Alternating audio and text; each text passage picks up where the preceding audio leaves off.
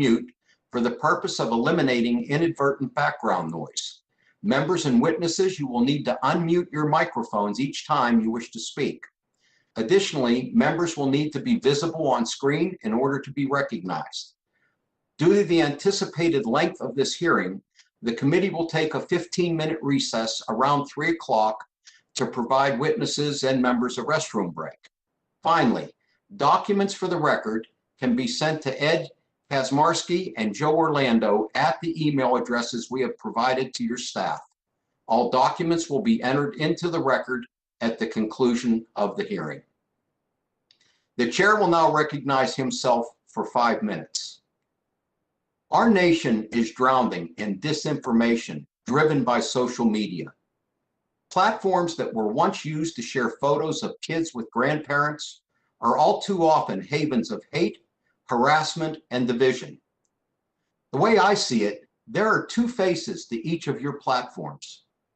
Facebook has family and friends neighborhood, but it is right next to the one where there is a white nationalist rally every day. YouTube is a place where people share quirky videos, but down the street, anti-vaxxers, COVID deniers, QAnon supporters, and flat earthers are sharing videos. Twitter allows you to bring friends and celebrities into your home, but also Holocaust deniers, terrorists, and worse. Now, it would be one thing if every user chose where to go organically, but almost everything is scripted on social media platforms. Facebook recognizes antisocial tendencies in one user and invites them to visit the white nationalist. YouTube sees another user is interested in COVID-19 and auto-starts an anti-vax video. On Twitter, a user following the trending conversation, never knowing it is driven by bots and coordinated disinformation run by foreign agents. Your platforms have changed how people across the planet communicate, connect, learn, and stay informed.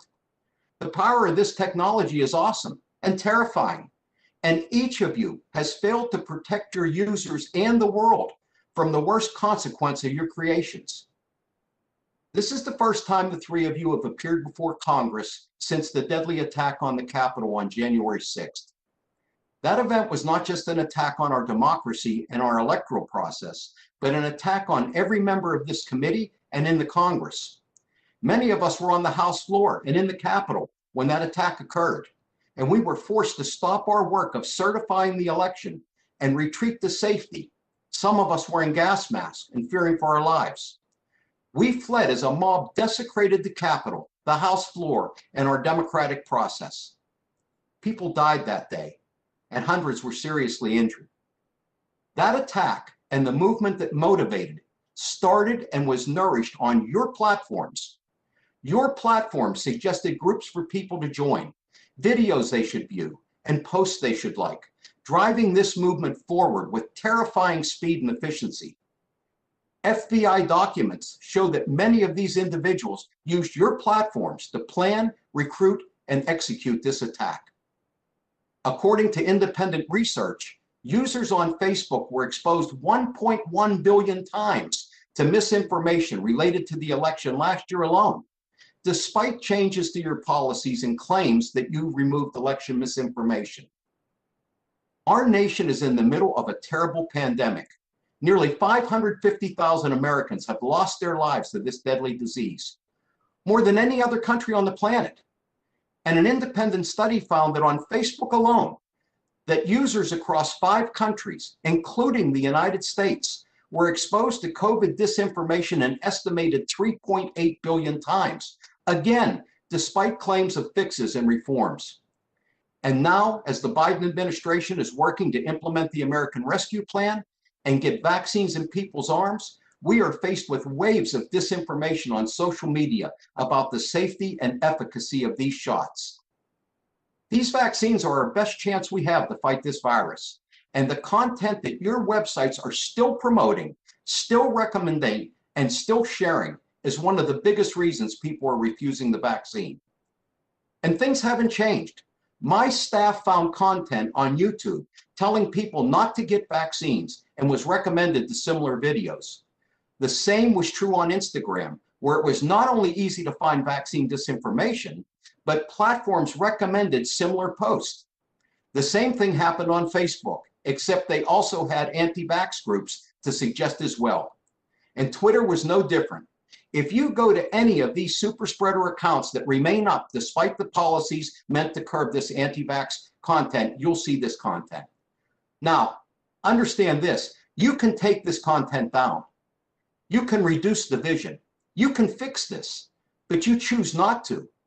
We saw your platforms remove ISIS terrorist content. We saw you tamp down on COVID misinformation at the beginning of the pandemic. And we have seen disinformation drop when you have promoted reliable news sources and removed serial disinformation super spreaders from your platform. You have the means, but time after time, you are picking engagement and profit over the health and safety of your users, our nation, and our democracy. These are serious issues, and to be honest, it seems like you all just shrug off billion-dollar fines. Your companies need to be held accountable. We need rules, regulations, technical experts in government, and audit authority of your technologies. Ours is the committee of jurisdiction, and we will legislate to stop this. The stakes are simply too high. The chair will now recognize Mr. Latta, ranking member of the Subcommittee on Communications and Technology, for 5 minutes for his opening statement. Well, I thank the chairman for recognizing me, and I want to thank our witnesses for being with us today for a conversation that's long overdue in the Energy and Commerce Committee. I'm deeply concerned by your decisions to operate your companies in a vague and biased manner, with little to no accountability, while using Section 230 as a shield for your actions and their real-world consequences. Your companies have the power to silence the President of the United States, shut off legitimate journalism in Australia, shut down legitimate scientific debate on a variety of issues, dictate which articles or websites are seen by Americans when they search the internet. When these actions are taken, users have little to no recourse to appeal the decision if they are aware of your actions. In most cases, we simply don't know. What does this mean for everyday Americans? We are all aware of big tech's ever-increasing censorship of conservative voices and their commitment to serve the radical progressive agenda by influencing a generation of children and removing, shutting down, or canceling any news, books, and even now toys that aren't considered woke. This is fundamentally un-American. At a recent hearing on disinformation and extremism online, Professor Turley, one of the nation's foremost experts on constitutional law, testified about the little brother problem, a problem which private entities do for the government, which it cannot legally do for itself. As of January of this year, Google has a greater than 92 market share in search. Facebook has over 2.7 billion monthly users, and Twitter has 187 million daily users. Your companies have enormous control over whose ideas are seen, read, or heard around the world. This gives you great power, and if misused, as we have seen in recent years, your actions have a ripple effect throughout the world that result in American voices being removed from the marketplace of ideas. While the little brother problem of censorship is frightening enough, other serious harms are occurring on these platforms that affect ordinary Americans. Young American children and teenagers are actually addicted to their devices and social media. This problem has been exacerbated by the pandemic and will only get worse if children continue to be separated from their peers and cannot learn from their teachers in a classroom. Your platforms are purposely designed to keep our children hooked to their screens. The use of social media has been linked to increased rates of depression, mental illness, cyberbullying, and suicide among America's youth. Illegal drugs continue to be sold online despite your previous commitments to solve these issues. Mr. Chairman, I do ask unanimous consent to submit a letter to the National Association of Boards of Pharmacy for the record. Without objection, so. Thank you very much. Serious problems continue to persist, and I wonder how much you are truly dedicating to combating these actions.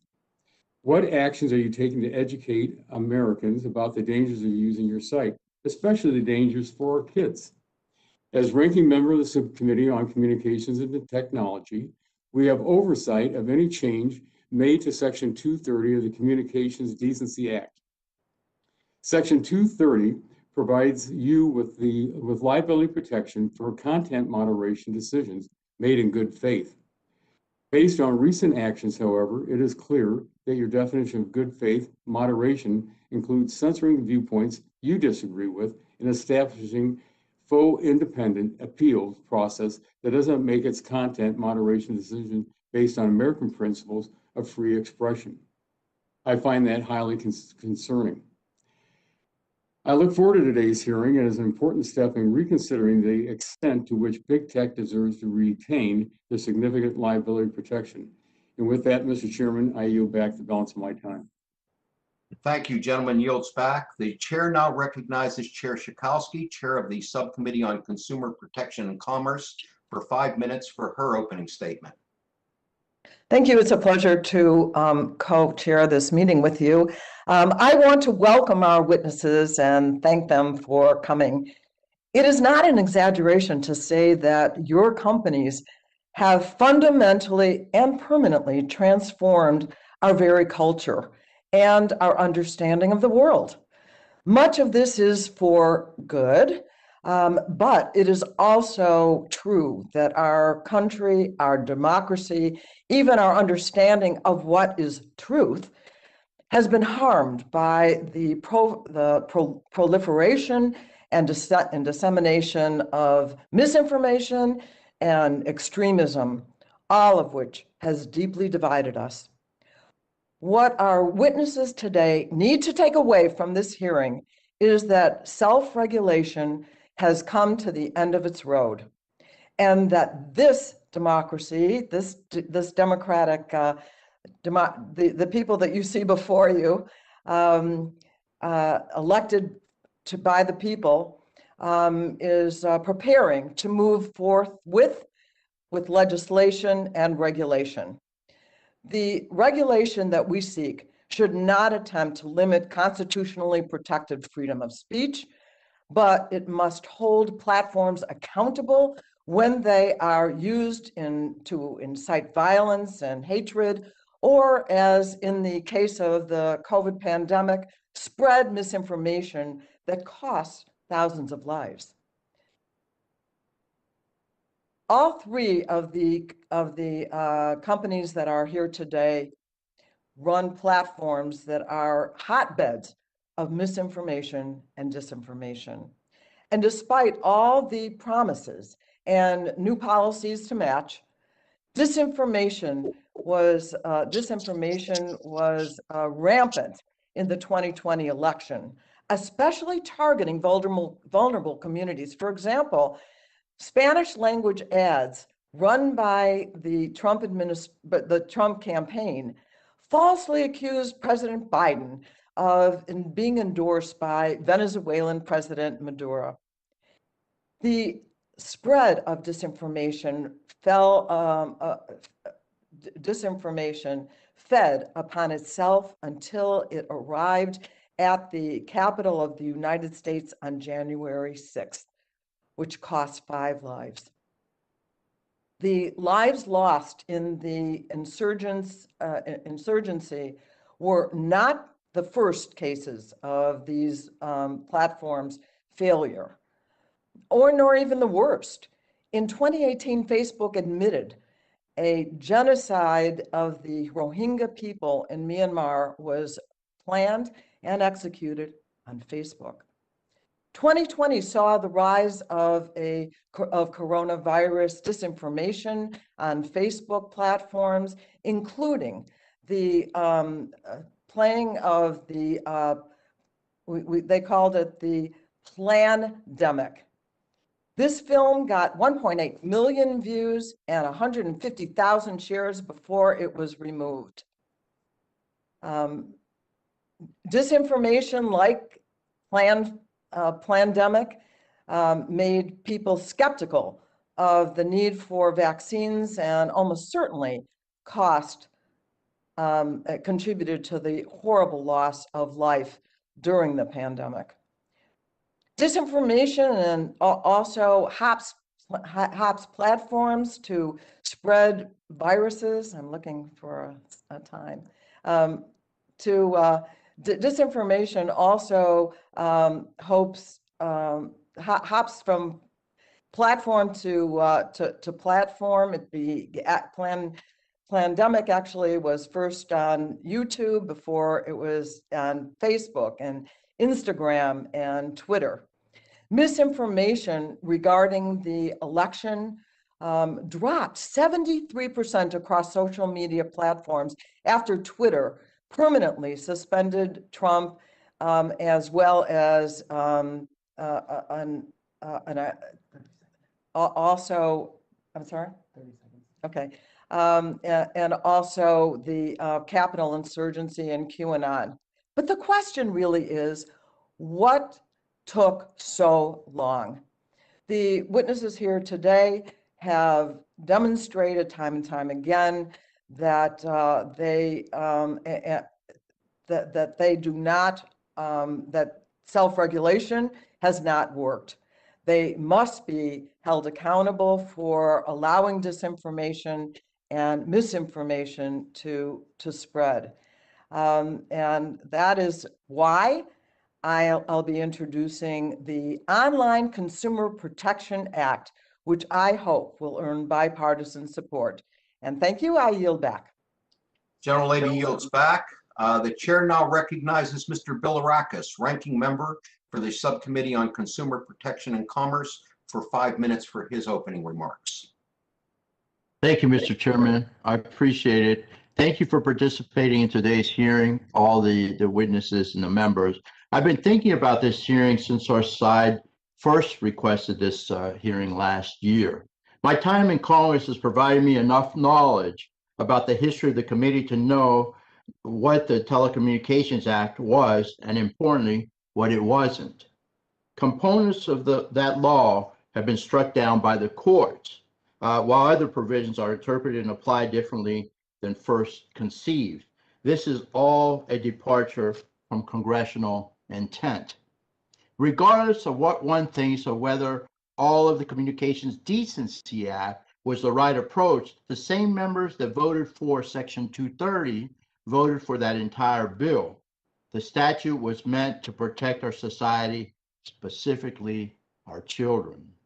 To our witnesses today, here lies the problem for you. You don't want the federal government telling you what parts of your company you're allowed to operate. So imagine things from our perspective when you pick and choose what parts of the law you want to follow. I really do admire your ingenuity. You have created something truly remarkable, in my opinion. But with that power, you must also be good Samaritans, and you have an obligation to be stewards of your platform.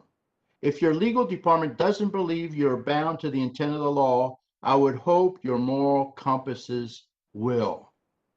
Many of my colleagues will raise legitimate concerns about the attack on the Capitol from January, and other colleagues can point to what occurred in our cities last summer. These were all incidents where social media escalated tension, incited chaos, and bred extremism through echo chambers and algorithms.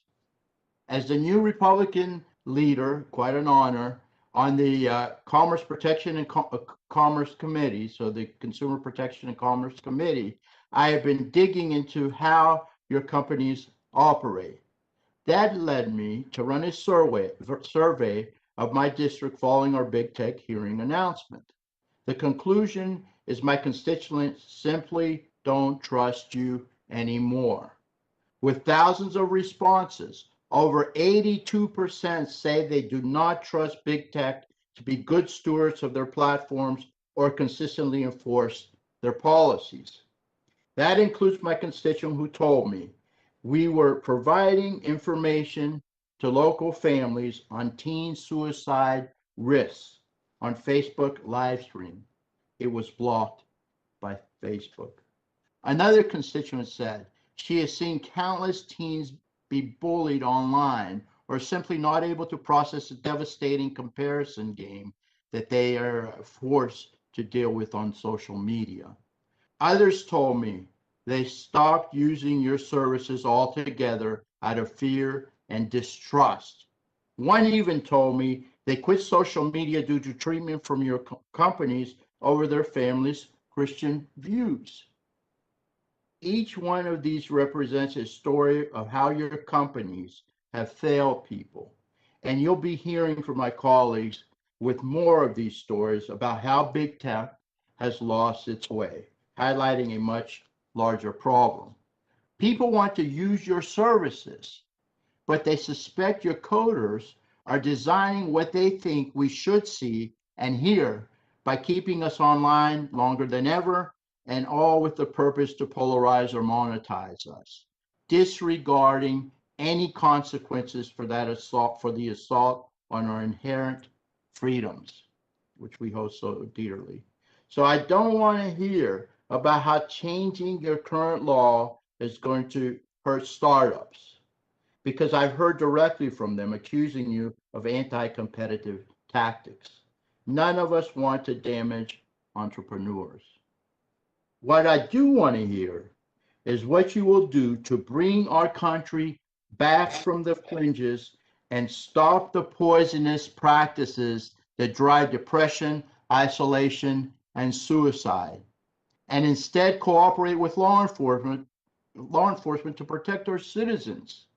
Our kids are being lost while you say you will try to do better, as we've heard countless times already. We need true transparency and real change. We need, again, not empty promises from you. And we've heard that over and over again. The fear you should have coming into this hearing today isn't that you're going to get upbraided by a member of Congress. It's that our committee knows how to get things done when we come together. We can do this with you or without you, and we will. Thank you, Mr. Chairman. I yield back. Gentleman yields back. Chair now recognizes Mr. Pallone, Chairman of the full committee, for 5 minutes for his opening statement. Thank you, Chairman Doyle and Schakowsky, for this very important hearing. We're here today because the spread of disinformation and extremism has been growing online, particularly on social media, where there are little to no guardrails in place to stop it. And unfortunately, this disinformation and extremism doesn't just stay online. It has real world, often dangerous and even violent consequences. And the time has come to hold online platforms accountable for their part in the rise of disinformation and extremism. According to a survey conducted by Pew earlier this month, 30% of Americans are still hesitant or simply do not want to take the COVID-19 vaccine. On January 6th, our nation's capital was violently attacked. This month, Homeland Security Secretary Mayorkas identified domestic violent extremism as the greatest threat to the United States, and crimes against Asian Americans have risen by nearly 150% since the beginning of the COVID-19 pandemic. Each of these controversies and crimes have been accelerated and amplified on social media platforms through misinformation campaigns, the spread of hate speech, and the proliferation of conspiracy theories. 5 years ago, during the 2016 presidential elections, Facebook, Google, and Twitter were warned about, but simply ignored, their platform's role in spreading disinformation. And since then, the warnings have continued, but the problem has only gotten worse. Only after public outrage and pressure did these companies make inadequate attempts to appease critics and lawmakers. But despite the public rebuke, Wall Street continued to reward the company's strategies to promote misinformation and disinformation by driving their stock prices even higher. And now, despite repeated promises to seriously tackle this crisis, Facebook, Google, and Twitter instead routinely make minor changes to their policies in response to the public relations crisis of the day, and they will change some underlying internal policy that may or may not be related to the problem, but that's it. The underlying problem remains. So, Mr. Chairman, it is now painfully clear that neither the market nor public pressure will force these social media companies to take the aggressive action they need to take to eliminate disinformation and extremism from their platforms. And therefore, it's time for Congress and this committee to legislate and realign these companies' incentives. Today, our laws give these companies and their leaders a blank check to do nothing. Rather than limit the spread of disinformation, Facebook, Google, and Twitter have created business models that exploit the human's brain preference for divisive content to get Americans hooked on their platforms at the expense of the public interest. And it isn't just that social media companies are allowing disinformation to spread, it's that in many cases they're actively amplifying and spreading it themselves. And fines, to the extent they're levied at all, have simply become the cost of doing business. The dirty truth is that they are relying on algorithms to purposely promote conspiratorial, divisive, or extremist content so that they can take more money and add dollars. And this is because the more outrageous and extremist the content, the more engagement and views these companies get from their users, and more views equals more money, Mr. Chairman. That's what it's all about, more money. It's crucial to understand that these companies aren't just mere bystanders. They're playing an active role in the meteoric rise of disinformation and extremism because they make money on it. So when a company is actually promoting this harmful content, I question whether existing liability protection should apply. Members on this committee have suggested legislative solutions and introduced bills. The committee is going to consider all these options so that we can finally align the interests of these companies with the interests of the public and hold the platforms and their CEOs accountable when they stray. That's why you're here today, Mr. Zuckerberg, Mr. Puchai, and Mr. Dorsey. You've failed to meaningfully change after your platforms played a role in fomenting insurrection, in abetting the spread of the virus, and trampling American civil liberties. And while it may be true that some bad actors will shout fire in a crowded theater by promoting harmful content, your platforms are handing them a megaphone to be heard in every theater across the country and the world. Your business model itself has become the problem, and the time for self-regulation is over. It's time we legislate to hold you accountable. That's what we're going to do. And I want to thank you, Mr. Chairman, Mr. Doyle, and Ms. Schakowsky, because I know that you're very serious about moving forward on legislation, which we will do. I promise everyone. Thank you, and I yield back. Gentleman yields back. The chair now recognizes Ms. Rogers, the ranking member of the full committee, for 5 minutes for her opening statement. Thank you, Mr. Chairman. 10 years ago, when I joined big tech platforms, I thought they would be a force for good. I thought that they would help us build relationships and promote transparency in Congress. I can testify today, I was wrong. That is not what has transpired. You have broken my trust. Yes, because you failed to promote the battle of ideas and free speech. Yes, because you censor political viewpoints you disagree with. Those polarizing actions matter for democracy. But do you know what convinced me big tech is a destructive force? It's how you've abused your power to manipulate and harm our children. Your platforms are my biggest fear as a parent. I'm a mom of 3 school-aged kids, and my husband and I are fighting the big tech battles in our household every day. It's a battle for their development, a battle for their mental health, and ultimately, a battle for their safety. I've monitored your algorithms. I've monitored where your algorithms lead them. It's frightening. And I know that I'm not alone. After multiple teenage suicides in my community, I reached out to our schools and we started asking questions. What's going on with our kids?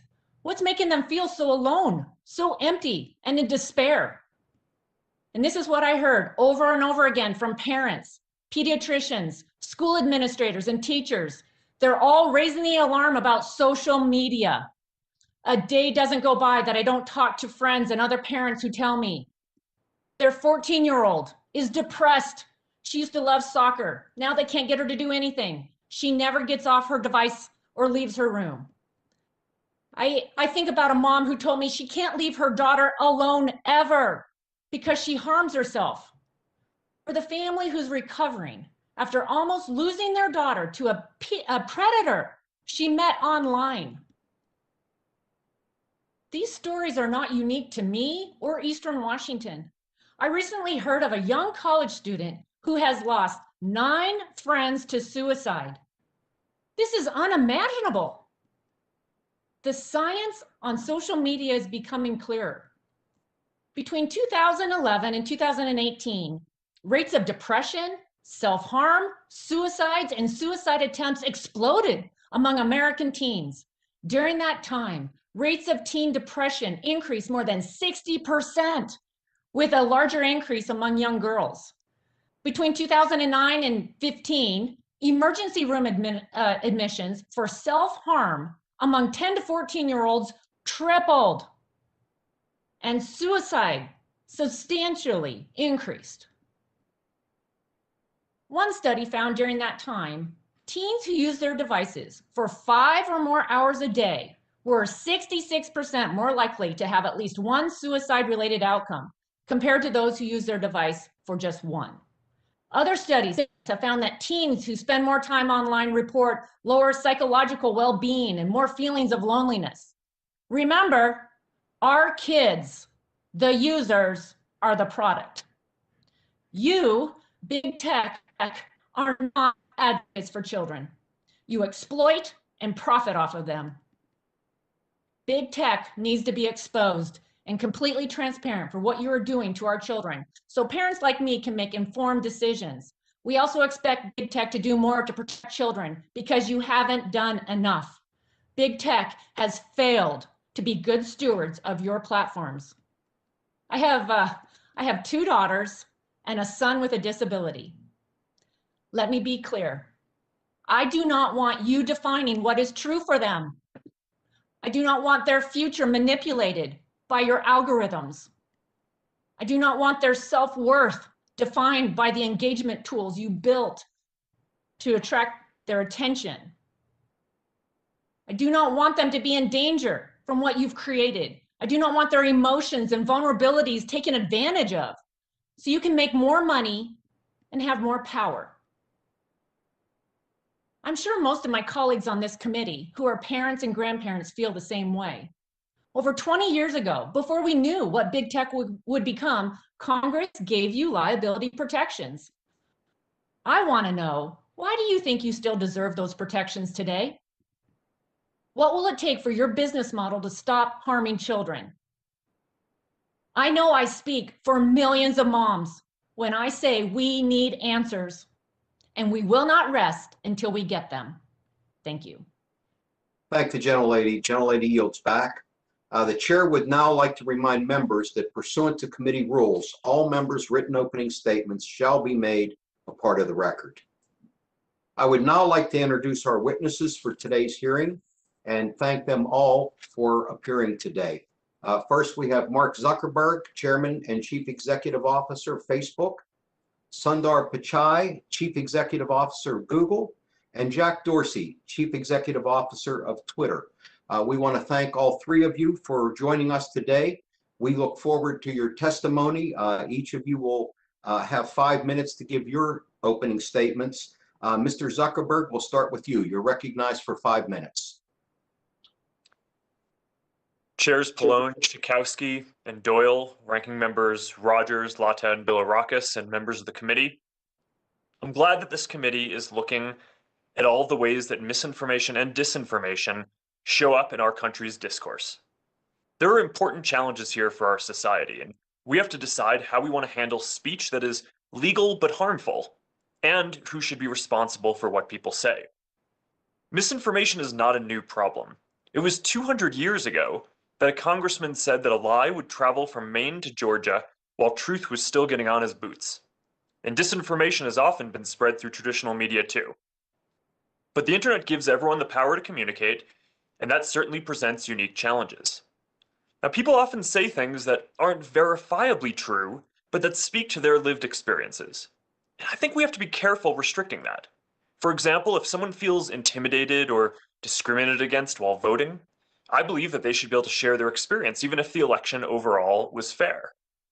Now, I don't think anyone wants a world where you can only say things that private companies judge to be true, where every text message, email, video, and post has to be fact-checked before you hit send.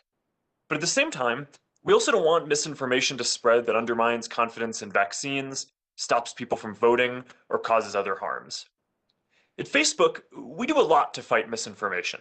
We remove content that could lead to imminent real-world harm. We've built an unprecedented third-party fact-checking program, and if something is rated false, then we add warning labels and significantly reduce its distribution. We invest a lot in directing billions of people to authoritative information. The system isn't perfect, but it's the best approach that we've found to address misinformation in line with our country's values. It's not possible to catch every piece of harmful content without infringing on people's freedoms in a way that I don't think that we'd be comfortable with as a society. Our approach was tested in 2020 when we took extraordinary steps during an extraordinary election. We removed voting misinformation, banned hundreds of militias and conspiracy networks, including QAnon, labeled posts that prematurely or wrongly declared victory, and directed people to official results. We labeled over 180 million posts. We directed 140 million people to our official voting information center, and we helped 4.5 million people register to vote. We did our part to secure the integrity of the election. And then, on January 6th, President Trump gave a speech rejecting the results and calling on people to fight. The attack on the Capitol was an outrage, and I want to express my sympathy to all of the members, staff, and Capitol workers who had to live through this disgraceful moment in our history. And I want to express my gratitude to the Capitol Police who were on the front lines in defense of our democracy. Now, I believe that the former president should be responsible for his words, and that the people who broke the law should be responsible for their actions. So that leaves the question of the broader information ecosystem. And I can't speak for everyone else, the TV channels, radio stations, news outlets, websites, and other apps, but I can tell you what we did. Before January 6th, we worked with law enforcement to identify and address threats. During and after the attack, we provided extensive support in identifying the insurrectionists and removed posts supporting violence. We didn't catch everything, but we made our services inhospitable to those who might do harm. And when we feared that he would incite further violence, we suspended the former president's account. Now, many people are concerned that platforms can ban elected leaders. I am too. I don't think that private companies should make so many decisions like this alone. We need an accountable process, which is why we created an independent oversight board that can overrule our decisions, and we need democratically agreed rules for the internet. The reality is our country is deeply divided right now, and that isn't something that tech companies alone can fix. And we all have a part to play in helping to turn things around, and I think that starts with taking a hard look at how we got here. Now, some people say that the problem is that social networks are polarizing us, but that's not at all clear from the evidence or research. Polarization was rising in America long before social networks were even invented, and it's falling or stable in many other countries where social networks are popular. Others claim that algorithms feed us content that makes us angry because it's good for business, but that's not accurate either. I believe that the division we see today is primarily the result of a political and media environment that drives Americans apart, and we need to reckon with that if we're going to make progress. Now, I know that technology can help bring people together. We see it every day on our platforms. Facebook is successful because people have a deep desire to connect and share, not to stand apart and fight. And we believe that connectivity and togetherness are more powerful ideals than division and discord, and that technology can be part of the solution to the challenges our society is facing. And we are ready to work with you to move beyond hearings and get started on real reform. Thank you. Thank you, Mr. Zuckerberg. Now, Mr. Pichai, you are now recognized for 5 minutes.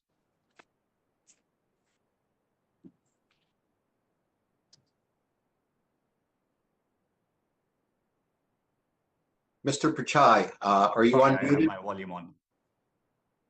Chairman Doyle, Ranking Member Latta, Chairwoman Shakowski, Ranking Member Bilirakis, Full Committee Chair Pallone, and Full Committee Ranking Member McMorris-Rogers, and members of the committee. Thank you for the opportunity to appear before you today. To begin, I want to express my sympathies to those who have lost loved ones to COVID or the recent gun violence in Boulder and Atlanta. In difficult times, we are reminded of what connects us as Americans, the hope that we can make things better for our families and our communities. And we at Google are committed to that work. I joined Google because I believe the internet was the best way to bring the benefits of technology to more people. Over the past 3 decades, we have seen how it's inspired the best in society by expanding knowledge, powering businesses, and providing opportunities for discovery and connection. I'm proud that anyone can turn to Google for help, whether they are looking for vaccine information, learning new skills on YouTube, or using digital tools to grow their businesses. In 2020, our products helped 2 million US businesses and publishers generate $426 billion in economic activity. We are energized by the opportunity to help people at scale and humbled by the responsibility that comes with it. Thousands of people at Google are focused on everything from cyber attacks to privacy to today's topic, misinformation. Our mission is to organize the world's information and make it universally accessible and useful. Core to that is providing trustworthy content and opportunities for free expression while combating misinformation. It's a big challenge without easy answers. 500 plus hours of video are uploaded to YouTube every minute, and approximately 15% of Google searches each day are new to us. 18 months ago, no one had heard of COVID-19. Sadly, coronavirus was the top trending search last year. Staying ahead of new challenges to keep users safe is a top priority. We saw the importance of that on January 6th, when a mob stormed the US Capitol. Google strongly condemns these violent attacks on our democracy and mourns the lives lost. In response, we raised up authoritative sources across our products. On YouTube, we removed live streams and videos that violated our incitement to violence policies and began issuing strikes to those in violation of our presidential elections policy. We removed apps from the Play Store for inciting violence and stopped ads referencing the 2020 election or the Capitol riots as part of our sensitive events policy. We were able to act quickly because we were prepared ahead of the 2020 elections. Our reminders of how to register and vote were viewed over 2 billion times. YouTube's election results information panels have been viewed more than 8 billion times. We also work to keep campaigns safe from cyber attacks and protect platforms from abuse. After the December 8th safe harbor deadline for states to certify elections, we removed content from YouTube that alleged widespread fraud changed the outcome of the election. This past year, we've also focused on providing quality information during the pandemic. Globally, we've committed over $550 million in ad grants for COVID-related PSAs to governments, health organizations, and nonprofits. On YouTube, our COVID information panels have been viewed over 400 billion times. We also removed 850,000 videos and blocked nearly 100 million COVID-related ads throughout 2020. Across all of this work, we strive to have transparent policies and enforce them without regard to politics or point of view. Our ability to provide a range of information and viewpoints, while also being able to remove misinformation, is possible only because of legal frameworks like Section 230. It's foundational to the open web, which has been a powerful force for good for so many. I look forward to sharing more about our approach today and working together to create a path forward for the web's next 3 decades. Thank you. Thank you, Mr. Pichai. The chair now recognizes Mr. Dorsey for 5 minutes. Thank you, members of the Energy and Commerce Committee and its subcommittees, for the opportunity to speak with the American people about how Twitter may be used to spread disinformation and our solutions. My remarks will be brief so we can move to your questions and discussion. In our discussion today, some of you might bring up specific tweets or examples, and I'll probably have an answer like, my team will follow up with you. I don't think that's useful. I'd rather us focus on principles and approaches to address these problems. I'll start with ours.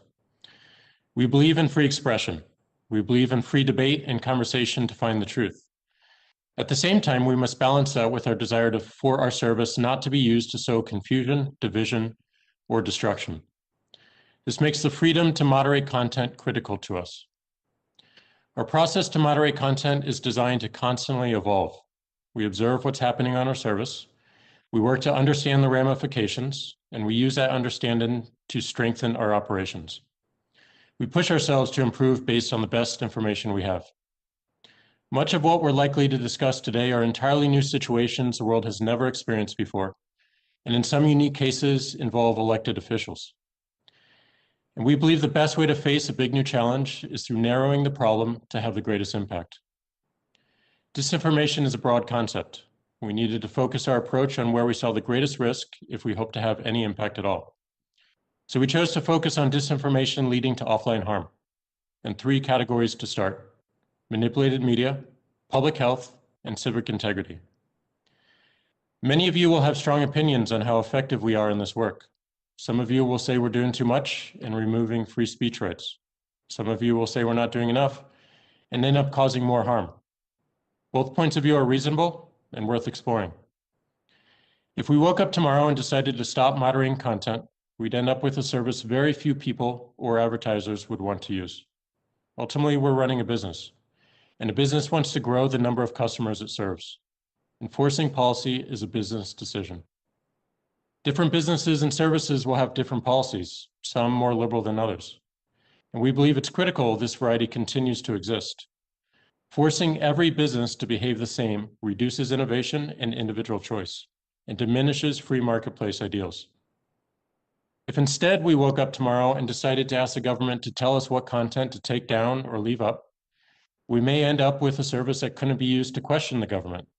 This is a reality in many countries today and is against the right of an individual. This would also have the effect of putting enormous resource requirements on businesses and services, which would further entrench only those who are able to afford it. Smaller businesses would not be able to compete, and all activity would be centralized into very few businesses. So how do we resolve these 2 viewpoints? One way is to create shared protocols. Social media has proven itself important enough to be worthy of an internet protocol, one that a company like Twitter can contribute to and compete on creating experiences people love to use. We've started work on such a protocol, which we call Blue Sky. It intends to act as a decentralized, open source social media protocol, not owned by any single company or organization. Any developer around the world can help develop it, just as any company can access its services. How does an open protocol address the concerns raised here? Greater transparency is the strongest benefit. Anyone around the world can see everything that's happening in the network, including exactly how it works. One doesn't have to trust a company, just look at the source code. Second, since the base protocol is shared, it will increase innovation around business models, recommendation algorithms, and moderation controls, which are in the hands of individuals rather than private companies. This will allow people to experiment in a market-based approach. Finally, it will allow all of us to observe, acknowledge, and address any societal issues that arise much faster. Having more eyes on the problems will lead to more impactful solutions that can be built directly into this protocol, making the network far more secure and resilient. A decentralized open source protocol for social media is our vision and work for the long term. We continue the cycle mentioned earlier of constantly improving our approach to content moderation in the short term. I hope our discussion today will focus on more enduring solutions. One final note, we are a bunch of humans with a desire to make the world around us better for everyone living today and those that come after us. We make mistakes in prioritization and in execution. We commit to being open about these and doing our best to remedy what we control. We appreciate the enormous privilege we have in building technologies to host some of the world's most important conversations. And we honor the desire to create better outcomes for everyone who interacts with them. Thanks for your time, and I look forward to the discussion. Thank you, Mr. Dorsey. Well, we've concluded witness opening statements. At this time, we will move to member questions. I want to make sure that members are aware that our witnesses are being assisted by counsel, and during questions, our witnesses may briefly mute themselves to seek advice of counsel, which is permitted. Each member will have 5 minutes to start asking questions of our witnesses. I ask everyone to please adhere to that 5-minute rule, as we have many people that want to ask questions. I will start by recognizing myself for 5 minutes. Mr. Chairman, point of order. Gentlemen, who's speaking? Jeff Duncan, point of order. Yes, sir. If the witnesses are advised by counsel and we're not swearing them in, why would they need counsel? In previous hearings, we've always permitted witnesses to have counsel. Sometimes you'll see them at a hearing just leaning back and talking to their counsel before question. But it's allowed under our rules. And I just wanted to make members aware that they may mute themselves while that's going on. They should be sworn in, but I yield back. Thank you. Thank you. Okay. Gentlemen, my time is short, and I ask that you make your responses as brief and to the point as possible. If I ask you a yes or no question, I'm just looking for a yes or no, so please respond appropriately. I want to start by asking all three of you if your platform bears some responsibility for disseminating disinformation related to the election and the Stop the Steal movement that led to the attack on the Capitol. Just a yes or no answer. Mr. Zuckerberg. Chairman, I think our responsibility is to build systems that can help. Mr. Zuckerberg, I just want a yes or no answer, okay? Yes or no, do you bear some responsibility for what happened? Congressman, our responsibility is to make sure that we build effective systems to help fight the spread of this. Is not to answer the question. Mr. Pichai, yes or no? We always feel a deep sense of responsibility, but I think we worked hard. This election effort was one of our most substantive efforts. Is that a yes or a no? Congressman, it's a complex question. Okay, we'll move on. Mr. Dorsey. Yes, but you also have to take into consideration a broader ecosystem. It's not just about the technology platforms we use. Thank you. Thank you. And I agree with that. Mr. Zuckerberg, independent analysis has shown that despite all the things that Facebook did during the election, users still interacted with election misinformation roughly 1.1 billion times over the last year. The initial Stop the Steal group started on Facebook and gained over 350,000 followers in less than a day, faster than almost any other in your platform's history. And they were immediately calling for violence. In mid-December, you stopped promoting high-quality news outlets for election content at a time when the disinformation was at its height. And finally, the FBI has released numerous documents showing that many of the insurrectionists used Facebook to coordinate and plan the attack on January 6th. So my question is, how is it possible for you not to at least admit that Facebook played a central role or a leading role in facilitating the recruitment, planning, and execution of the attack on the Capitol? Chairman, my point is that I think that the responsibility here lies with the people who took the actions to break the law and do the insurrection. And secondarily, also the people who spread that content, including the president, but others as well, with repeated rhetoric over time, saying that the election was rigged and encouraging people to organize. I think that those people bear the primary responsibility as well. And that was the point that I was making. I understand that, but your platforms supercharged that.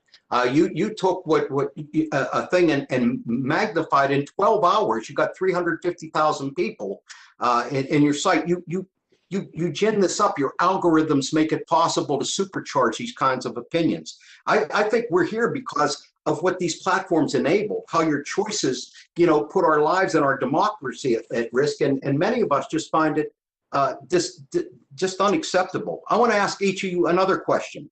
Do you think vaccines that have been approved for COVID-19 work? Just yes or no. Do you think the vaccines that have been approved work? Mr. Zuckerberg. Yes. Mr. Pichai. Yes, absolutely. Mr. Dorsey. Yes, but I don't think we're here to discuss our own personal opinions. I just want to know if you think the vaccines work. Yes?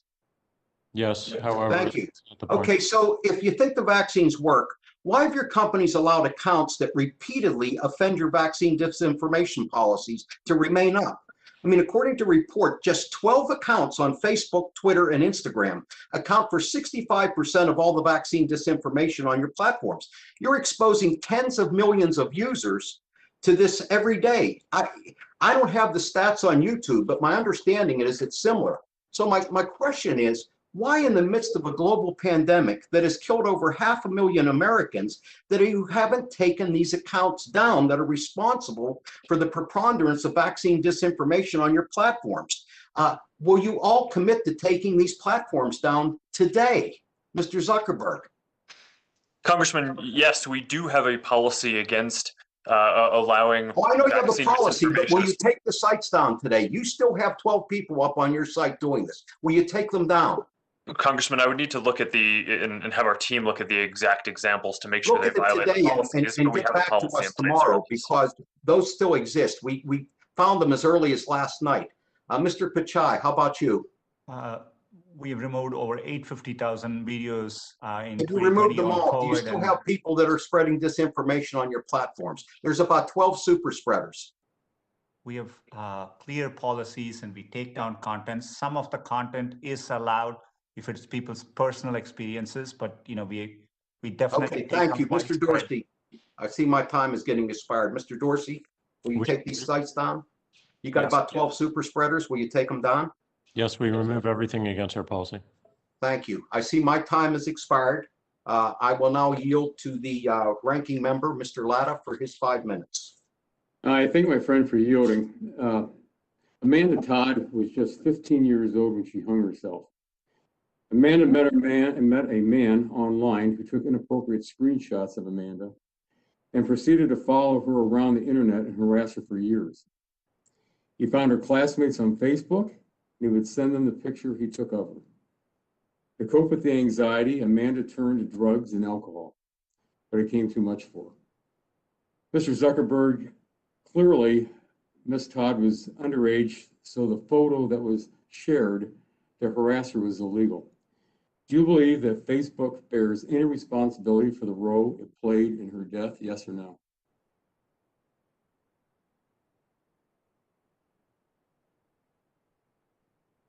Sorry, I was muted.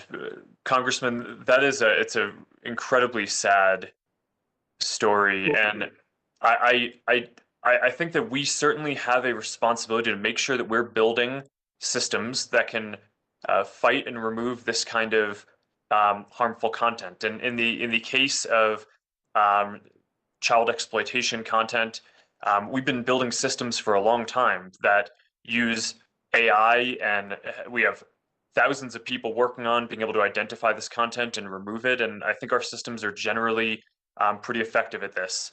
And I think it's our responsibility to make sure that we keep improving them. My time's pretty short, but would you say yes or no then? Sorry, can you repeat that?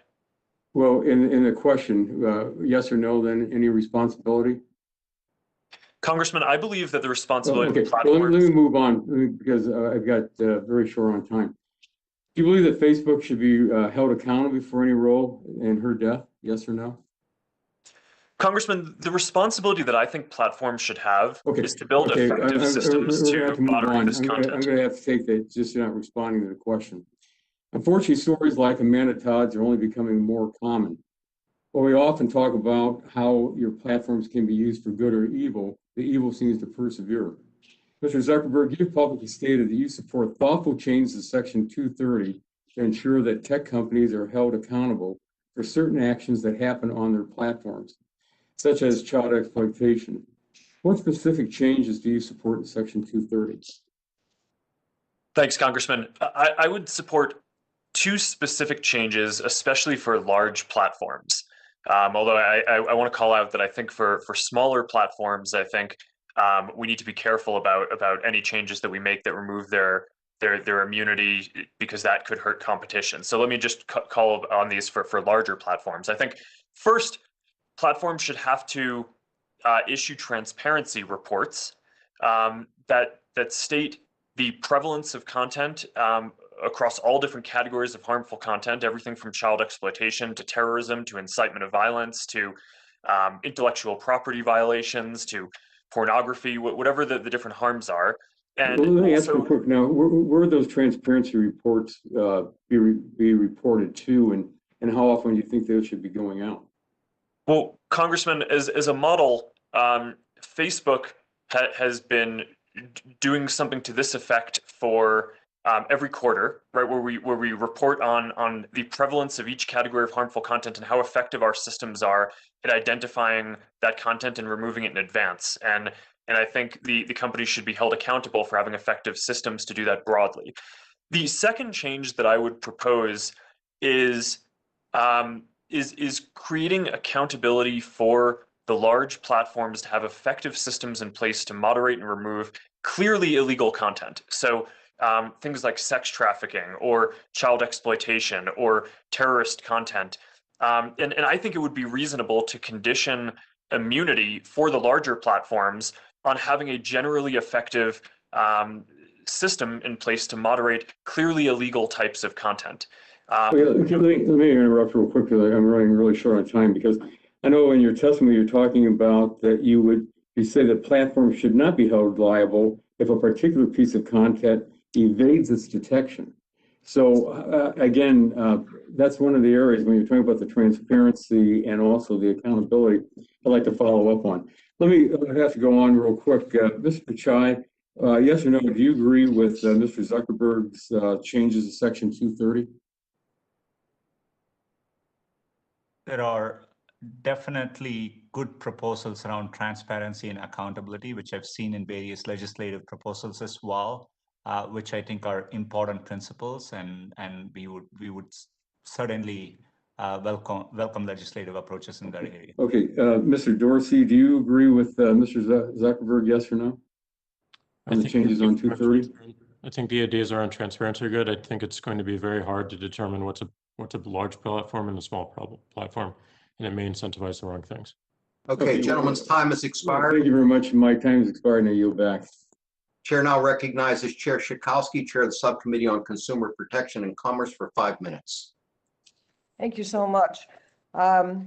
Zuckerberg, immediately after the Capitol insurgency, Sheryl Sandberg did an interview in which she insisted that the siege was largely planned on smaller platforms, but court filings actually show something quite the opposite, that the Proud Boys and Oath Keepers used Facebook to coordinate in real time during the siege.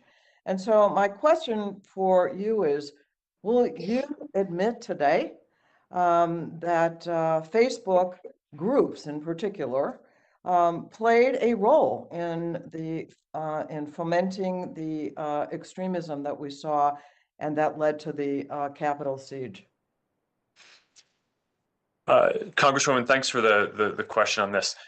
In the comment that Sheryl made, what I believe that we were trying to say was, and what I stand behind, is what was widely reported at the time, that after January 6th. I'm sorry to interrupt, as many of my colleagues have had to do, because we only have 5 minutes. But would you say that, and would you admit that Facebook played a role? Congresswoman, I think certainly there was content on our services, and from that perspective, I think that there's further work that we need to do to make our services and moderation more effective. I hear that. Okay, I'm going to ask Mr. Pichai a question. Many companies have used Section 230 as a shield to escape consumer protection laws. And I have a bill that would actually not protect companies that do that. And so, Mr. Pichai, would you agree that that would be a proper use to not allow liability protection for those who violate consumer protection laws? Congresswoman, consumer protection laws are very important in many areas, like we comply with COPPA and HIPAA. I think the right approach is to have legislation in applicable areas and have us. Okay, I'm going to have to interrupt again. Is that a yes? That if a law has been broken, a consumer protection law, that there would not be liability protection under Section 230 for you? We rely on the liability protections to actually take strong action in particularly new types of content. When the Christchurch shooting happens, within a few minutes, our teams have to make decisions about the content to take down. That certainty is what we rely on. But I agree with you that we should have strong consumer protection laws and be subject to it, and have agencies like the FTC have clear oversight over those laws and how we comply with them. Let me just ask a real yes or thank you, a real yes or no quickly. Do you think that when you take money to run advertisements that promote disinformation, that you are exempt from liability? Yes or no? Yes or no? Section 230. Mr. Zuckerberg, yes or no? Congresswoman, I don't know the legal answer to that, but we don't allow misinformation in our ads. And any ad that's been fact checked as false, we don't allow to run as an ad. Okay, and Mr. Dorsey? Again, I also would need to review the legal precedent for it, but we would not allow that. Okay, and Mr. Pichai? We are subject to FTC's deceptive ad practices, so there are statutes which apply to us.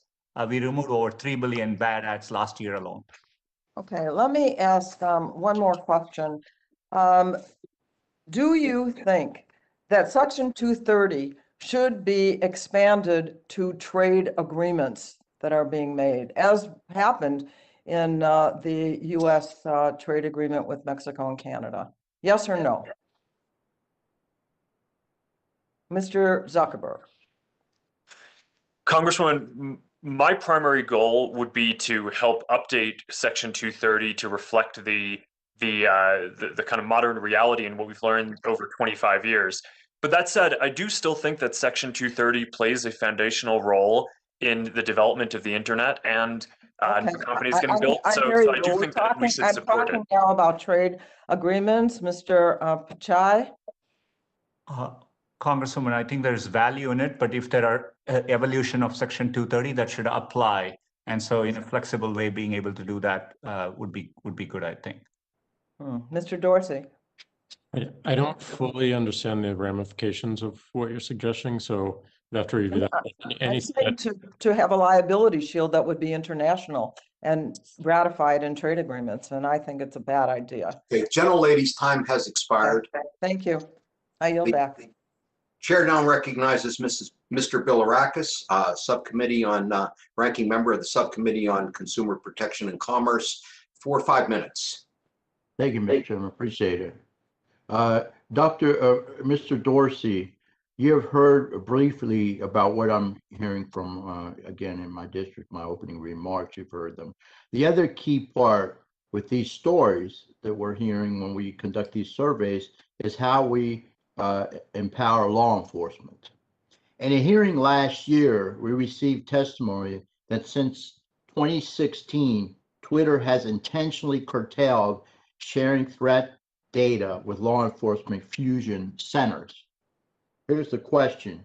You're well aware that on Twitter and Periscope, that traffic has increased from bad actors seeking to groom children for molestation, lure females into sex trafficking, sell illegal drugs, incite violence, and even threaten to murder police officers.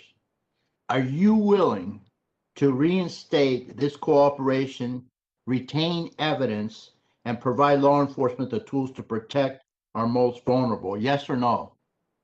Well, first, child sexual exploitation has no place on our platform, and I don't believe that's true. We work with local law enforcement regularly. So you're saying that this is not true? What I'm telling you. Are you willing to reinstate? In other words, it's not going on now. Reinstate this cooperation with law enforcement to retain evidence and provide law enforcement the tools to protect our most vulnerable. We would love to work with you in more detail on what you're seeing, but we work with law enforcement regularly. We have a strong partnership. So you're saying that this is not true, what I'm telling you? I don't believe so, but we'd love to understand the specifics. Will you commit to doing what I'm telling you you're not doing in the future, and work with me on this? We'll commit to continue doing what we are doing. And what is that? You're saying that working so in other words, local law enforcement. Okay. Well, let me go on to the next question, but I'm going to follow up with this to make sure you're doing this. I mean, our children's lives are in jeopardy here. Mr. Zuckerberg, we have heard you acknowledge mistakes about your products before. There are now media reports of an Instagram for under 13 being launched. My goodness. Between this and YouTube Kids, you and Mr. Pichai have obviously identified a business case for targeting this age bracket with content, and I find that very concerning, targeting this particular age bracket, 13 and under. Given these free services, how exactly will you be making money, or are you trying to monetize our children too and get them addicted early? And will you be allowing your own children to use this site with the default settings? We're talking about the site that apparently is being launched for children under 13 and under, or under 13 actually. Can you please answer that question for me? Congressman, we're early in thinking through how this service would work. There is clearly a large number of people under the age of 13 who would want to use a service like Instagram. We currently do not allow them to do that. I think what would be the purpose? What would be beneficial? What would be beneficial to our children to launch this kind of service? Well, Congressman, I think helping people stay connected with friends and learn about different content online is broadly positive. There are clearly issues that need to be thought through and worked out, including how parents can control the experience of kids, especially kids under the age of 13. And we haven't worked through all of that yet, so we haven't kind of formally announced the plans, but I think that something like this could be quite helpful for a lot of people. Excuse me. Okay, I'll reclaim my time. Mr. Pichai, your company has had failures curating content for kids. What advice would you offer your colleague here? Congressman, we've invested a lot in a one-of-a-kind product, YouTube Kids. The content there is, we work with trusted content partners. Think Sesame Street as an example of the type of channel you would find there. Science videos and cartoons, and we take great effort to make sure. I got to reclaim my time. I have one last question for Mr. Zuckerberg. Do you have concerns with what has appeared on your platform hosted by YouTube? With regard to your children, but in general, do you have concerns? Yes or no? Congressman, are you asking me about YouTube? Yes, I'm asking you about YouTube. Congressman, I use YouTube to watch educational videos with my children. Do you have concerns personally for your children and your family? Personally, do you have concerns? Congressman, my children are 5 and 3 years old. So when I watch content on YouTube with them, I'm doing it and supervising them. So in that context, no, I haven't particularly had concerns, but I think it's important that if anyone is building a service for kids under the age of 13 to use by themselves, that there are appropriate parental controls. Gentlemen's time has expired. I'm going to ask all members too to try to stick to our 5-minute rule so that we can get out of here before midnight. Chair will now recognize Mr. Pallone, the full committee chair, for 5 minutes. Thank you, Chairman Doyle. My questions are of Mr. Zuckerberg and Mr. Pichai, but I just want to say, after listening to the two of your testimony, you definitely give the impression that you don't think that you're actively in any way promoting this misinformation and extremism. And I totally disagree with that. You're not passive bystanders. You're not, nonprofits or religious organizations that are trying to do a good job for humanity. You're making money. And the point we're trying to make today, or at least I am, is that when you spread this information, actual misinformation, extremism, actively promote it and amplify it, you do it because you make more money. And so I kind of deny the basic premise of what you said. But let me get to the questions. Let me ask Mr. Zuckerberg, according to a May 2020 Wall Street Journal report, a Facebook researcher concluded that Facebook's own recommendation tools were tied to a significant rise in membership in extremist Facebook groups in Germany. I wrote to you last month requesting this research and related documents. I trust you'll fully cooperate with the committee's inquiry and provide all requested documents and information. But my question is, and please yes or no, were you aware of this research showing that 64% of the members in the extremist Facebook groups studied joined because of Facebook's own recommendations tool, joined these extremist groups in Germany? Were you aware of that, yes or no? Congressman, this is something that we study because we want to make sure our products But I'm improve. just asking whether you were aware of it. It's a simple question, yes or no. Were you aware of it? That's all I'm asking. Were you aware of this? Aware at what time? After we studied that? I just asked if you were aware of it, Mr. Zuckerberg, yes or no. If not, I'm going to assume that the answer is yes. Okay? Congressman, I've seen the study. It was about a content so leading your up to the answer is German yes. election, and we've I since made appreciate that. Let me go changes to to the the second platform. question, which relates to that. You said yes. Okay. The troubling research I mentioned demonstrates that Facebook was not simply allowing disinformation and extremism to spread, it actively amplified it and spread it. This is my point. Nonetheless, Facebook didn't permanently stop recommending political and civil groups to the United States until after the January 6th insurrection, years after it was made aware of this research. The fact that Facebook's own recommendation system helped populate extremist groups compels us to reevaluate platforms' liabilities. Now, back to that Wall Street Journal article. Facebook's chief product officer, Chris Cox, championed an internal effort to address division on Facebook and proposed a plan that would have reduced the spread of content by hyperactive users on the far left and far right. The article alleges, Mr. Zuckerberg, that you personally reviewed this proposal and approved it, but only after its effectiveness was decreased to 80%. Is that true? Yes or no, please? Congressman, we've made a lot of measures that aim to fight this content, including. Did you approve it after its effectiveness was decreased to 80%? Yes or no? Congressman, I can't speak to that specific example, but we've put in place a lot of different measures, and in the aggregate, I think that they're effective, including. Did you review the proposal and approve it?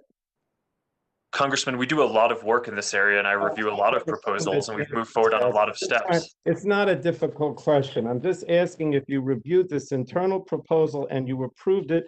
And you won't even answer that. I don't. It's so easy to answer that question. It's very specific. All right, you won't answer, right? Yes or no? Congressman, that's not what I said. I said I did review that, in addition to many other proposals and things that we've taken action on, including shutting off recommendations for civic and political groups. Did you approve it with the 80% decrease in effectiveness? Congressman, I don't remember that specifically, but we've taken a number of different steps on this. Let me go to Mr. Pichai. Mr. Pichai, according to the New York Times, YouTube's recommendation algorithm is responsible for more than 70% of the time users spend on YouTube. In fact, a former design ethicist at Google was quoted as saying, "If I'm YouTube and I want you to watch more, I'm always going to steer you towards Crazy Town." Mr. Pichai, is YouTube's recommendation algorithm designed to encourage users to stay on the site? Yes or no? Is it designed to encourage users to stay on the site? Yes or no? Responsibility is our number one goal, so that trumps everything. So I'm only asking, very simple, whether your YouTube's recommendation algorithm is designed to encourage users to stay on the site. Simple question, yes or no? That's not the sole goal, Congressman. But it is one of the goals. So the answer is yes. Okay. So the bottom line is, simply put, your company's bottom line compel you to amplify extremist and dangerous content. You're not bystanders. And what happens online doesn't stay online. It has real world consequences. That's why Congress has to act, because you're not bystanders. You're encouraging this stuff. Thank you, Mr. Chairman. Gentleman's time has expired. The chair now recognizes Ms. Rogers, the full committee ranking member, for 5 minutes. We've tragically lost a number of young people to suicide in my community. In a 3-year period from 2013 to 2016, the suicide rate more than doubled in Spokane County. In the last 6 months, one high school lost 3 teens. Right now, suicide is the second leading cause of death in the entire state of Washington for teens 15 to 19 years old. As I mentioned, it's led to many painful conversations, trying to find some healing for broken families and communities. And together we've been asking, what's left our kids with a deep sense of brokenness? Why do children, including kids we've lost in middle school, feel so empty at such a young, vulnerable age? Well, some studies are confirming what parents in my community already know. Too much time on screens and social media is leading to loneliness and despair. And it seems to be an accepted truth in the tech industry. Because what we're hearing today, making money is more important. Bill Gates put a cap on screen time for his daughter. Steve Jobs once said in a quote, "We limit how much technology our kids use at home." Mr. Zuckerberg, you've also said that your kids, or you don't want your kids sitting in front of screens passively consuming content. So Mr. Zuckerberg, yes or no, do you agree too much time in front of screens passively consuming content is harmful to children's mental health?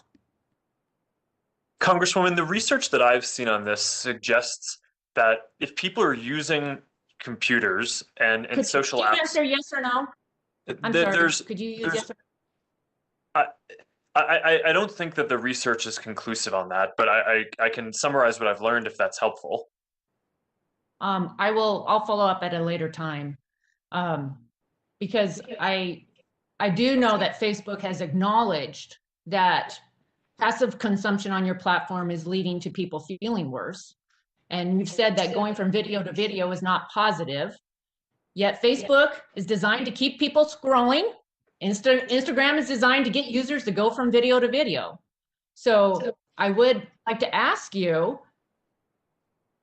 if you've said earlier that you don't want kids sitting in front of the screens passively consuming content and your products are designed to increase screen time, do you currently have any limitations on your own kids' use of your products, or how do you think that will change as they get older? Sure, Congressman. My daughters are 5 and 3, and they don't use our products. Actually, that's not exactly true. My eldest daughter, Max, I let her use Messenger Kids sometimes to message her cousins. But overall, the research that we've seen is that using social apps to connect with other people can have positive mental health benefits and well-being benefits, like helping people feel more connected and less lonely. Passively consuming content doesn't have those positive benefits to well-being, but isn't necessarily negative. It just isn't as positive as connecting. And the way we design our algorithms is to encourage meaningful social interactions. So it's a common misconception that our teams are goaled or even have goals of trying to increase the amount of time that people spend. The newsfeed team at Facebook and the Instagram team— Thank you. Mr. Zuckerberg, I do have a couple more questions. So do you agree that your business model and the design of your products is to get as many people on the platform as possible and to keep them there for as long as possible? If you could answer yes or no, that would be great. Congresswoman, from a mission perspective, we want to serve everyone, but our goal is not— I don't give our newsfeed team or our Instagram team goals around increasing the amount of time that people spend. I believe that if we build a useful product, Okay, thank you. Thank you. We all have limited time. I think the business model suggests that it is true. It was mentioned earlier that you're studying extremism. I'd like to ask yes or no of all of you. Beginning with Mr. Zuckerberg, has Facebook conducted any internal research as to the effect your products are having on the mental health of our children? Congresswoman, I know that this is something that we try to study. Can you say yes or no? I'm sorry. I believe the answer is yes. Okay. Mr. Dorsey has Twitter? I don't believe so, but we'll follow up with you. Okay. Mr. Pichai, has Google conducted any research on the effect your products are having on the mental health of children? We consult widely with expert third parties on this area, including SAMHSA and other mental health organizations, and invest a lot of time and effort in this area. Okay, I would like to see that. It sounds like you've studied extremism. Let's get focused on our children. Gentlelady's time has expired. The chair now recognizes Mr. Rush for 5 minutes.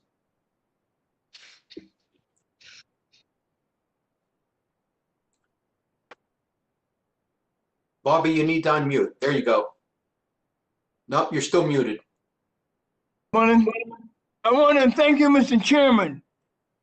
We all agree that social media sites should not be tools for stoking racial division or exacerbating racial injustices.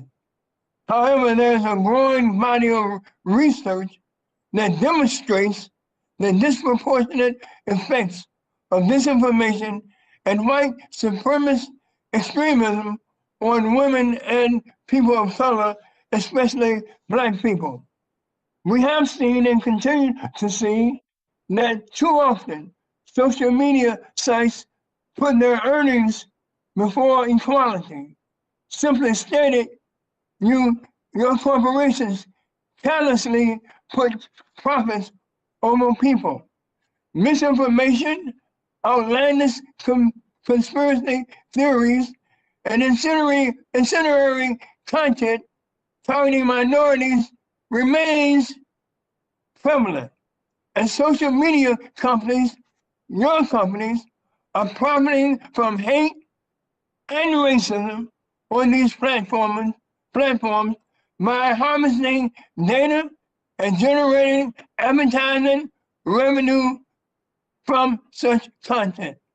There is only one comparison that remotely approaches the avarice and moral discrepancy of your companies, and that is the slave-chocracy barren of our nation's shameful and inhumane and most difficult dark days in the past. This is the very reason why I asked Mr. Dorsey. I remember you at our 2018 hearing to commit to commissioning an independent third-party civil rights audit of Twitter. This request at the hearing was followed up with my joint letter from Chairman Pallone and myself confirming that commitment. It is 3 years later, and I am still waiting, Mr. Dorsey, for the results of that audit. Where is that audit, Mr. Dorsey? Thank you. We've taken another approach, which is to work with civil rights orgs on a regular basis. We have regular conversations with civil rights orgs multiple times a year. Mr. Dorsey, where is the audit that members of Congress, including the chairman of the committee, where is the audit that we asked you and you agreed to forward? We don't have it. We thought a different approach was I don't have it either, and I thought that you were being very, very disingenuous. As a matter of fact, I thought that you had intentionally lied to the committee, and you should be condemned for that. And I can't wait until we come up with legislation that will deal with you and your cohorts in a very, very effective way. This was nothing but an empty promise that you made. You haven't taken this issue seriously. And Mr. Dorsey, I, as a Black man in America, my experiences are different from your experiences. This audit is very, very important to me and to those who are similarly situated just as I am. Facebook, to their credit, has completed an audit. And there's no reason, simply no reason under the sun that a corporation as large as yours should not have completed that audit. Mr. Dorsey, has Twitter evaluated the disparate impact from COVID-19 vaccination misinformation that effect on the African American community? And secondly, has the company even attempted to identify methods to combat COVID-19 misinformation targeted at African Americans and amplify reliable, trustworthy vaccine information? Yes on both, and we review with civil rights orgs directly on a regular basis. That is the solution we chose. Gentleman's time has expired. Chair now recognizes Mr. Upton for 5 minutes. Thank you, Mr. Chairman. You know, as I listen to this hearing, like it or not, it sounds like everybody on both sides of the aisle is not very happy. I think we all believe that there is a lot of responsibility that should be shared for some of the issues that we've raised today by the three of you. And I would just offer or speculate, I guess you could say, that we're going to see some changes in section 230. You know, the president, former President Trump, vetoed a pretty big bill, the defense bill, earlier last year over this very issue because he wanted the total repeal, and he didn't get it. But I know that the Senate now has got some legislation that's pending that's looking at a couple reforms, and my sense is that we may see something here in the near future as well. I serve on as one of only 2 House members on the Commission on Combating Synthetic Opioid Trafficking. It's a multi-federal agency. It's co-chaired by David Trone in the House and Tom Cotton in the Senate. And there is a lot of concern that we all have, not only as parents, but as community leaders across the country on opioids and the inability to remove illegal offers of opioids, steroids, even fake COVID-19 vaccines. Very troubling, I think, as we see some of these platforms push such content to a user in real search of it. So I guess my first question is to you, Mr. Zuckerberg. The sale of illegal drugs on your platform does violate your policy, yet it does remain a problem on your platforms. Can you explain the resources that you currently have devoted to addressing the issue and whether or not you plan to devote more? And this is an issue that I intend to raise with the commission as we look forward to this in the next number of months. Thanks, Congressman. I think this is an important area and a good question. We have more than 1,000 engineers who work on our what we call integrity systems, that basically are AI systems that try to help find content that violates our policies. You're right that content does violate our policies. And we also have more than 35,000 people who work in content review who basically are either responding to flags that they get from the community or checking things that our AI systems flag for them but aren't sure about. And this is an area, when we're talking about reforming Section 230, where I think it would be reasonable to expect that large platforms especially build effective systems to be able to combat and fight this kind of clearly illegal content. I think that there will be a lot of ongoing debate about how to handle content which people find distasteful or maybe harmful but is legal. But in this case, when the content is illegal, I think it is pretty reasonable to expect that large platforms build effective systems for moderating this. So we saw earlier this week, of course, we don't know all the facts on this terrible shooting in Boulder, Colorado. It appears, at least some of the initial reports, that the alleged shooter was in fact bullied. And I think I saw some press reports that some of it had happened online as well. What process do you have that it would allow parents or families to be able to pursue anti-bullying efforts that might be on your platforms? Thanks, Congressman. I think bullying is a really important case to consider for Section 230 because, first of all, it's horrible and we need to fight it, and we have policies that are against it.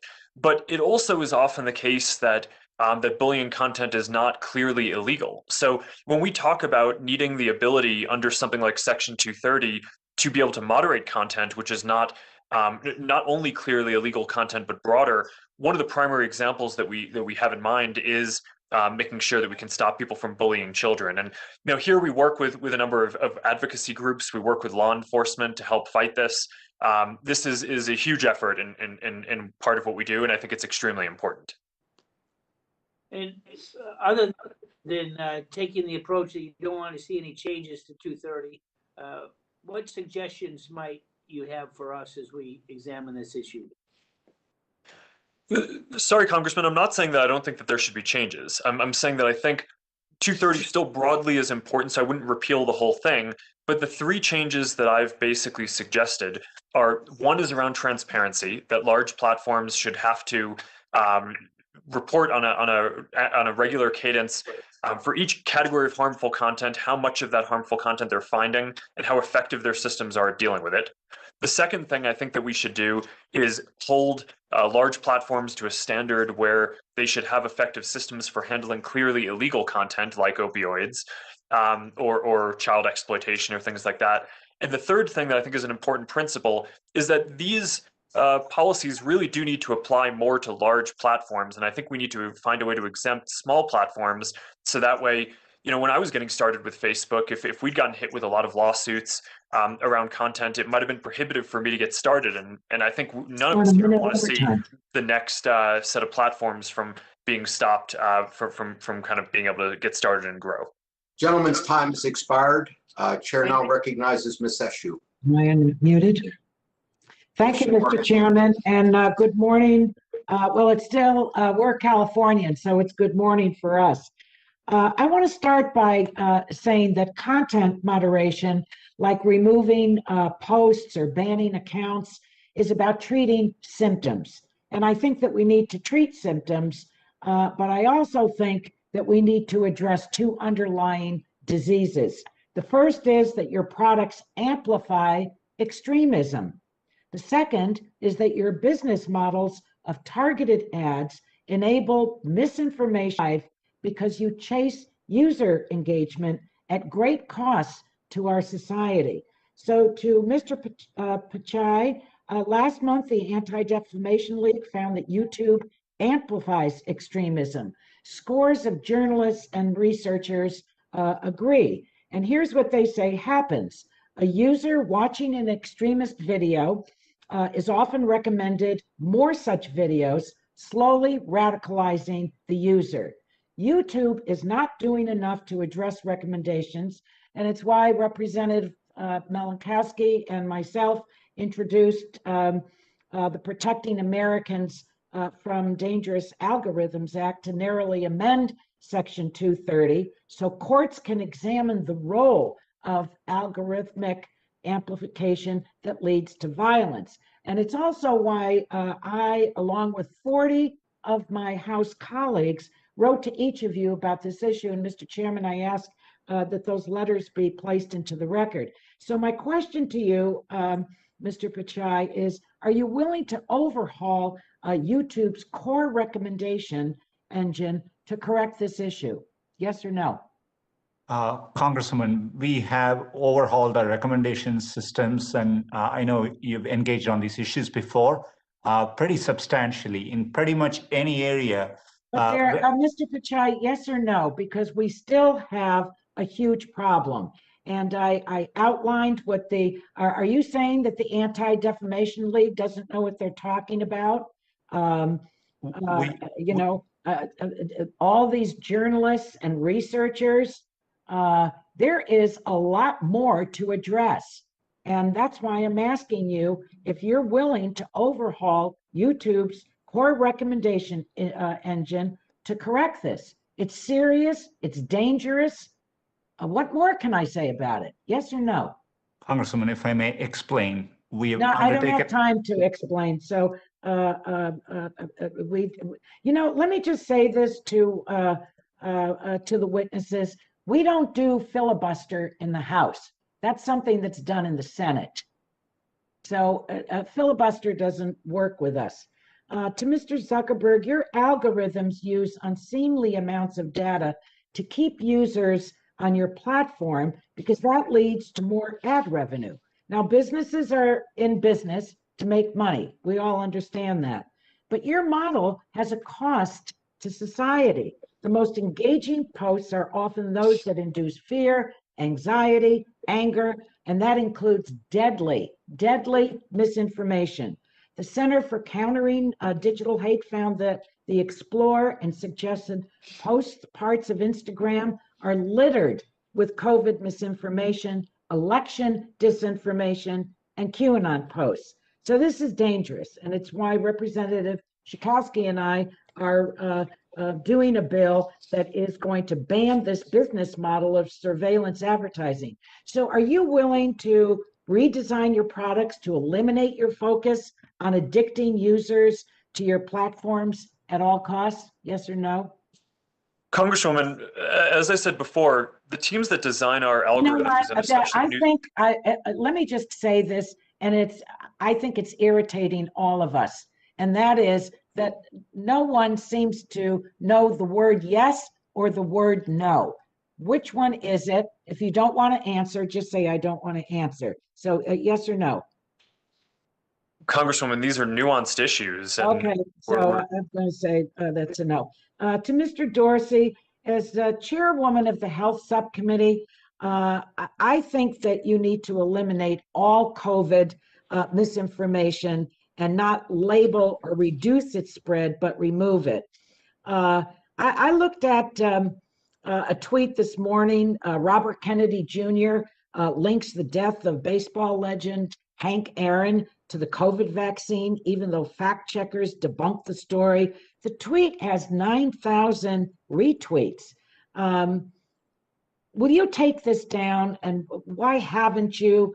And also, why haven't you banned the 12 accounts that are spewing its deadly COVID misinformation? This could cost lives. No, we won't take it down because it didn't violate our policy. So we have a clear policy in place. What kind of policy is that? Is it a policy for misinformation? No. Gentlelady's time has expired. Chair recognizes Mr. Scalise.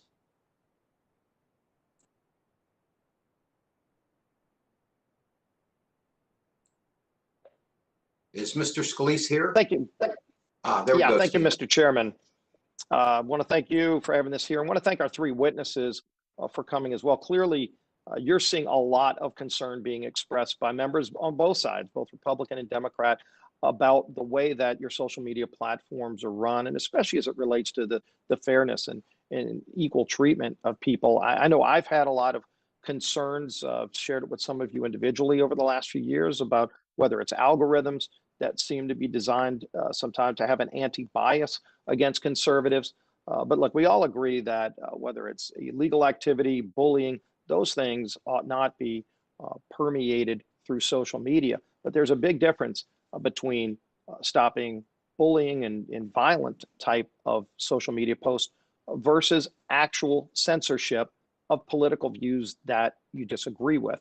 And I think I want to ask my first question to Mr. Dorsey, because there have been a lot of concerns expressed recently about that unequal treatment. And I'll just start with the New York Post article. I think a lot of people have seen this. This article was censored by Twitter when it was originally sent out. This is the New York Post, which is a newspaper that goes back to 1801, founded by Alexander Hamilton.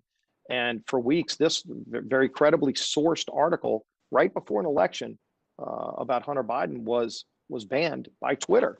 And then when you contrast that, you have this Washington Post article that was designed to misportray a conversation between President Trump and the Georgia Secretary of State. Since parts of this have been debunked, and yet this article can still be tweeted out. I want to ask Mr. Dorsey, first of all, do you recognize that there is this real concern that there's an anti-conservative bias on Twitter's behalf, and would you recognize that this has to stop if this is going to be, Twitter is going to be viewed by both sides as a place where everybody's going to get a fair treatment? Yeah, we made a total mistake with the New York Post. We corrected that within 24 hours. It was not to do with the content. It was to do with a hacked materials policy. We had an incorrect interpretation. We don't write policy according to any particular political leaning. If we find any of it, we route it out.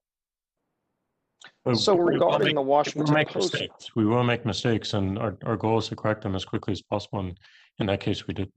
Mhm. And I appreciate you recognizing that was a mistake. However, the New York Post's entire Twitter account was blocked for about 2 weeks, where they couldn't send anything out, not just that article. And to censor, we've got a First Amendment too. It just seems like to censor a newspaper that's as highly respected as the New York Post, again, 1801, founded by Alexander Hamilton, for their entire account to be blocked for 2 weeks by a mistake, seems like a really big mistake. Was anyone held accountable in your censoring department for that mistake? Well, we don't have a censoring department, but I agree. Well, who made the decision then to block their account for 2 weeks? We didn't block their account for 2 weeks. We required them to delete the tweet and then they could tweet it again. They didn't take that action, so we corrected it for them. Even though the tweet was accurate. I mean, are you now, look, you've seen the conversations on both sides about Section 230, and there's going to be more discussion about it, but you're acting as a publisher. If you're telling a newspaper that they've got to delete something in order for them to be able to participate in your account, I mean, don't you recognize that you're no longer hosting a town square? You're acting as a publisher when you do that. It was literally just a process error. This was not against them in any particular way. We require, if we remove a violation, we require people to correct it. We change that based on they're not wanting to delete that tweet, which I completely agree with. I see it, but it is something we learn. Like we learned. Okay, well, let me go to the New York. Now let me go to the Washington Post article, because this article can still be tweeted. I don't know if it was ever taken down. It contains false information. Even the Washington Post acknowledges that it contains false information. Yet their tweets today on your service that still mischaracterize it in a way where even the Washington Post admitted it's wrong, yet those mischaracterizations can still be retweeted. Will you address that and start taking those down to reflect what even the Washington Post themselves has admitted as false information? Our misleading information policies are focused on manipulated media, public health, and civic integrity. That's it. We don't have a general. Well, I would hope that you would go and take that down. And look, I know you said in your opening statement, Mr. Dorsey, that Twitter is running a business, and you said, quote, a business wants to grow its customer, the customers it serves. Just recognize, if you become viewed, continue to become viewed as an anti-conservatively biased platform, there will be other people that step up to compete and ultimately take millions of people away from Twitter. I would hope you recognize that, and I would yield back the balance of my time. Gentleman's time has expired. The chair now recognizes Mr. Butterfield for 5 minutes. Thank you, Mr. Chairman. Mr. Zuckerberg, last year, in response to the police killing of George Floyd, you wrote a post on your Facebook page that denounced racial bias. It proclaimed Black Lives Matter. You also announced that the company would donate $10 million to racial justice organizations. And Mr. Dorsey, Twitter changed its official bio to a Black Lives Matter tribute, and you pledged $3 million to an anti-racism organization started by Colin Kaepernick. And Mr. Puchai, your company held a company-wide moment of silence to honor George Floyd, and you announced $12 million in grants to racial justice organizations. The CEO of Google subsidiary YouTube wrote in a blog post, quote, "We believe Black Lives Matter and we all need to do more to dismantle systemic racism," end of quote. YouTube also announced it would start a $100 million fund for Black creators. Now, all of this sounds nice, but these pronouncements, gentlemen, these pronouncements and money donations do not address the way your company's own products, Facebook, Twitter, and YouTube, have been successfully weaponized by racists and are being used to undermine social justice movements, to suppress voting in communities of color, and spread racist content and lies. And so, gentlemen, in my view, your companies have contributed to the spread of race-based extremism and voter suppression. As the New York Times noted last year, it's as if the heads of McDonald's, Burger King, and Taco Bell all got together to fight obesity by donating to a vegan food co-op rather than lowering their calories, end of quote. Gentlemen, you could have made meaningful changes within your organizations to address the racial biases built into your products and donated to these organizations. But instead, we are left with platitudes and another round of passing the buck. America is watching you today. This is a moment that begins a transformation of the way you do business, and you must understand that.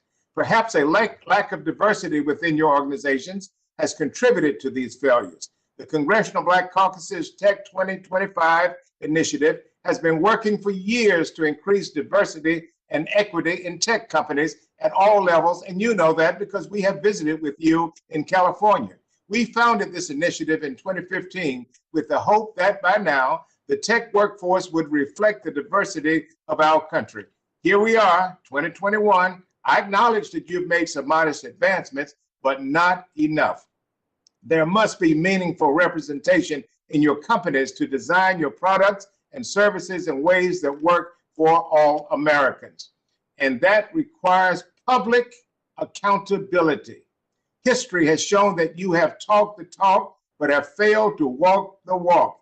It appears now that Congress will have to compel you, perhaps with penalties, to make meaningful changes. And I'm going to try the yes or no answer, and hopefully I will have better results than my colleagues. Mr. Zuckerberg, I'll start with you, and please be brief, yes or no. Would you oppose legislation that would require technology companies to publicly report on workforce diversity at all levels? Congressman, I don't think so, but I need to understand it in more detail. Well, we have talked about that, and I hope that if we introduce this legislation, you will not oppose it. What about you, Mr. Dorsey? Would you oppose a law that made workforce diversity reporting a requirement? No, I wouldn't oppose it. It does come with some complications in that we don't always have all the demographic data for our employees. Well, thank you for that. And we talked with you in your office some years ago, and you made a commitment to work with us, but we need more. What about you, Mr. Pichai? Are you willing to support? Well, would you be willing to commit would you oppose a law that made workforce diversity reporting a requirement? Would you oppose it? Congressman, we were the first company to publish transparency reports. We publish it annually, and so happy to share that with you and take any feedback. But we do today provide in the U.S. Detailed demographic information on our workforce, and we are committed to doing better. Well, gentlemen, for the last 6 years, the Congressional Black Caucus has said to you over and over again, we need greater diversity among your workforce from the top to the bottom, and we need for you to publish the data so the world can see it. That's the only way we're going to deal with diversity and equity. Thank you so very much, Mr. Chairman. I heard you at the beginning of the committee gavel, and I yield back the 10 seconds that I have. Gentleman deserves commendation for doing that, and I hope others follow his example. Chair now recognizes Mr. Guthrie for 5 minutes. Thank you, Mr. Chair, and thanks to the witnesses for being here. And you know, big tech decisions have real impact on people, and that's why I ask my constituents using your platforms to share their experiences on your platforms with me as their representative, and I'm here to advocate on their behalf. I received 450 responses, and one major thing that I heard from my constituents was the experience they've had with sites taking down religious content, which is important because there's a lot of religious organizations are now streaming their services due to COVID. I did have one instance where a constituent wrote to me, quote, and this is what she posted: "I am thankful God's grace is new every morning." And then Facebook took it down, and then my constituent said she got a notice from Facebook that it violated their policies around hate. And so I just want to discuss about this. I could ask you yes or no questions, Mr. Zuckerberg, on that, but I just want to talk about it a little bit. One, it just seems, I know that we don't want extreme language on the internet. I'm with you on that. And you can't watch everything. And so you use algorithms to find that. So algorithms will flag things, some that are clearly obvious and some that you would say probably shouldn't have been flagged. But it seems to me that it seems to be biased in that direction. And so instead of just giving you a yes or no question, I want to read that quote again. And I sort of know a little bit about math, not a lot, but a little bit about within that quote, what in there would get tripped up, and would this quote get tripped up and put into the flag category? And as it says, "I am thankful God's grace is new every morning." And so I guess the question is, what word or thought do you think would trip an algorithm for that quote, Mr. Zuckerberg? Congressman, it is not clear to me why that post would be a problem. I would need to look into it in more detail. Sometimes the systems look at patterns of posting. So if someone is posting a lot, then maybe our system thinks it's spam, but I would need to look into it in more detail. overall, I mean, the reality is that any system is going to make mistakes. There's going to be content that we take down that we should have left up, and there's going to be content that we miss that we should have taken down that we didn't catch, or that the system's made a mistake on. And at scale, unfortunately, those mistakes can be a large number, even if it's a very small percent. But I think that's why when we're talking about things like Section 230 reform, I think it is reasonable to expect large companies to have effective moderation systems, but not reasonable to expect that there are never any errors. But I think that transparency can help hold the companies accountable as to what accuracy and effectiveness they're achieving.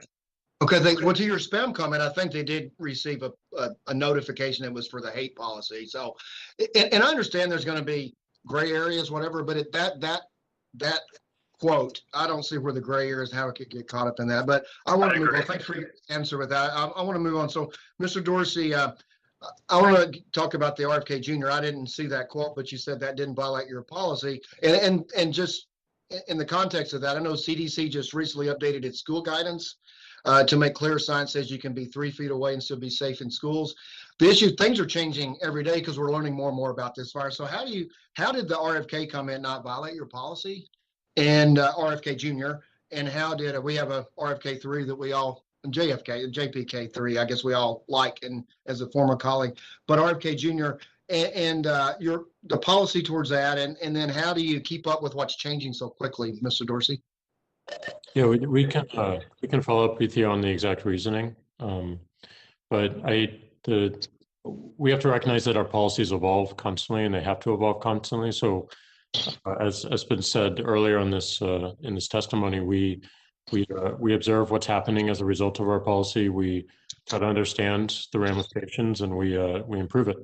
And it's a constant cycle. We're always looking to improve our policies and our enforcement. So, Mr. Zuckerberg, Mr. Bachar, just on all the continuously evolving information on COVID, because we're learning more and more about it, and how do you keep up? Well, only about 30 seconds, so if you could, quick answers for each of you, if you can. Mr. Bachar, maybe, since you haven't answered the question. On COVID, we've been really taking guidance from CDC and other health experts, proactively removing information. One thing we get to do in YouTube is to recommend higher quality content. We have shown over 400 billion information panels on COVID alone last year, including a lot from CDC and other health organizations. Okay, thank you. And I'll yield back 4 seconds, Mr. Chair. Thank you, Mr. Guthrie. Chair now recognizes Ms. Matsui for 5 minutes. Thank you very much, Mr. Chairman, for having this hearing today. Today, we have another opportunity to hear from the leaders of Facebook, Twitter, and Google in what has become a concerning pattern. The members of this committee are here to demand answers to questions about social media's role in escalating misinformation, extremism, and violence. Last week, I testified at a House Judiciary Committee hearing about the rise in discrimination and violence against Asian Americans. Horrifically, that hearing came on the heels of a violent attack in Atlanta that left 8 people, 6 of whom were Asian women, dead. The issues we are discussing here are not abstract. They have real-world consequences and implications that are too often measured in human lives. I'm worried, as are many watching this hearing, that the companies before us today are not doing enough to prevent the spread of hate, especially when it's targeted against minority communities. Clearly, the current approach is not working, and I believe Congress must revisit Section 230. A recent study from the University of San Francisco examined nearly 700,000 tweets in the week before and after President Trump tweeted the phrase Chinese virus. The results showed 2 alarming trends.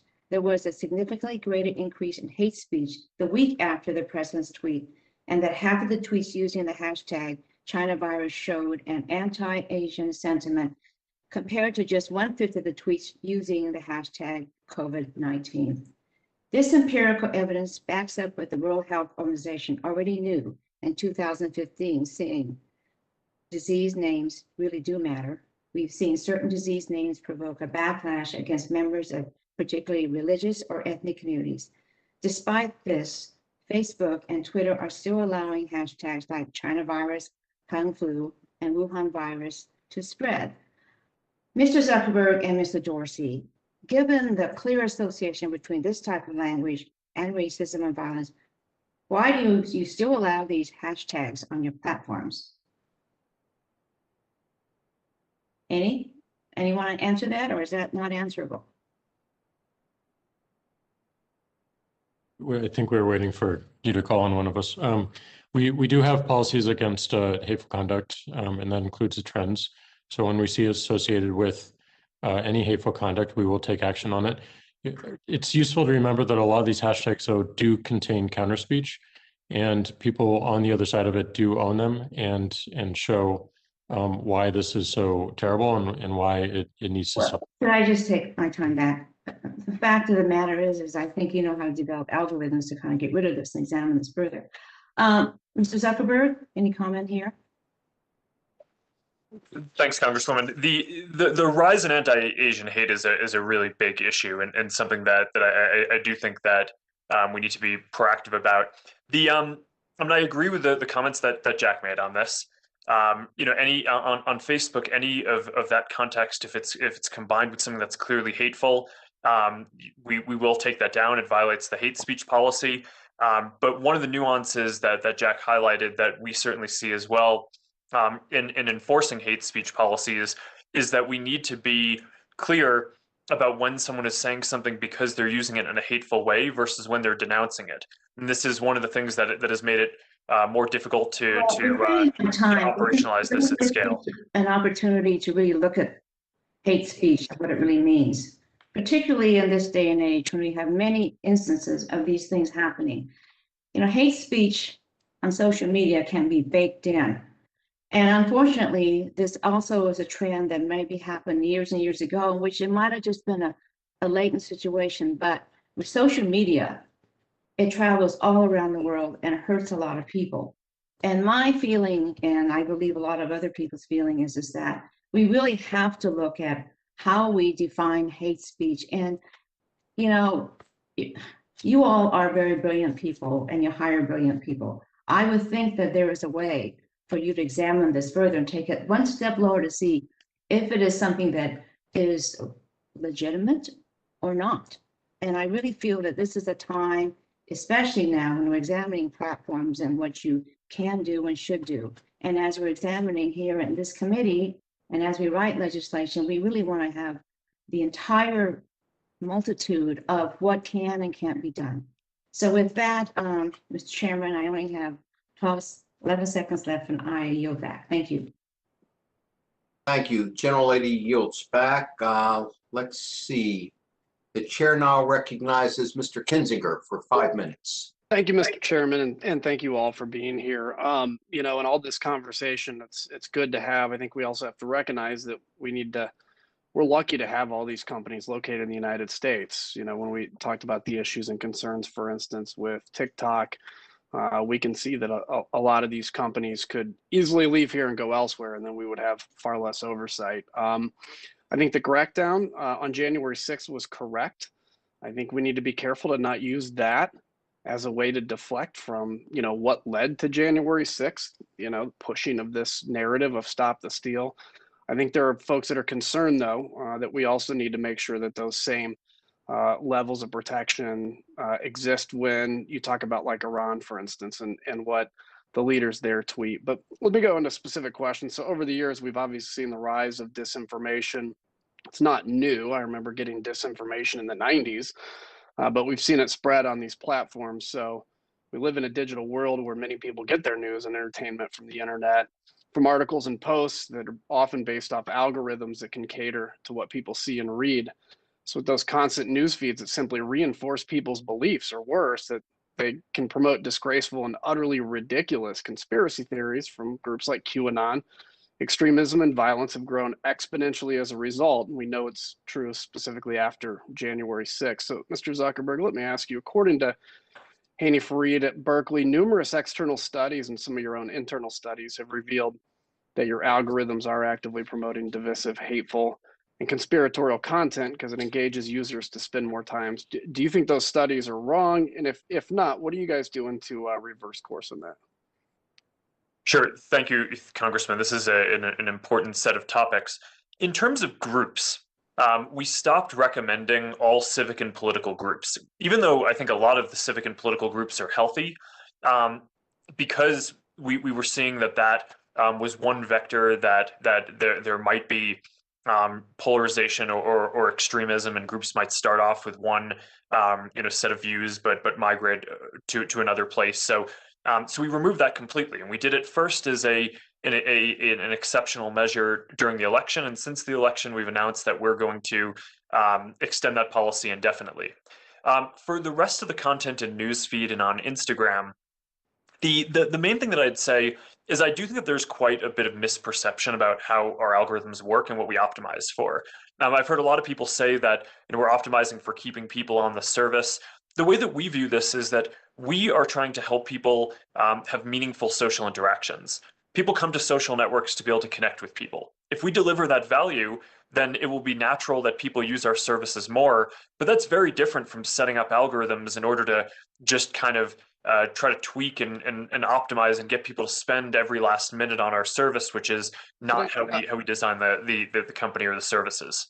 Thanks. I don't mean to interrupt you. I do have another question. Mr. Chairman, I want to ask unanimous consent to insert into the record an article from the Wall Street Journal titled "Facebook Executives Shut Down Efforts to Make the Site Less Divisive." Let me move on to the next one. For years, I've called for increased consumer protection from companies on fake accounts and bad actors who use them to exploit others. This issue affected me personally. In 2015, a woman from India spent all of her money on a flight to come see me because she claimed to have developed a relationship with me over Facebook. In 2019, I sent you, Mr. Zuckerberg, a letter highlighting the issue, and your team provided a relatively inadequate response. Since then, I've introduced this two pieces of legislation: Social Media Accountability and Account Verification Act, and the Social Media Fraud Mitigation Act, both of which aim to curb this activity. So, Mr. Zuckerberg, the last time you came before us, you stated that Facebook has a responsibility to protect its users. Do you feel that your company is living up to that? And further, what have you done to remove those fake accounts? Thanks. So fake accounts are one of the bigger integrity issues that we face. I think in the first half in the last half of last year, I think we took down more than 1 billion fake accounts, just to give you a sense of the volume, although most of those our systems are able to identify within seconds or minutes of them signing up, because the accounts just don't behave in a way that a normal person would in using the service. But this is certainly one of the highest priority issues we have. We see a large prevalence of it. Our systems, I think at this point, are pretty effective in fighting it, but they're not perfect, and there are still a few percent that get through, and it's a big issue and one that we'll continue working on. Thank you. I'd love to ask the others the question, but I don't have time, so I yield back, Mr. Chairman. Thank you for your attention. I thank the gentleman. The chair now recognizes Ms. Taster for 5 minutes. Well, thank you, Mr. Chairman. Gentlemen, since you were last here in front of the committee, the illegal activity, the incessant surveillance of unwitting Americans, the rampant misinformation on your platforms have gotten worse. Part of the reason for this toxic stew is that you employ manipulative methods to keep people cemented to the platform, often amplifying discord, and it boosts your bottom line. You enjoy an outdated liability shield that incentivizes you to look the other way or take half measures, while you make billions at the expense of our kids, our health, the truth, and now we've seen the very foundation of our democracy.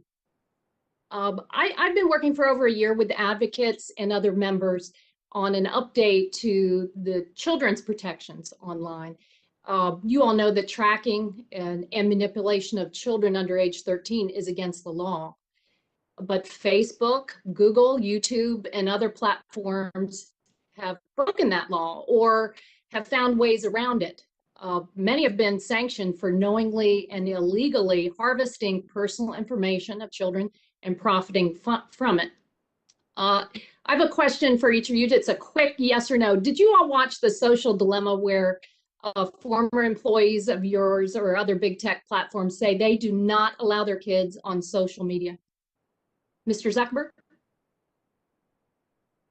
Congresswoman, I haven't seen it, yes. But I'm obviously familiar with it. Yes, sir. Okay. Mr. Pichai, yes or no? Yes, I've seen the movie. And No. okay, well, Mr. Zuckerberg, there's a good reason that they have the former execs say that. Are you aware of the 2019 Journal of the American Medical Association Pediatrics study that the risk of depression for adolescents rises with each daily hour spent on social media? And I'm not talking screen time. I'm not talking about FaceTime or sending text messages to friends. But are you aware of that research? Congresswoman, I'm not aware of Yes or that no? research. All right. What about the 2019 HHS research that suicide rates among kids aged 10 to 14 increased by 56% between 2007 and 2017 and tripled for kids between the age of 10 and 14? Yes or no? Congresswoman, I'm aware of the Yes. issues. So yes, certainly you are also aware of the research that indicates a correlation between the rise in hospital admissions for self-harm and the prevalence of social media on phones and the apps on platforms that are designed to be addictive and keep kids hooked. Yes? Well, how about you, Mr. Pichai? Are you aware of the JAMA Pediatrics September 2020 study where they tested hundreds of apps used by children age 5 and under, many of which were in the Google Play Store's family section? The study found 67% of the apps tested showed transmission of identifying info to third parties in violation of the COPPA law. Are you familiar? Extensively spent time on this area. We introduced a curated set of apps for kids on the Play Store. We give digital well-being tools so that people can take a break, set time, parents can set time limits for children. Let me ask you this then, Mr. Pichai, how much are you making in advertising revenue from children under the age 13? Most of our products, other than a specific product designed for kids in YouTube, most of our products are not eligible for children under the age of 13. So you're not going to provide that. Mr. Zuckerberg, how much advertising revenue does Facebook, do you make from behavioral surveillance advertising targeted towards kids under age 13? Congresswoman, it should be none of it. We don't allow children under the age of 13 on any of the services that run advertising. Oh, are you saying that there are no kids on Instagram under the age of 13 right now? Congresswoman, children under the age of 13 are not allowed on Instagram. Well, when we find out that they're there, we I think remove them. it's, of course, every parent knows that there are kids under the age of 13 on Instagram. And the problem is that you know it, and you know that the brain and social development of our kids is still evolving at a young age. There are reasons in the law that we set that cutoff at 13. But now, because these platforms have ignored it, they've profited off of it, we're going to strengthen the law. And I encourage all of my colleagues to join in this effort. I've heard a lot of bipartisan support here today. We also need to hold the corporate executives accountable and give parents the tools that they need to take care and protect their kids. Thank you, General Mr. Lady's Chairman. time is expired. Chair recognizes Mr. Johnson for 5 minutes. Thanks, Mr. Chairman. You know, over a decade ago, Americans watched Facebook, Twitter, and Google emerge from humble beginnings. We were curious to see how these new innovative companies would improve our lives. The results are in, and they're deeply concerning. We've seen a surge in cyberbullying, child porn, radical extremism, human trafficking, suicides, and screen addiction, all of which have been linked to the use of social media. Our nation's political discourse has never been uglier, and we haven't been this divided since the Civil War. Yet, big tech marches on uninhibited. What's their newest target? Children under the age of 13. News outlets this week have reported that Facebook is planning to create an Instagram app designed for children under the age of 13. We've talked about it here already today. Elementary and middle school students. By allowing big tech to operate under Section 230 as is, we'll be allowing these companies to get our children hooked on their destructive products for their own profit. Big tech is essentially handing our children a lit cigarette and hoping they stay addicted for life.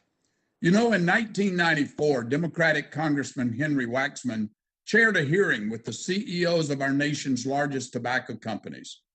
During his opening statement, he stated, and I quote, "Sadly, this deadly habit begins with our kids.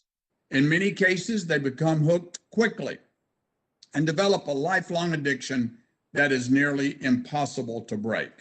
So, Mr. Zuckerberg and Mr. Dorsey, you profit from your companies hooking users to your platforms by capitalizing on their time. So, yes or no? Do you agree that you make money off of creating an addiction to your platforms, Mr. Zuckerberg? Congressman, no, I don't agree with Okay, that. thank What you. we do Thank is you. That's what I needed, a yes or a no, because you do. Mr. Dorsey? No. Okay. All right. Let me go on. Mr. Chairman Waxman went on to say, and I quote, "For decades, the tobacco companies have been exempt from the standards of responsibility and accountability that apply to all other American corporations. Companies that sell aspirin, cars, and soda are all held to strict standards when they cause harm, and that we demand that when problems occur, corporations and their senior executives be accountable to Congress and the public. This hearing marks the beginning of a new relationship between Congress and the tobacco companies." That's what Chairman Waxman said in 1994. So for all three of you, Mr. Zuckerberg, Mr. Dorsey, and Mr. Pichai, do you agree that as the CEOs of major tech companies, you should be held accountable to Congress and the public? Mr. Zuckerberg. Congressman, I think we are accountable to Congress and to the public. Do you think you should be held accountable? I'm not sure. I'm sure I understand what you mean, but I It's an think easy so. question. Should you be held accountable to Congress and the public for the way you run your business? Yes, and we are. Okay. All right. Thank you. Mr. Dorsey? Yes, accountable to the public. Okay. Well, no, I said accountable to Congress and the public. We represent the public. So you agree? Yes. Okay. Thank you. Mr. Pichai? Yes, I'm here today because I'm accountable to Congress and members of the public. Okay, great. Well, gentlemen, let me tell you this, and I think I've heard it mentioned by several of my other colleagues. There's a lot of smugness among you. There's this air of untouchableness in your responses to many of the tough questions that you're being asked. So let me tell you all this. All of these concerns that Chairman Waxman stated in 1994 about big tobacco apply to my concerns about big tech today, about your companies. It is now public knowledge that former Facebook executives have admitted that they use the tobacco industry's playbook for addictive products. And while this is not your first hearing in front of Congress, I can assure you that this hearing marks a new relationship between all of us here today. There will be accountability. Mr. Chairman, I yield back. I thank the gentleman. He yields back. The chair now recognizes Mr. McNerney for 5 minutes. Well, I thank the chair for organizing this hearing, and I thank the participants. This is a lot of work on your behalf and a long day for you. I appreciate that. You're all aware that your platforms are behemoths and that the Americans are demanding that we step in and rein in your platforms, both in terms of how you handle our data and how your platforms handle disinformation that causes real harm to Americans and to the democracy itself. I understand the tension you have between maximizing your profits by engaging to your platforms on the one hand, and by the need to address disinformation and real harm it causes on the other hand. Your unwillingness to unambiguously commit to enforcing your own policies and removing the 12 most egregious spreaders of vaccine disinformation from your platforms gets right at what I'm concerned about. Disinformation is a strong driver for engagement, and consequently, you too often don't act, even though we know you have the resources to do that. there are real harms associated with this. And my questions, I hope I don't appear to be rude, but when I ask for a yes or no question, I will insist on a yes or no answer. Mr. Zuckerberg, yes or no, do you acknowledge that there is disinformation being spread on your platform?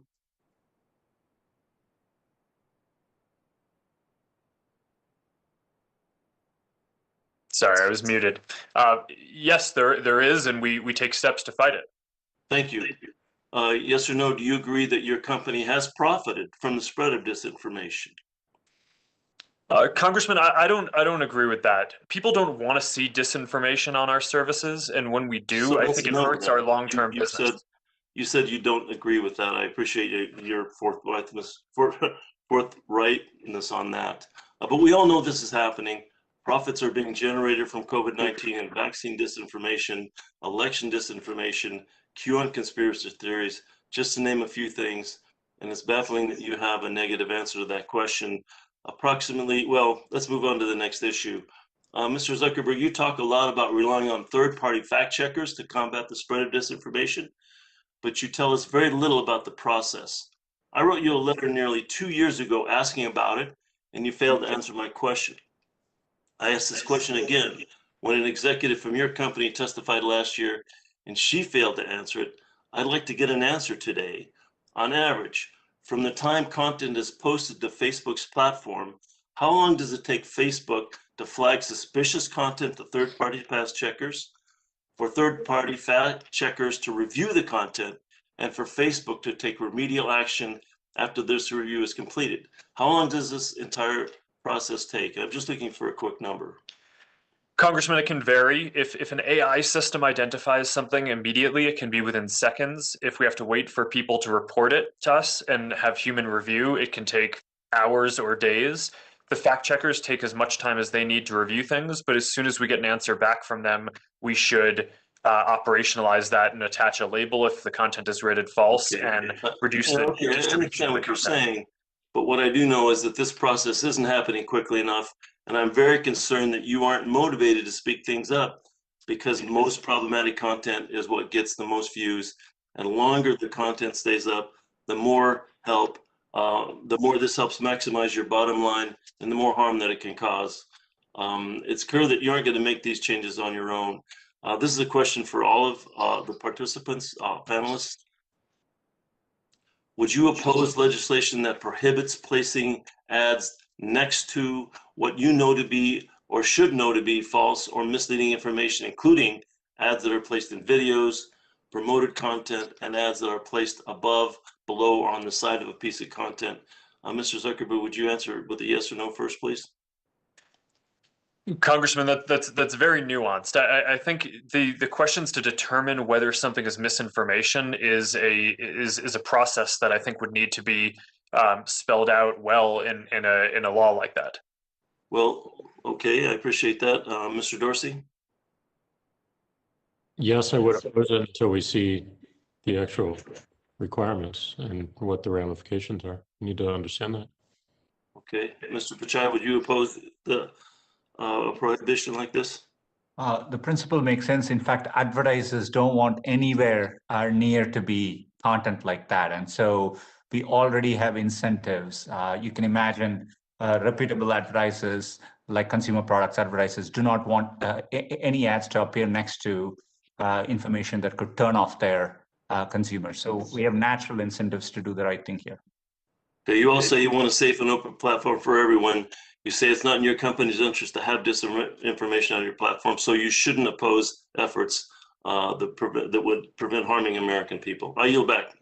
Gentleman's time has expired. Gentleman yields back. Chair now recognizes Mr. Long for 5 minutes. Thank you, Mr. Chairman. Mr. Pichai, I'm going to ask you a yes or no question. And just tell me if you know the difference in these two words. Yes and no. Yes. Mr. Zuckerberg, same question for you. Do you know the difference in yes and no? Yes, Congressman. And Mr. Dorsey, same question for you. Do you know the difference in two words, yes or no? Yes. I'm sorry? Yes. Yes, I didn't I know the difference. Okay, thank you. I want a steak dinner there from one of my colleagues, they didn't think I could get you all to answer, all three of you to answer yes or no question. I did it. Mr. Zuckerberg, let me ask you, how do you ascertain if a user is under 13 years old? Congressman, on services like Facebook, we have people put in a birthday when they register. That's handy. So a 13-year-old would never, I mean, an 11-year-old would never put in the wrong birthday by 2 years and say they were 13. Is that kind of your policy? Congressman, it's more nuanced than that, but I think you're getting at a real point, which is that people lie.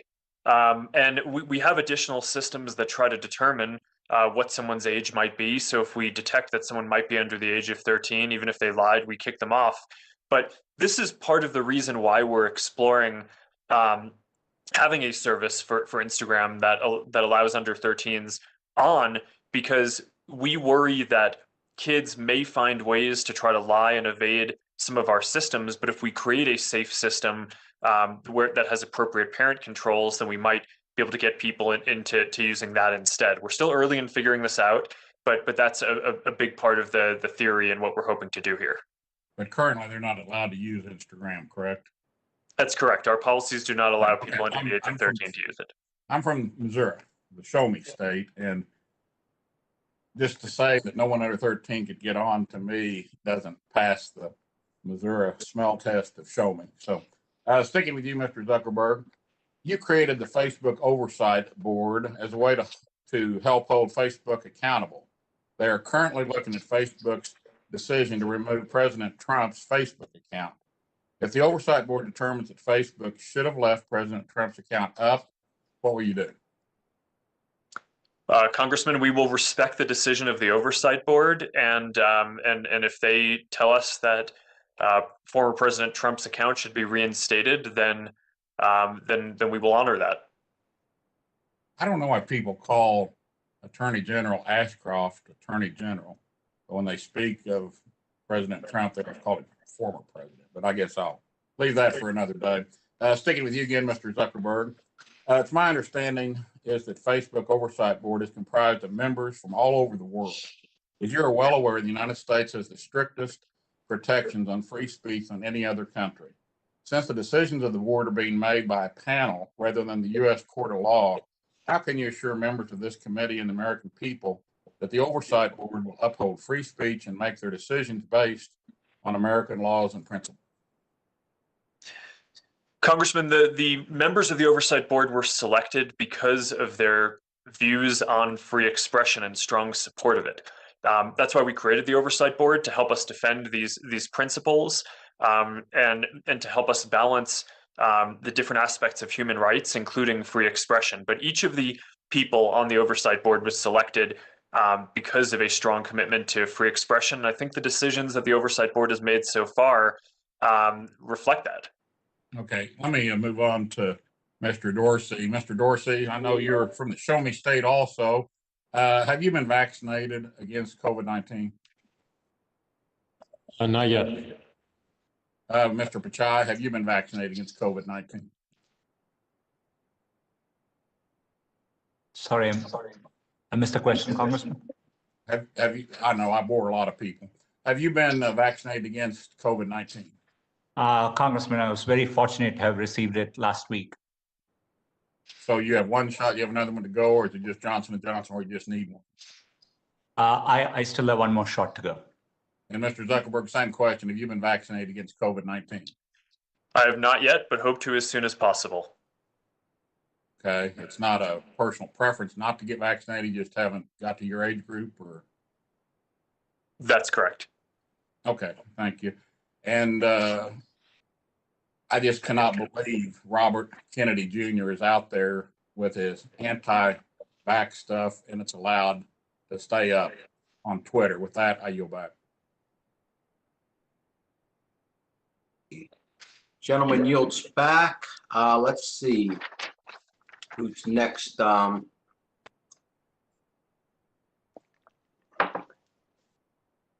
don't see a name. Can staff show us who's next? Mr. Welch, you're recognized for 5 minutes. Thank you, Mr. Chairman. What we're hearing from both sides of the aisle our enormous concerns about some of the consequences of the development of social media, the algorithmic amplification of disinformation, election interference, privacy issues, the destruction of local news, and also some competition issues. And I have listened carefully, and each of the executives has said that your companies are attempting to face these issues.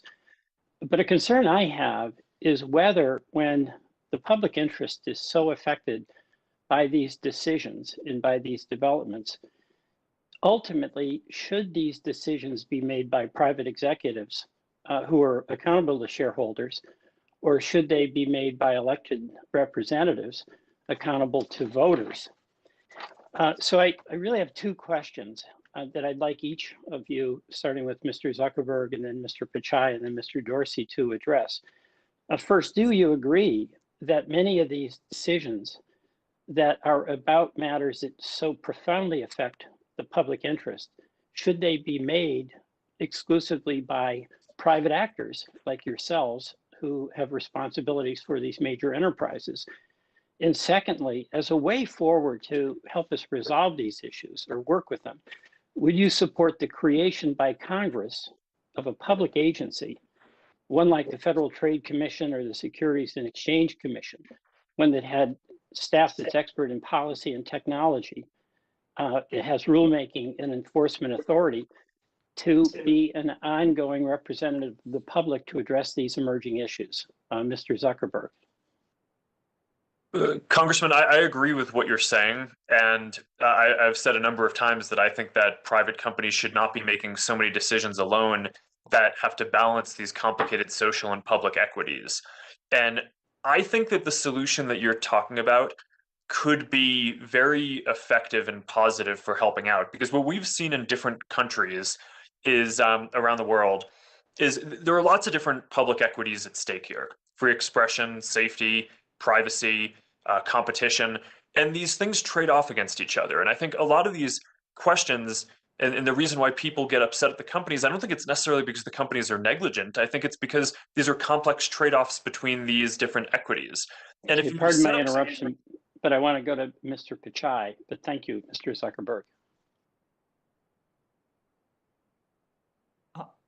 Congressman, if your question is, I just want to make sure, are you asking about whether there should be another agency? I defer to Congress on that. We are definitely subject to a variety of statutes and oversight by agencies like FTC. We have consent decree agreements with FCC, and we engage with these agencies regularly. But do you believe that it should be up to the public as opposed to private interests to be making decisions about these public effects? We definitely think areas where there could be clear legislation informed by the public, I think that definitely is a better approach. I would say the nature of content is so fast changing and so dynamic. You know, we spend a lot of area hiring experts, consult with third parties, and that expertise is needed, I think, based on the Right, nature and of that's the problem we have in Congress, because an issue pops up and there's no way we can keep up with it. You all can barely keep up with it yourself. Mr. Dorsey, your view on those two questions, please. Yes, I don't think the decision should be made by private companies or the government, which is why we're suggesting a protocol approach to help the people make the decisions themselves, have more control themselves. So does that mean that the creation of an agency that would be intended to address many of these tech issues that are emerging is something you'd oppose or not? Well, I always have an open mind. I want to see the details of what that means and how it works in practice. Well, of course, but the heart of it is creating an entity that has to address these questions of algorithmic transparency, of algorithmic amplification, of hate speech, of disinformation, of competition, and to have an agency that's dedicated to that, much like the Security Exchange Commission was designed to stop the rampant abuse on Wall Street in the 30s. A public sector entity that is doing this, not just leaving it to private companies. Yeah. I do think there should be more regulation around the primitives of AI, but we focus a lot of our conversations right now on the outcomes of it. I don't think we're looking enough at the primitives. Thank you. I yield back.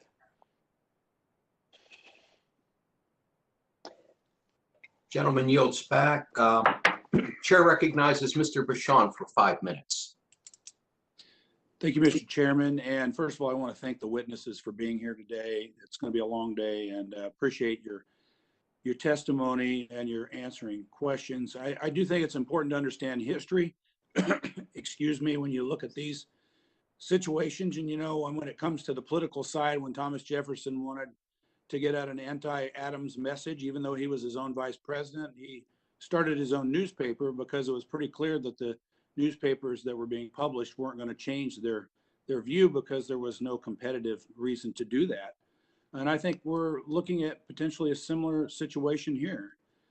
Without competition, things don't change. I mean, it'd be interesting to know the conversations with John D. Rockefeller in the early 1900s, prior to the breakup of Standard Oil in 1911, and then of course AT&T in 1982. So I understand that these are businesses, they're publicly held companies. I respect that. I understand that. I'm a capitalist. That said, these situations are a little different, I think, because there's some social responsibility here. And I appreciate your answers that your companies are doing what you believe are necessary. But so I want to add, I'm going to take the antitrust angle here. And Mr. Punchai, what do you think? What's the situation when you have Google? 92% of the searches are Google. You basically can't get on the internet without some sort of Google service. What do you think? What do you think is going to happen? What do you think we should do about that? Congressman, we definitely are engaged with conversations as well as lawsuits in certain cases. We understand there will be scrutiny here. We are a popular general purpose search engine, but we compete vigorously in many of the markets we operate in. For example, majority of our revenue comes from product searches, and 1 in 2 product searches originate with Amazon today in the US. So we definitely see a lot of competition by category. There are many areas as a company, we are an emerging player, be it making phones or when we are trying to provide enterprise software, we compete with other larger players as well. And if you look at last year and look at all the new entrants in the market, new companies that have gone public and emerged strongly, in tech shows that the market is vibrant and dynamic. As Google, we have invested in many startups. Googlers have started former Google employees have started over 2,000 companies in the past 15 years. And so, I see a highly dynamic, vibrant, competitive tech sector, and we are committed to doing our part. Okay, fair enough. Mr. Zuckerberg, do you have some comments on that subject? Congressman, I would echo Sundar's comments. I think that this is a highly competitive market. I mean, if this is a meeting about social media, not only do you have the different companies that are here today that all offer very big services that compete with each other, but you have new entrants that are growing very quickly, like TikTok, which is reaching a scale of hundreds of millions or billions of people around the world, and I think is growing faster than any of our services of the companies that are up here today, and certainly competitive with us. And that's just naming a few. Right? I mean, obviously there's Snapchat and a bunch of other services as well. So it's a very competitive marketplace. Do you think, and I'll ask you this, Mr. Zuckerberg, I think you've commented that some of the privacy things that maybe the Europeans did would kind of solidify your dominance as a company. So what should we do in the United States on this? Because it's a different subject, but similar. To not do something that would stymie innovation, competition, and further, in my view, further create a monopolistic, or at least a perceived monopolistic environment. Well, Congressman, I do think that the U.S. should have federal privacy legislation, because I think we need a national standard, and I think having a standard that is across the country that's as harmonized with standards in other places would actually create clearer expectations of industry and make it better for everyone. But I think the point that you're making is a really important one, which is if we ask companies to lock down data, then that to some degree can be at odds with asking them to open up data to enable whether it's academic research or competition. So I think that when we're writing this privacy regulation, we just should be aware of the interaction between our principles on privacy and our principles on competition, And that's why I think a more holistic view, like what Congressman Welch was just proposing, I think is perhaps a good way to go about this. Okay, quickly, Mr. Dorsey, do you have any comments on that? One of the reasons we're suggesting more of a protocol approach is to enable as many new entrants as possible. We want to be a client on that. I want to thank you. Time has expired. With that, I'll yield back. Chair recognizes Ms. Clark for 5 minutes. Thank you, Mr. Chairman. I thank you, the chairs and the ranking members for today's hearing. I also thank our witnesses for appearing. In January, I called for a public comment for the discussion draft of my bill, the Civil Rights Modernization Act of 2021, a narrowly focused proposal to protect historically marginalized communities from the harms of targeted advertising practices. These harms can and have infringed on the civil rights of protected classes, and I'm proud to formally introduce this bill next week to diminish inequities in the digital world. For time's sake, I ask our witnesses to please answer the questions as succinctly as possible. The first question goes to Mr. Zuckerberg.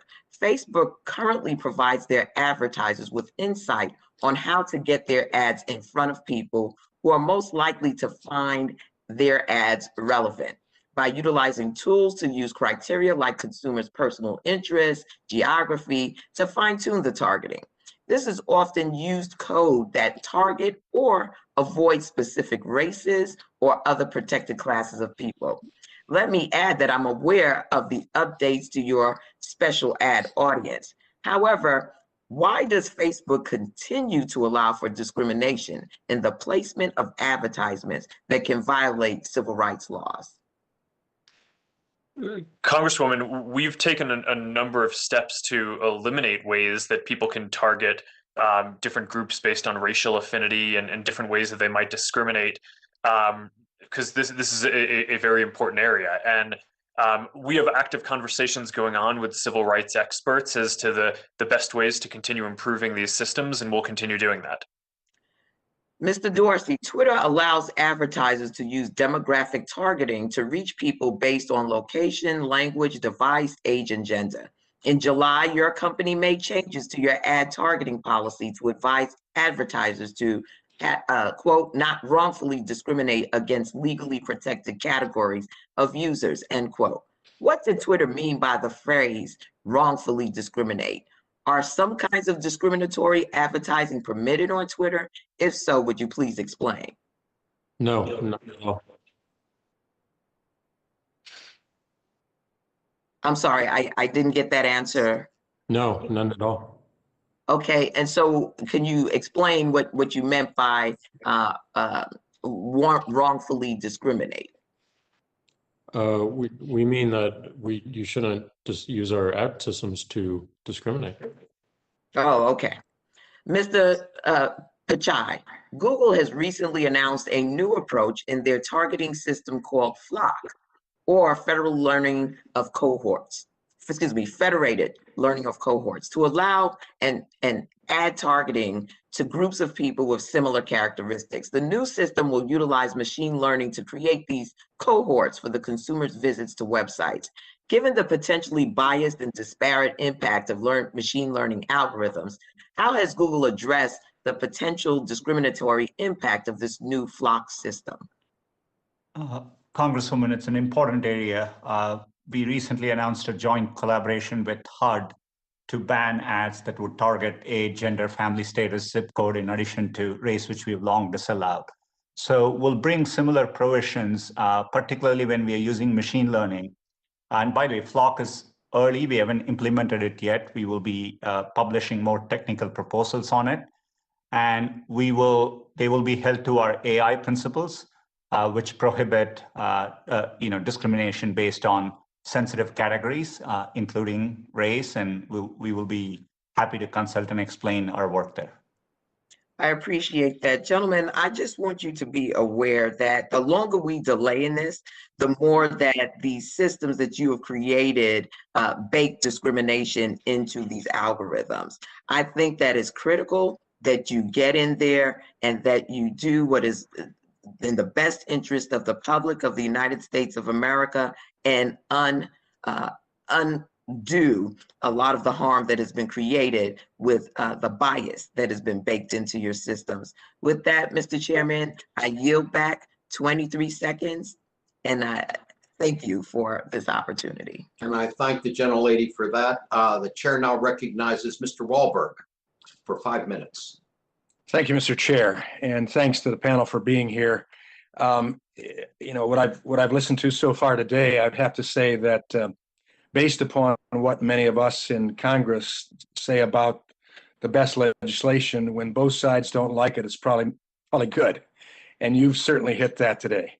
I think from both sides, you have been attacked for various reasons. But you know, I have to say the platforms that you've developed are amazing, and they have huge potential, and they indeed have enabled us to go directions, information, communications, relationships that can be very positive and are amazing in what's been accomplished. I think we get down to how that is controlled, and who controls it.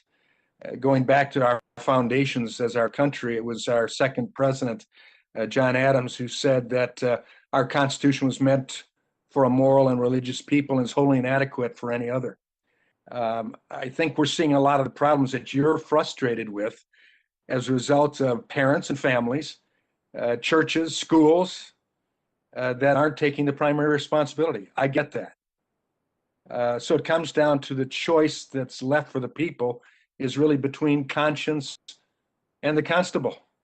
We're either going to have a conscience that self-controls, and as you've said, Mr. Zuckerberg, you know, in fact, what you said, I wouldn't mind my 3- and 5-year-old granddaughters coming to your house. I'm not asking for the invitation, but I think they'd be safe there relative to the online capabilities from what you said. But that's conscience versus constable. But what I've heard today is that there will be some constable. And I'm not sure that we'll have success in moving forward. So I guess, Mr. Chairman, unfortunately, we've been here before. We've been here many times. A few years ago, when Mr. Zuckerberg was here before this committee, I held up a Facebook post by a state senator in Michigan whose post was simply announcing his candidacy as a Republican for elected office, and yet it was censored as shocking and disrespectful or sensational in content. Just a few months ago, I posted my resolution that would add teachers to the vaccine priority list on Twitter, and it was labeled as, quote, sensitive content and encouraged to be changed. Well, hiding behind Section 230, all of you have denied that there's any bias or an inequitable handling of content on your platforms. And yet Pew Research Center found that, and this is where I have my problem, not so much with the platform or even the extent of what's on the platform, but they found that 72% of the public thinks it's likely that social media platforms actively censor political views that big tech companies find objectionable. Further, and I quote, by a 4-to-1 margin, respondents were more likely to say big tech supports the views of liberals over conservatives than vice versa, probably equaled only by higher education. That was my statement. And yet every time this happens, you fall back on blaming glitches in the algorithms. It was former Greg Coppola, former Google insider, who said before he was suspended by Google, he said, algorithms don't write themselves. We write them to do what we want them to do. That's my concern. Whether it's censoring pro-life groups like Live Action or pro-Second Amendment groups like the Well-Armed Women, their platforms continually shut down law-abiding citizens and constitutional discussions and commerce that don't align with big tech views and the worldview. And this includes the First and Second Amendments that causes me to be concerned that you don't share the same freedom and constitutional concerns. It's not often I find myself agreeing with Bernie Sanders, but in an interview earlier this week, and I quote, he said, if you're asking me, do I feel particularly comfortable that the President of the United States should not express his views on Twitter? I don't feel comfortable about that. He went on to say, because yesterday was Donald Trump who was blamed and tomorrow it could be somebody else. Mr. Zuckerberg and Mr. Dorsey, do you think the laws should allow you to be the arbiters of truth as they have under Section 230? Mr. Zuckerberg first. Congressman, I think that it is good to have a law that allows platforms to moderate content. But as I've said today, I think that that we'd benefit from more transparency and accountability. Mr. Dorsey? I don't think we should be the arbiters of truth, and I don't think the government should be either. Gentleman's time has expired. I agree. Go back. Chair now recognizes Mr. Cardenas for 5 minutes. Thank you very much, Mr. Chairman and ranking members, for having this important hearing. I'd like to submit to the record a National Hispanic Media Coalition letter against Spanish language disinformation on social media. And if we could submit that for the record, I'd appreciate that. And also, my first question is to you, Mr. Zuckerberg. In 2020, Facebook brought in approximately $86 billion of revenue in 2020. Is that about right, give or take? Congressman, I think that's about right. Okay, thank you. Good. How much of that revenue did Facebook invest in identifying misinformation, disinformation in that portion of your business? Congressman, I don't know the exact answer, but we invest billions of dollars in our integrity programs, including having more than 1,000 engineers working on this and 35,000 people doing content review across the company. Okay, and how many people do you have full-time equivalents in your company overall? Congressman, I don't know the exact number, but I think it's around 60,000. Okay, so you're saying over half of the people in your company are doing the portion of content review, et cetera, which is the main subject we seem to be talking about today? No, Congressman, because you asked about full-time employees, and some of the content reviewers are contractors. Oh, okay. All right. Well, there seems to be a disparity between the different languages that are used on your platform in America. And as, for example, there was a study published in April by Avaz, and over 100 items of misinformation on Facebook in 6 different languages was found that 70% of the Spanish language content analyzed had not been labeled by Facebook, as compared to 30% of the English language misinformation that had not been labeled. So there seems to be a disparity there. What kind of investment is Facebook making on the different languages to make sure that we have more of an accuracy of flagging the disinformation and misinformation? Congressman, thanks. We have an international fact-checking program where we work with fact checkers in more than 80 countries and a bunch of different languages. In the US specifically, we have Spanish-speaking fact checkers as well as English-speaking fact checkers. So that's on the misinformation side. But also, when we create resources with authoritative information, whether it's around COVID information or election information, we translate those hubs so that way they can be available in both English and Spanish. And we make it so that people can see the content in whatever language they prefer. Thank you. So basically you're saying it's extensive.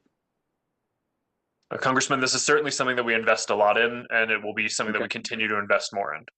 Okay, I like the last portion. I do believe and would love to see you invest more. My 70-plus-year-old mother-in-law, who is primarily a Spanish speaker, commented to me the other day that her friends who communicate mainly in Spanish, and they do use the internet, they do use some of your platforms, gentlemen, that they were worried about the vaccine and that somebody's going to put a chip in their arm. For God's sakes, I mean, that to me just was unbelievable that they would comment on that. But they got most of that information on the internet, on various platforms. Clearly, Spanish language disinformation is an issue, and I'd like to make sure that we see all of your platforms address these issues, not only in English, but in all languages. I think it's important for us to understand that a lot of hate is being spewed on the internet, and a lot of it is coming through many of your platforms. For example, there are 23 people dead in El Paso because somebody filled this person's head with a lot of hateful nonsense, and he drove to specifically kill Mexicans along the Texas-Mexican border. 8 people are dead in Atlanta because an anti-Asian hatred and misinformation has been permitted to spread and allowed on these platforms unchecked, pretty much unchecked. The spread of hatred and incitement of violence on platforms is a deadly problem in America, and we need to see that it stops. Mr. Zuckerberg, do you believe that you've done enough to combat these kinds of issues? Congressman, I believe that our systems and that we've done more than basically any other company, but I think that there's still a problem and there's still more that needs to be done. Okay, it's good. You'd like to do more. Thank you. I only have 15 seconds, so I'm going to ask this question to all 3 of you. Do you think that each one of your organizations should have an executive level individual in charge of this department reporting directly to the CEO? Do you agree that that should be the case? Mr. Zuckerberg. Congressman, we have an executive level person who's in charge of the integrity team that I talked about, and he's on my management team. Reports directly to you. Congressman, he does not. I only have a few direct reports. Okay. A lot of people on the management team report to them. Thank you. To the other 2 witnesses, very quickly. Congressman, we have senior executives, including someone who reports directly to me, who oversees trust and safety across all these areas. Thank you, Mr. Dorsey. We do. Thank you so much. Gentlemen's time has expired. The chair now recognizes Mr. Carter for 5 minutes. Thank you, Mr. Chairman, and thank all of you for being here. Mr. Zuckerberg, I'd like to start with you, and I wanted to ask you, you're aware, as all of us are, of the disaster that we have at the southern border. To indicate that human smugglers have been using social media, including Facebook, WhatsApp, and Instagram, to coordinate their operations in transporting illegal immigrants into the United States. Things like what to say to authorities, transportation tips, and other forms of information that are being traded on your platform to evade authorities and contribute to the crisis, this disaster at the border. Mr. Zuckerberg, do you feel complicit in any way that your platform is assisting in this disaster? Congressman, first, let me say that what's happening at the border I'm not, you know what's happening at the border. I'm asking you specifically about your platform. Do you feel complicit in what your platform is doing to assist in this disaster? Congressman, we have policies and we're working to fight this content. We have policies against scams and pages, groups, and events like the content that you're talking about. We're also seeing the State Department use our platform to share factual information with people about what is going on. I think that's I'm talking about coyotes who are using your platform to spread this kind of information to assist in this illegal activity that is resulting in horrible conditions for these people who are trying to come across that border. Congressman, that's against our policies, and we're taking a lot of steps to stop it. And again, I mean, let me just say that I think that the situation at the border is really serious, and we're taking it very seriously. Well, and I hope you'll look into these reports that your platform is being used by these traffickers. This is something we need your help with. I hope you feel a sense of responsibility, sir, to help us with this, because we certainly need it. Let me ask you something. You dedicated a lot of your written testimony to election issues, and even today during this hearing, you've been very public in pushing back about the election claims in November. Yet, when Facebook has been essentially silent on the attempted theft of the certified election in Iowa of Representative Miller Meeks, why is that? Why are you silent on that, yet you're not silent on other elections? Congressman, I think what we saw leading up to January 6th was unprecedented in American history, where you had a sitting president trying to undermine the peaceful transfer of power. You determine which one is important and which one is not. This seat to these people who elected this duly certified representative, this is the most important thing to them as well. Congressman, I think part of what made the January 6th events extraordinary was not just that the election was contested, but that you had folks like the president. Let me ask you this. What is it that makes this particular issue irrelevant, that you're not even covering it? Congressman, I didn't say that it's irrelevant, but on January 6th, we had insurrectionists storm the Capitol, leading to the death of multiple people. Mr. Zuckerberg, I'm aware of that. I was there. I understand what happened. But again, will you commit to treating this as a serious election concern? What's going on in Hyde? Congressman, I will commit to that, and we apply our policies to all situations. And I think that this is different from what happened on January 6th, but we apply our policies equally in these cases. Mr. Dorsey, you too have been very silent on this issue on your platform. Will you commit to treating this as a serious concern, the attempted theft of the certified seat in Iowa? Yes, we're looking for all opportunities to minimize anything that takes away from the integrity of elections. Okay, Mr. Dorsey, while I've got you, let me ask you, you've started a new program. It's called the Bird Watch, and it allows people to identify information in tweets that they believe is misleading and to write notes to provide context in an effort to stop misleading information from spreading. Have you seen, we've seen mobs of Twitter users cancel others even when the information they share is accurate. Why do you think Birdwatch is going to work, given the culture that you created on your platform? Well, it's an experiment. We wanted to experiment with more a crowdsource approach than us going around and doing all this work. Don't you think that's kind of a dangerous experiment when you're taking off truthful information? No, it's an alternative. And I think we need to experiment as much as possible to get to the right answers. I think it's okay. Well, that's fine as long as you're not the one being experimented on. As long as you're not the one that the information, truthful information. Gentleman's time has expired. The chair announces that we're going to take a recess now for 15 minutes. So the committee will stand in recess until 3:18, and then we'll come back promptly. I call the committee in recess.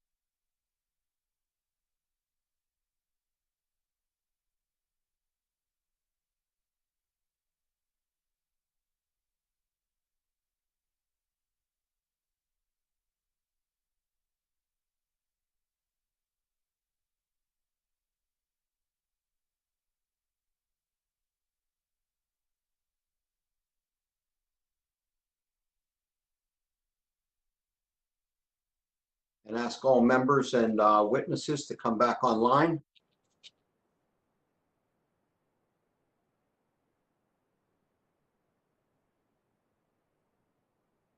Okay, we'll get started. The chair recognizes Ms. Dingle for 5 minutes. Thank you, Mr. Chairman. Thanks for having this hearing, and to everyone for testifying today. We can all agree that social media companies have a responsibility to reduce and eliminate the impact of disinformation on their platforms. Mr. Zuckerberg, in the fall of 2020, you made numerous assurances to Congress that you had a handle on militia and conspiracy networks. We know, however, that Facebook private groups and the algorithms that recommend them have assisted in radicalizing users and facilitated terrorism, violence, and extremism against individuals, including the governor of my state of Michigan. Racial and ethnic minorities, including Muslims and recently Asian Americans, are facing growing racist hate online and violence offline. Last year, I sent you multiple letters about these issues, so I know you're aware of them. In October of 2020, Facebook temporarily decided to stop recommending political or civic groups on its platforms, a change you've now made permanent. But to be honest, despite what you did in October, we had an insurrection that stormed the Capitol on January 6th. I seriously question Facebook's commitment to actually stopping extremism.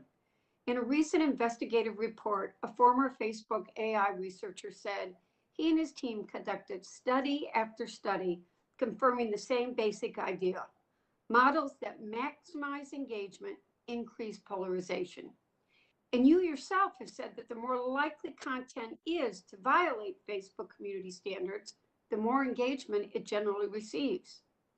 Engagement is the key to Facebook's growth and success, and the stock market's rewarded you for it, even as you've been criticized for promoting extremism and racist content, including in a 2020 Facebook civil rights audit. The two seem to go hand in hand, as Facebook was also the most cited social media site in charging documents that the Justice Department filed against the Capitol Hill insurrections. Mr. Zuckerberg, do you still maintain that the more likely user content is to violate Facebook community standards, the more engagement it will receive? Yes or no? Congresswoman, thanks for raising this, because I think that there's been a bunch of inaccurate things about this shared today. Okay, There seems to be a belief. Yes or no? Sorry, this is a nuanced topic. So if you're okay with it, I'd like to explain I'd like to keep it short, but I'll give it a second, since I'm one of the people that's a top victim of this hate. People don't want to see misinformation or divisive content on our services. People don't want to see clickbait and things like that. While it may be true that people might be more likely to click on it in the short term, it's not good for our business or our product or our community for this content to be there. It's not what people want, and we run the company for the long term with a view towards 10 or 20 years from now. And I think that we're highly aligned with our community in trying to not show people the content that's not going to be meaningful to them. Okay, Mr. Zuckerberg, I only have 2 minutes left. Do you still agree with the statement in Facebook's most recent 10K filing that the first risk related to your product offerings is our ability to add and retain users and maintain levels of user engagement with our products? Just a yes or no, please.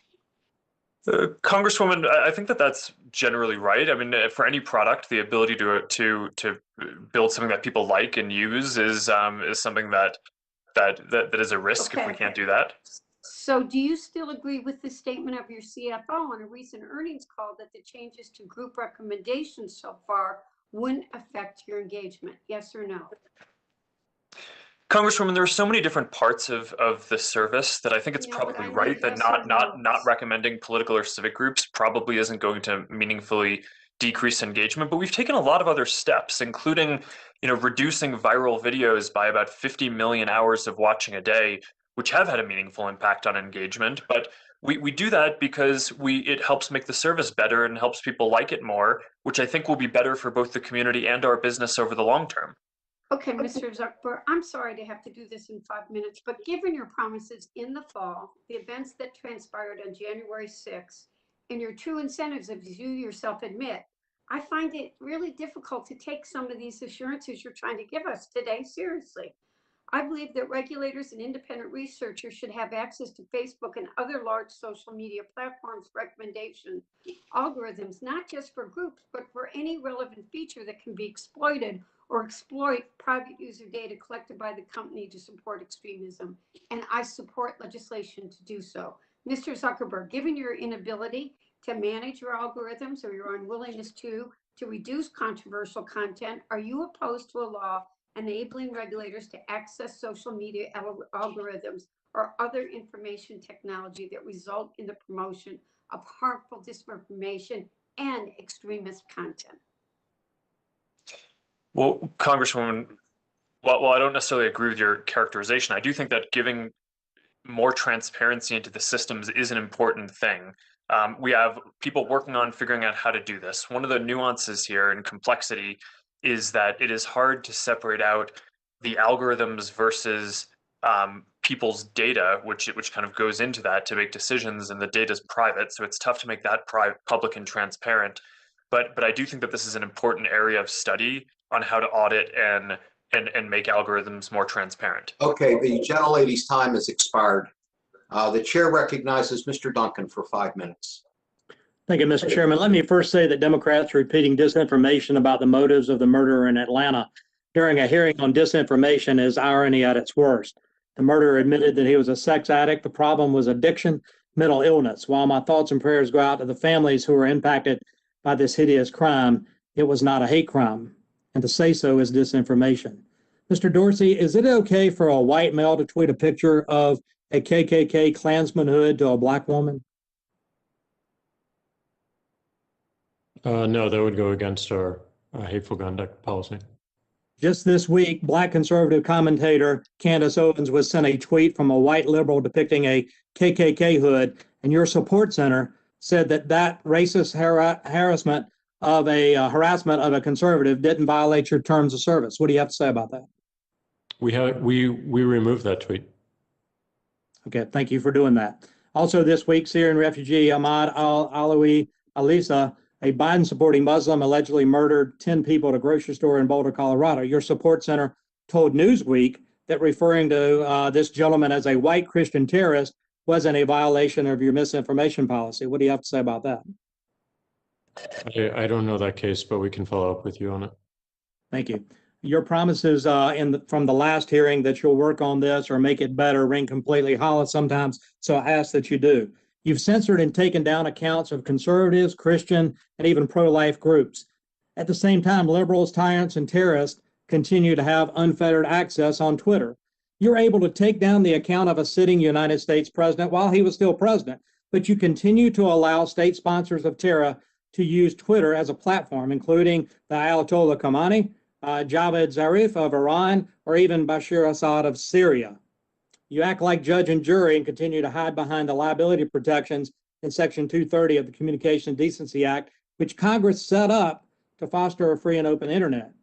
You think you're above the law because, in a sense, Congress gave you that power, but Congress gave you that liability shield to one end. That was the protection of innocent children. Catherine McMarsh Rogers knocked it out of the park today, hammering the point where children are vulnerable. But let's look at the John Doe versus Twitter case that's ongoing right now. According to the National Center of Sexual Exploitation, a teenage boy, a victim of child sex trafficking, had images of his abuse posted on Twitter. One of those videos went viral and he became the target of bullying to the point of being suicidal. He contacted you to alert you that his sex abuse images were on your platform. You failed to take them down. His mother contacted you to alert you, and again, you failed to take them down. They called the police and they followed up with you with a police report. Your support center told the family that after review, the illegal video was not a violation of your terms of service. In the meantime, the illegal video accrued over 167,000 views. It took a threat from Homeland Security agent to get Twitter to take down the video. Even then, you took no action against the accounts that were sharing it and continue to share sexually explicit videos of minors in clear violation of the law and in clear violation of your duties under Section 230 of the Communications Decency Act as they were passed. So in the eyes of Twitter, it's better to be a pedophile pornographer, a woke racist, or a state sponsor of terror than it is to be a conservative, even a conservative president. You've abused Section 230 liability shield we gave you to protect children and used it to silence conservatives instead. As we've heard today, your abuses of your privilege are far too numerous to be explained away and far too serious to ignore. So it's time for your liability shield to be removed. Your immunity shield and the immunity shield of other woke companies who choose to score political points with their immunity shields rather than protect children. My colleagues have been asking you if you deserve to continue to receive immunity under Section 230. Let me answer the question for you. No, you don't. Y'all think you do, but you don't, because you continue to do a disservice to that law and its intent. The United States Constitution has the First Amendment, and that should be your guide, protecting the speech of users of your platform instead of treating them like hostages and forcing things through algorithms to lead them down a path. The American people really are tired of you abusing your rights, abandoning their values. So one of the Christian leaders that you banned, Mr. Dorsey, had as her last post a scripture verse that you took down, and I want to leave it with you here today. Psalm 34:14. Depart from evil and do good. Seek peace and pursue it. Rather than silence that wise advice, I strongly suggest that you follow it. Now, I've heard a lot of stuff on this hearing today about 230 protections. I challenge my colleagues to really get serious about doing something about this liability shield so that we do have a fair and free internet and people aren't censored. With that, Mr. Chairman, I yield back. Gentleman's time has expired. The chair recognizes Ms. Kelly for 5 minutes. Thank you, Mr. Chair. Thank you to the witnesses for testifying today. The business model for your platforms is quite simple. Keep users engaged. The more time people spend on social media, the more data harvested and targeted ads sold. To build that engagement, social media platforms amplify content that gets attention. That can be cat videos or vacation pictures, but too often it means content that's incendiary, contains conspiracy theories or violence. Algorithms and your platforms can actively funnel users from the mainstream to the fringe, subjecting users to more extreme content, all to maintain user engagement. This is a fundamental flaw in your business model that mere warning labels on posts, temporary suspension of some accounts, and even content moderation cannot address. And your company's insatiable desire to maintain user engagement will continue to give such content a safe haven if doing so improves your bottom line. I'd like to ask my first question of all the witnesses. Do each of you acknowledge that your company has profited off harmful misinformation, conspiracy theories, and violent content on your platform? Just a yes or no. Starting with Mr. Dorsey, yes or no? No, that's not our business. Mr. Zuckerberg? No, Congresswoman, I don't think we profit from it. I think it hurts our service. Mr. Pinchot? Congresswoman, certainly not our intent, and we definitely do not want such content, and we have clear policies against that. Since you all said no, can you please provide to me in writing how you managed to avoid collecting revenue from ads either targeted by or served on such content? So I will be expecting that. There's a difference between a conversation in a living room and one being pumped out to millions of followers, from discouraging voting and COVID-19 misinformation to encouraging hate crimes and violence. The harms are real and disproportionate. Do you acknowledge that such content is having especially harmful effects on minority and communities of color? Yes or no again? I don't have a lot of time, so yes or no? Mr. Dorsey? Yes. Mr. Pitchow? Yes. Mr. Zuckerberg? Yes, I think that's right. Thank you.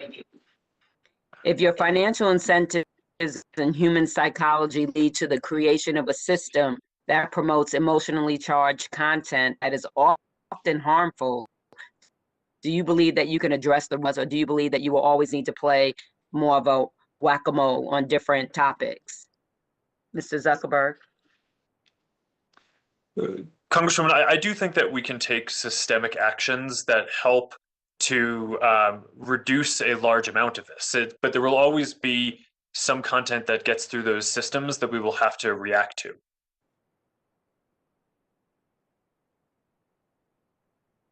Mr. Dorsey? It's not our incentive, but I agree with Mark. Our model is to constantly iterate. We're going to miss some things, and we'll go too far in some cases. Mr. Pinchai? I agree largely with what Mark and Jack said, and we terminated a lot of channels. We removed thousands of misleading election videos. There are many evolving threats, and we are very vigilant. Okay, more transparency and research into the AI models you use is needed. I understand that they are constantly evolving and proprietary. However, those obstacles must not be insurmountable.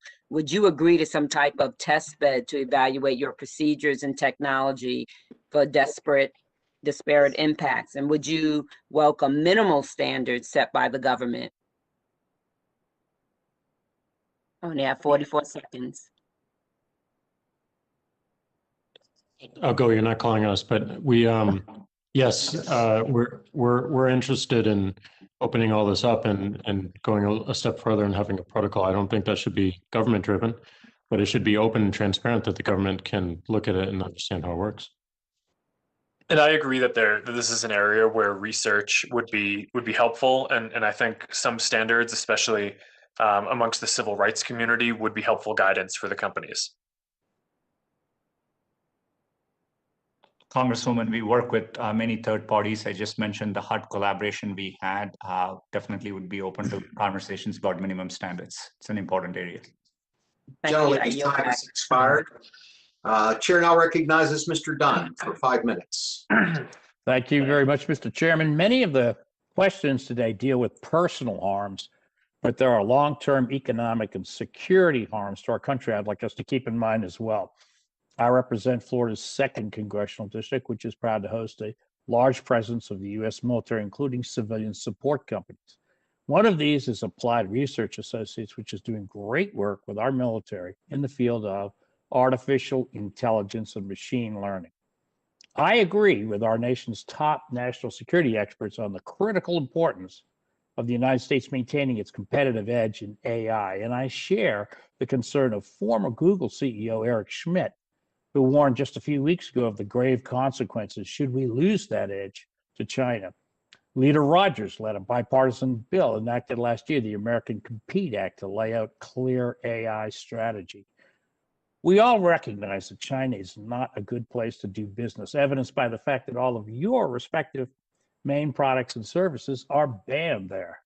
It's clear that the influence of the Chinese Communist Party permeates the entire corporate structure in China. Xi Jinping himself stated his goal of integrating the party's leadership into all aspects of corporate governance. Let's be clear with each other. It's impossible to do business in China without either directly or indirectly aiding the Chinese Communist Party. It's also important to state for the record that each of your business models involve collecting data from individuals who use your product and then using that data for some other purpose. Mr. Pichai, I'm deeply concerned with Google's pursuit of and investment in artificial intelligence research in China, widely reported over the last few years. First and foremost, can you assure Americans that their personal data, regardless of how you think you have de-identified it, data you collect when they use Google and which is central to your algorithms, is not used in your artificial intelligence collaboration with the Chinese government? Congressman, I want to correct any misperceptions here. We do not have an AI research center in China now. We had a limited presence working on open source projects, primarily on open source projects and around K through 12 education, a handful of employees. We don't have that anymore. Compared to our peers, we don't offer our core services in China, products like search, YouTube, Gmail, etc. So yeah, I'm going to have to reclaim my time because it's limited. But I want your team to follow up with me because I'm honestly somewhat skeptical of that. I think you had 3 centers there in China, and I want to know more about what they're doing and also what material they're using. And I want to be clear, I'm not just suggesting that simply doing business in a country means that you endorse all their policies. As a former businessman myself, I know that politics all too often get in the way of what we're trying to do. However, Google's own list of artificial intelligence principles states that it will not collaborate on technologies to gather or use information for surveillance, violating internationally accepted norms, or contravenes widely accepted principles of international law and human rights. But we know that the Chinese Communist Party is using artificial intelligence technology to spread misinformation and suppress the pro-democracy movement in Hong Kong, as well as using that technology in its genocidal crimes against the Uyghurs, including murdering them for their organ harvesting. Once again, can you be sure that none of the work you're doing in collaboration with Chinese government is not aiding them in this ability? Congressman, happy to follow up and clarify the limited work on AI we undertake. It's primarily around open source projects, and very happy to engage and very specifically follow up on what we do. Well, I think that's great. And I know I'm running out of time here, but I ask that we continue this dialogue. And I think Google would be very well served by promoting greater transparency in all of its actions regarding artificial intelligence in China. Your customers have a right to know about this. In 2018, Diane Green, former CEO of Google Cloud, noted, "We believe the uses of our cloud and artificial intelligence will prove to be overwhelmingly positive for the world, but we also recognize we cannot control all downstream uses of our technology." Well, a good place to start would be to end this dangerous artificial intelligence research relationship with China. So with that, Mr. Pachashi, thank you. Thank you all the members of the witness panel, and Mr. Chairman, I yield back. Gentleman yields back. Chair recognizes Mr. McEachin for 5 minutes. Thank you, Mr. Chairman, and to you and Chairman Pallone and Chairman Schakowsky. Thank you for convening today's hearing and for our witnesses for joining us. In July of last year, I led more than 30 of my colleagues, including several on this committee, in a letter to your companies asking what you are doing to halt the spread of climate change disinformation on your platforms. As my colleagues and I clearly expressed in our letter, climate change is a real and urgent threat, and the spread of disinformation on your platforms is undermining that fact. For instance, the World Health Organization estimates that climate change causes 150,000 deaths annually, a number that will only increase in the coming years. All this begs a simple question: why do your platforms not treat climate change disinformation with a sense of immediacy and alarm? Mr. Zuckerberg, Facebook recently implemented the Climate Change Information Center, which directs users to a landing page with climate change facts from researchers and organizations. Are you able to share data on how widespread a problem climate change disinformation is on your platform and how much the Climate Change Information Center has reduced it? Sure, thanks, Congressman. Our approach to fighting misinformation, of which climate misinformation I think is a big issue, so I agree with your point here. We take a multi-pronged approach. One is to try to show people authoritative information, which is what the Climate Information Center does. And then we also try to reduce the spread of misinformation around the rest of the service through this broad third-party fact-checking program that we have, in which one of the fact-checkers is specifically focused on science feedback and climate feedback type of issues. Overall, I'd be happy to follow up and share more details on what we've seen across those, but this is certainly an area that I agree is extremely important and needs multiple tactics to address. Well, thank you. And it's my understanding that this climate center was modeled after your COVID-19 Information Center. However, different standards still apply for both organic content and paid-for advertising for climate change versus COVID-19. Why does Facebook not apply the same standards of fact-checking on climate change that it does on COVID-19 content? Congressman, you're right that the Climate Information Center was based off our work on the COVID Information Center and Election Information Center. In terms of how we treat misinformation overall, we divide the misinformation into things that could cause imminent physical harm, of which COVID misinformation that might lead someone to get sick or hurt, or vaccine misinformation falls in the category of imminent physical harm, and we take down that content. And then other misinformation are things that are false, but may not lead to imminent physical harm. We label and reduce their distribution, but leave them up. So that's the broad approach that we have, and that sort of explains the some of the differences between some of the different issues and how we approach them. Mr. Pachi, and I hope I'm pronouncing that correctly, sir. YouTube has employed contextualization tools linking viewers to similar sources as Facebook's Climate Center. That being said, you restricted but have not removed some repeat offenders from your platform, such as Prager University, a non-accredited university producing climate change denial content. Are you not concerned that by restricting those videos and not removing repeat offenders, that people who are determined to find those videos to validate their views will indeed find them and share them with others? Congressman, it's an incredibly important area. In general, in these areas, we rely on raising authoritative information, both by showing information panels, as well as raising scientific content, academic content, and journalistic content. So our algorithms rank those types of content higher for an area like climate change, similar to election integrity and COVID. And obviously, it's an area where there is a range of opinions people can express. We have clear policies, and if it's violative, we remove. If it is not violative, but if it is not deemed to be of high quality, we don't recommend the content, and that's how we approach it. And we're committed to this area. As a company, we lead in sustainability. We have committed to operating 24/7 on a carbon-free basis by 2030, and it's an area where we are investing significantly. Well, thank you. I've run out of time, Mr. Dorsey. I apologize to you. Perhaps we'll have an opportunity to have a conversation. Mr. Chairman, I give you my 2 seconds. I thank the gentleman. Gentleman yields back. Chair now recognizes Mr. Curtis for 5 minutes. Thank you, Mr. Chairman, and thank you to our witnesses. My first comment is to point out that in her 2019 presidential campaign, Senator Elizabeth Warren, Democrat, called for the breaking up of your companies. Several weeks ago, in his speech at CPAC, Senator Josh Hawley, Republican, also said that big tech companies should be broken up. I don't think I need to point out the irony of Josh Hawley validating Elizabeth Warren at CPAC.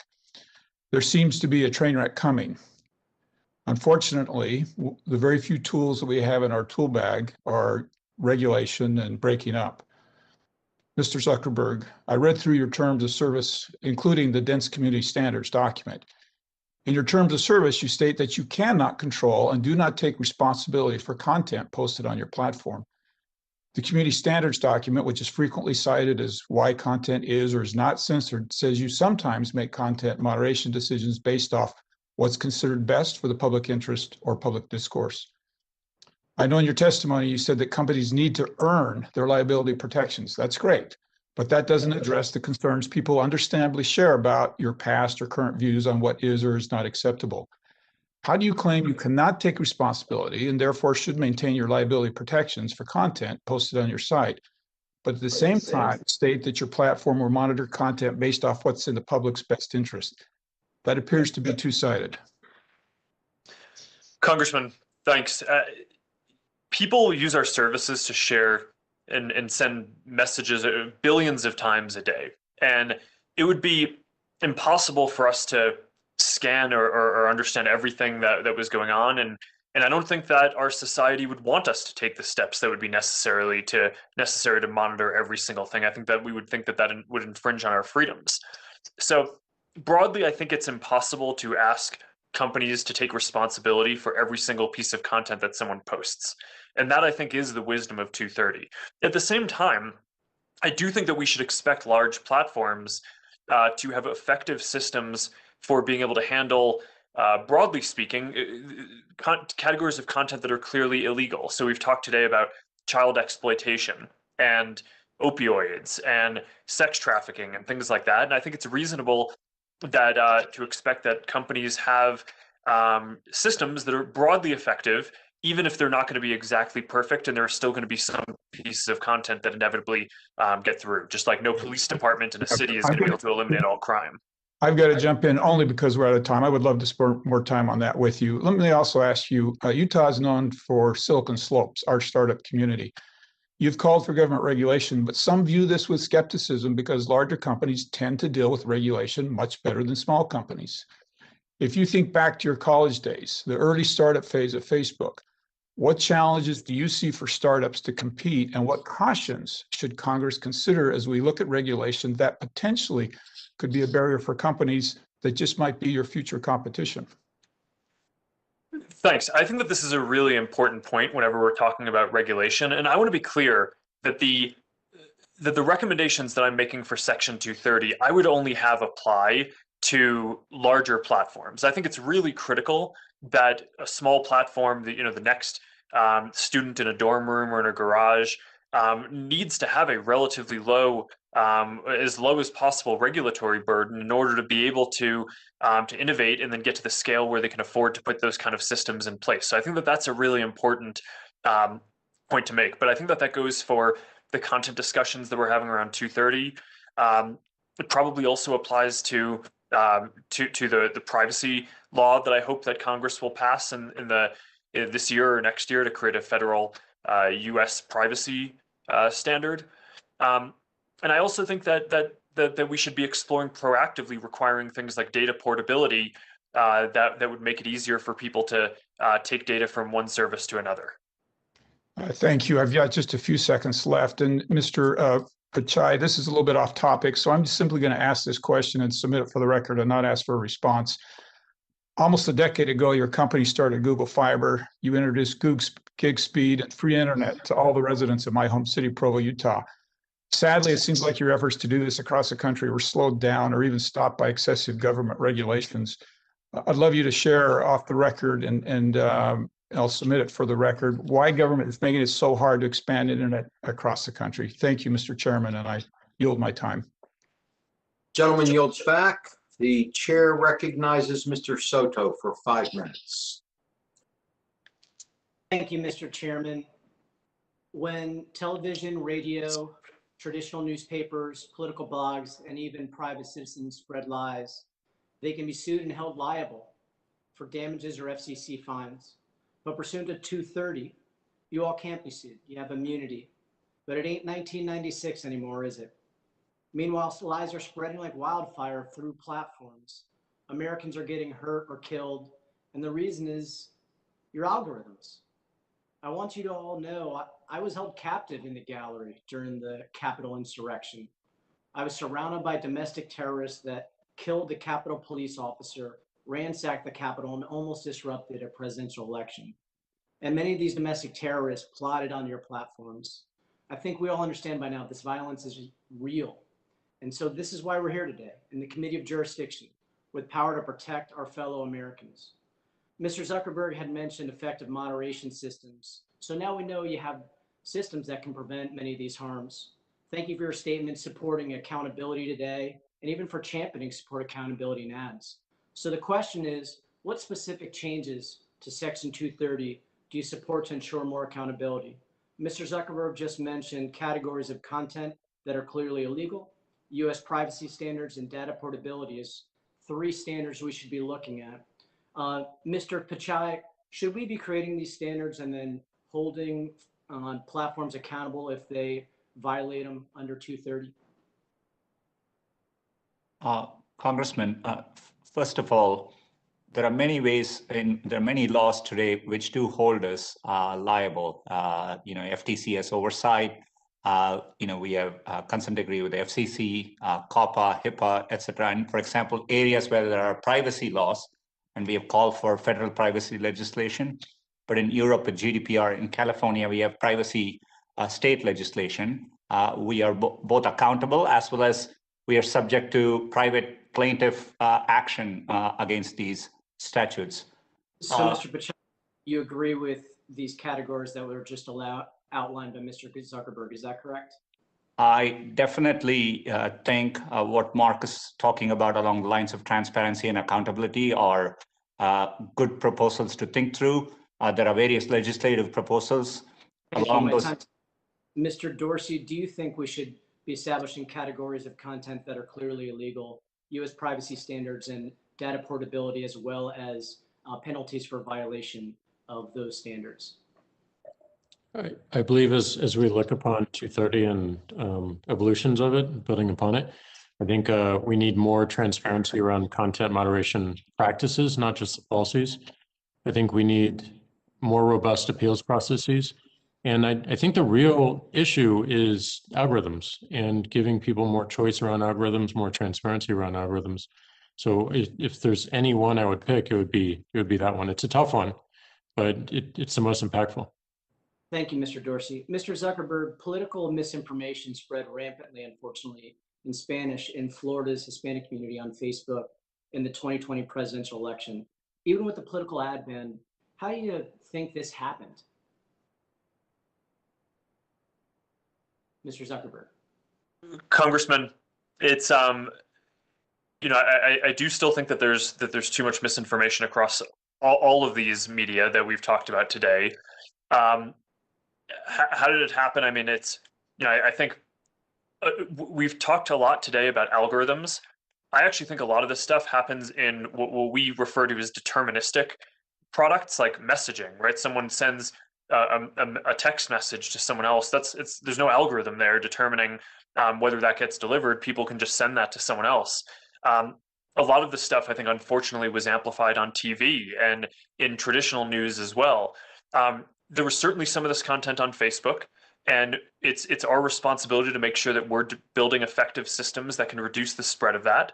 I think a lot of those systems performed well during this election cycle, but it's an iterative process, and there are always going to be new things that we will need to do to keep up with the different threats that we face.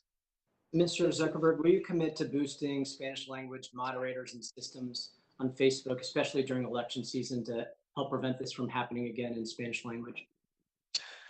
Congressman, this is already something that we focus on. We already beefed up and added more capacity to Spanish language fact checking and Spanish language authoritative information resources. And that's certainly something that we hope to build on in the future. So the answer to your question is yes. Gentlemen's time has expired. The chair now recognizes Ms. Lesko for 5 minutes. Thank you, Mr. Chair, and thank you to the witnesses. I represent constituents in the great state of Arizona, and most of my constituents just want to be treated fairly, equitably, impartially, and they want to make sure that their private information stays private.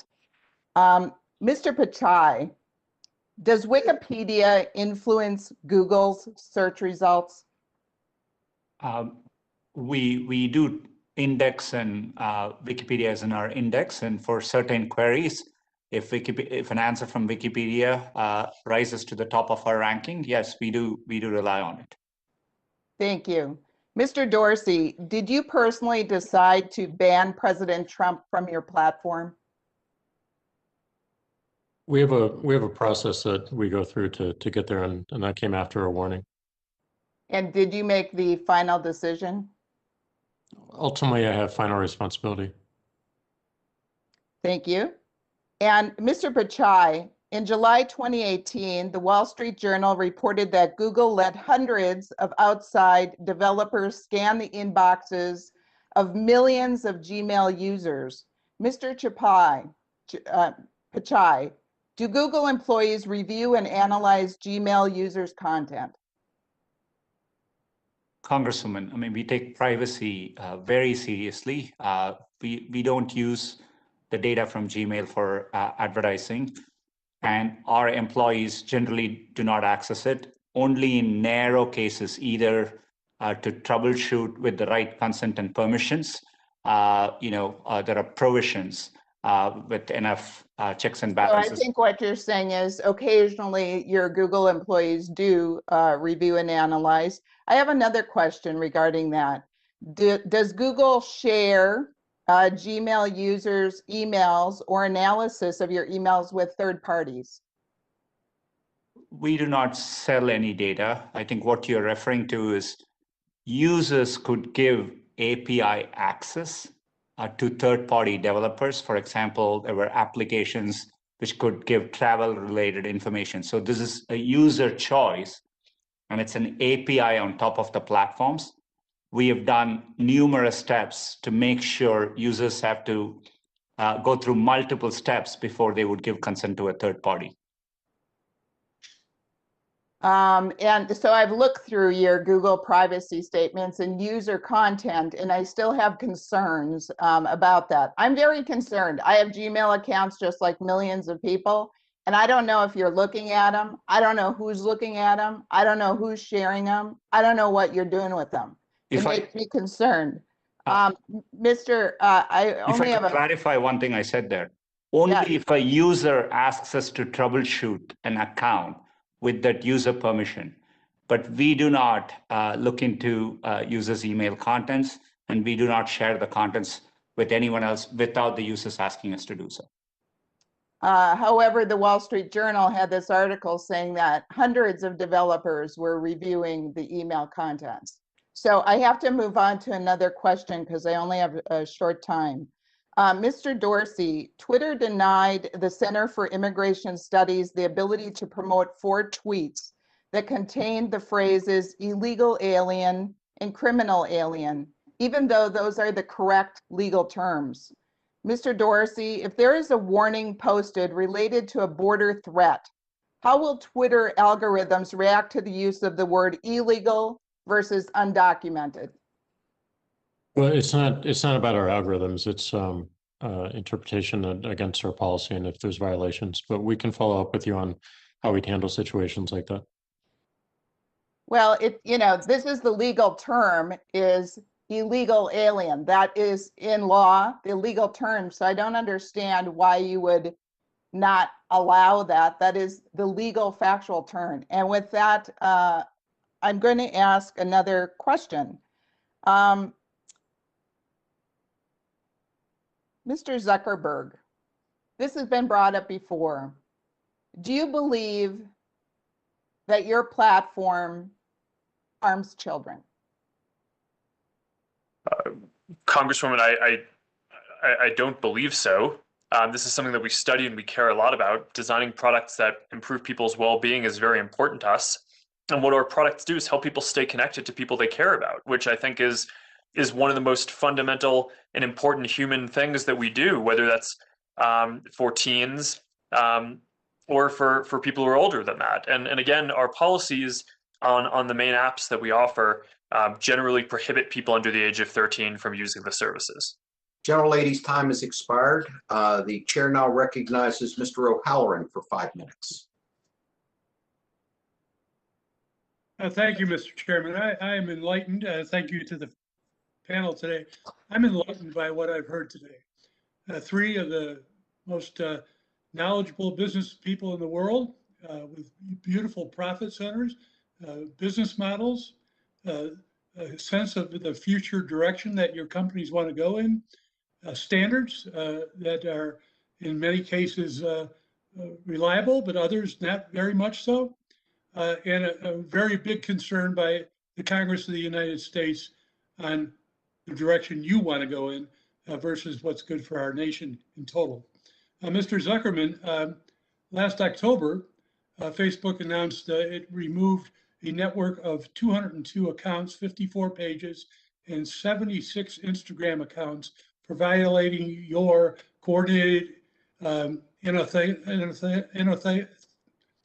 inappropriate behavior policy. Really, the Forge network was based in Arizona and ran its disinformation operation from 2018 to 2020 by creating fake accounts and commenting on other people's content about the 2018 midterm election, the 2020 presidential election, COVID-19, and criticism for and praise of certain political parties and presidential candidates. Sadly, Facebook only acted after a Washington Post investigation reported its findings. While your testimony states since 2017, Facebook has removed over 100 networks of accounts for engaging in coordinated, unauthenticated behavior, where did Facebook fail by not finding this network over a course of a number of years? Well, Congressman, we have a team of, I think it's more than 300 people who work on counterterrorism at this point, and basically trying to work with law enforcement and across the industry to basically find these networks of fake accounts and authentic accounts that are trying to spread behavior. And I think we've gotten a lot more effective at this. It's, I can't say that we catch every single one, but certainly I think we've gotten a lot more effective, including, just this week we announced that we took down a network of Chinese hackers that were targeting Uyghur activists outside of China. So we've gotten more sophisticated at this. Sometimes when we start finding a lead, we need to wait to kind of see the full extent of the network so we can take down the whole network. So that's a trade-off that, sometimes we're able to discuss with law enforcement and other times not, in terms of how we do enforcement. But overall, I think this effort has gotten a lot more sophisticated over the last 4 years. So you're happy with the amount of personnel that you have working on these issues? Congressman, I think we have one of the leading teams in this area. We went from more than 4 years ago. The question was, are you happy with the amount of people you have working and the capacity that you have to take care of these issues? Congressman, I think that the team is well staffed and well funded. We spend billions of dollars a year on these kind of content and integrity and security issues across the company. So I think that is appropriate to meet the challenge. And there are always things that we're going to want to do to improve the tactics of how we find this. And a lot of that over the last several years has been increasing the work that we do with law enforcement and the intelligence community. I'm going to move on to another question, Mr. Zuckerman. Thank you very much. And I do want to say that, again, you're a bright, intelligent CEO. You know in advance what you want. Your algorithms are created by your company and the other companies. You have control over their algorithms. And so the idea that you kind of have to work maybe in this direction, Mr. Zuckerman, Facebook's most recent community standards enforcement report states that 2.5 million pieces of content related to suicide and self-injury were removed in the fourth quarter of 2020 due to increased reviewer capacity. You can do this if you want to do all this stuff. Very briefly explain what policies Facebook put in place to increase reviewer capacity, not just on that issue, but across the perspective. How much over time has this occurred that you continue to increase reviewer capacity? Sure, Congressman. The biggest thing that we've done is automated a lot of this by building AI tools to identify some of this. So, now, for example, more than 95% of the hate speech that we take down is done by an AI and not by a person. I think it's 98 or 99% of the terrorist content that we take down is identified by an AI and not a person. And you mentioned the suicide content as well, which, I think a high 90% is identified by AI. Mr. Zuckerman, I'm over my time. I want to thank the chair, and I also want to state very briefly that you have a lot of work to do, and you and your other cohorts on this panel. Thank you. Gentleman's time has expired. Chair recognizes Mr. Pence for 5 minutes. Thank you, Chairs Doyle and Chakowski, and Ranking Members Latta and Bilirakis for holding this joint subcommittee hearing. And thank you to the witnesses for appearing before us today. The extent to which your platforms engulf our lives is reminiscent to the all-encompassing entities we've seen over the past century. In the early 1900s, Standard Oil had a monopoly over 90% of our country's refining business. By the 1970s, if you used a telephone, it was going to be Ma Bell System. In each instant, you could choose not to use either product, but participation in society demanded that you use both. In a similar sense, it is difficult, if not impossible, to participate in society today without coming across your platforms and using them.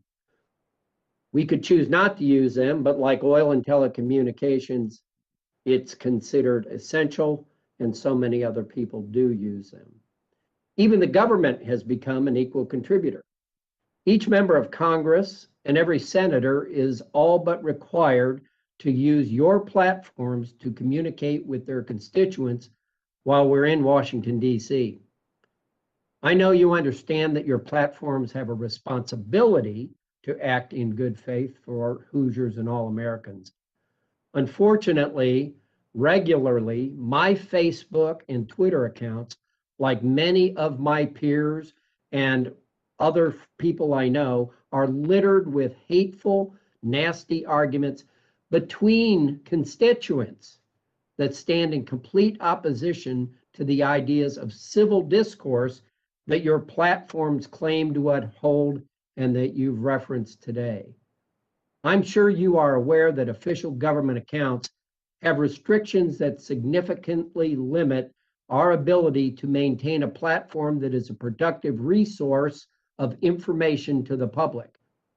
They have essentially become a micro town hall without a moderator on social media. I agree with all your testimonies that a trust deficit has been growing over the past several years. And as some of you have suggested, we need to do something about it now. The way in which you manage your platforms in an inconsistent manner, however, has deepened this mistrust and devolves the public conversation. My constituents in Southeast Indiana have told me they are increasingly mistrustful of your platforms given how you selectively enforce your policies. Here's just a few examples of how this has occurred. Members of the Chinese Communist Party have verified Twitter accounts to regularly peddle false and misleading claims surrounding the human rights violations we know are occurring in northern China. Twitter gives the supreme leader of Iran a megaphone to proclaim derogatory statements endorsing violence against the U.S. and Western culture. Twitter accounts associated with the supreme leader have called Israel a cancerous tumor and call for the eradication of the Zionist regime. This happens as he also bans the service for his own people to restrict their free expression. Mr. Dorsey, clearly you need to do more to address content that violates your policies. I have two questions for you. Why is the Chinese Communist Party allowed to continue the use of your platform after pushing propaganda to cover up human rights abuses against Muslims in northern China? And two, why does the supreme leader of Iran still have a platform to make threats against Israel and America? So first and foremost, we do label those Chinese accounts so that people have context as to where they're coming from. That's on every single tweet, so people understand the source. We think that's important. We are reviewing our world leaders policy. We're actually taking public comment review right now. So we're enabling anyone to give us feedback on how. If I may interrupt you quickly, Mr. Dorsey, on that very point, you know, Iran has been supporting Hezbollah, and it's not just saber rattling as you've made the statement, or your company has made the statement. They have done serious damage to whole countries and people. And as I served in the military, they killed hundreds of Marines many years ago. So I don't know what you have to study about this. Mr. Chairman, I yield back. Gentleman yields back. Chair recognizes Ms. Rice for 5 minutes. Thank you, Mr. Chairman. Mr. Dorsey, what is winning, yes or no, on your Twitter account poll? Yes. Your multitasking skills are quite impressive. In December of 2020, the House Committee on Veterans Affairs released a report entitled Hijacking Our Heroes, Exploiting Veterans Through Disinformation on Social Media. I ask unanimous consent, consent, Mr. Chairman, that this report be submitted for the record. So ordered. Thank you. I bring up the report today because it's very deeply disturbing, the involvement of our veterans and military service members in the violence that took place on January 6th. It's estimated that 1 in 5 people charged in connection with the attack have served or are currently serving in the U.S. military. It should come as no surprise to those testifying today that for years, nefarious actors have learned how to harness the algorithms on all of your platforms to introduce content to veterans and military service members that they did not actively seek out for themselves. Veterans and military service members are particularly targeted by malicious actors online in order to misappropriate their voices, authority, and credibility for the dissemination of political propaganda. We have to do better for those who have served our country. Mr. Zuckerberg, do you believe that veterans hold a special status in our communities and have military training, making them prime targets for domestic terrorists and our adversaries seeking to foment insurrection? Congresswoman, I certainly believe that veterans hold a special place in our society. I haven't seen much research.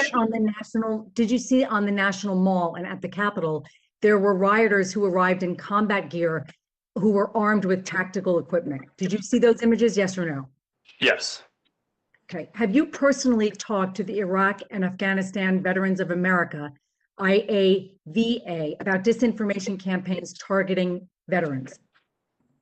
No, Congresswoman, I have not personally, although our team certainly is in contact with a number of these groups as we set up our policies. Have you talked to the Vietnam Veterans of America about disinformation campaigns targeting veterans? Congresswoman, I can get back to you on whether our team has consulted with them specifically, but broadly Please when our do. teams... Do you believe that veterans and military service members are just like other Americans in that they are susceptible to the impulses in human psychology that Facebook exploits to drive engagement? Do you believe that they are susceptible in that way? Yes or no? Congresswoman, there's a lot in your characterization there that I disagree with. No, just the question of do you think they're susceptible to that kind of information coming at them? Yes or no? Congresswoman, I believe that. Okay, so given your answers, I'm not convinced that you have the appropriate resources devoted to the problem of mitigating the real world effects of content that is designed to mislead and radicalize your users, especially those who are veterans and military service members. Would you support legislation that would require you to create an Office of Veterans Affairs that reports to the CEO and works with outside veterans service organizations to ensure our enemies don't gain ground trying to radicalize our brave men and women who serve in our military? Would you support that legislation? Congresswoman, I think the details matter a lot, so I would be happy to follow up with you or have our team follow up with your team to discuss this. But in general, I do think that... on that, Mr. Zuckerberg, it's just a broad stroke. Do you believe that you could find your way to support legislation that would have as its goal the protection of our military, active duty, and veterans? I think in principle, I think something like that could certainly make sense. So I wrote to you, Mr. Zuckerberg, last month requesting information about Facebook's efforts to curb disinformation campaigns that specifically targeted American service members and veterans.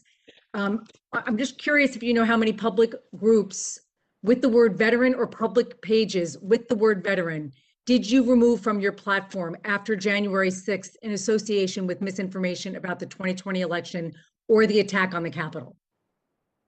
Congresswoman, I don't know the answer off the top of my head, but I'd be happy to get back to you with that. Thank you. Thank you. We believe that you should be tracking that information. Your platform was, in fact, a crime scene after January 6th, and we need that information and data to understand how the attack happened. I want to thank all three of you for coming here today and spending so much time with us. I yield back, Mr. Chairman. Thank you. General Lady yields back. Chair recognizes Mr. Armstrong for 5 minutes.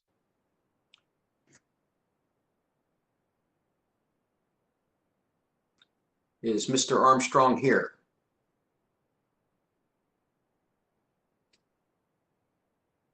You need to unmute, Kelly. All right, sorry about that. Can you hear me? Yes, we can hear you. All right. Thank you. No other industry receives such bipartisan scrutiny. Disinformation, content moderation, deplatforming, antitrust, privacy, and the list continues to grow. We discuss these things too often in isolation, but they are all related.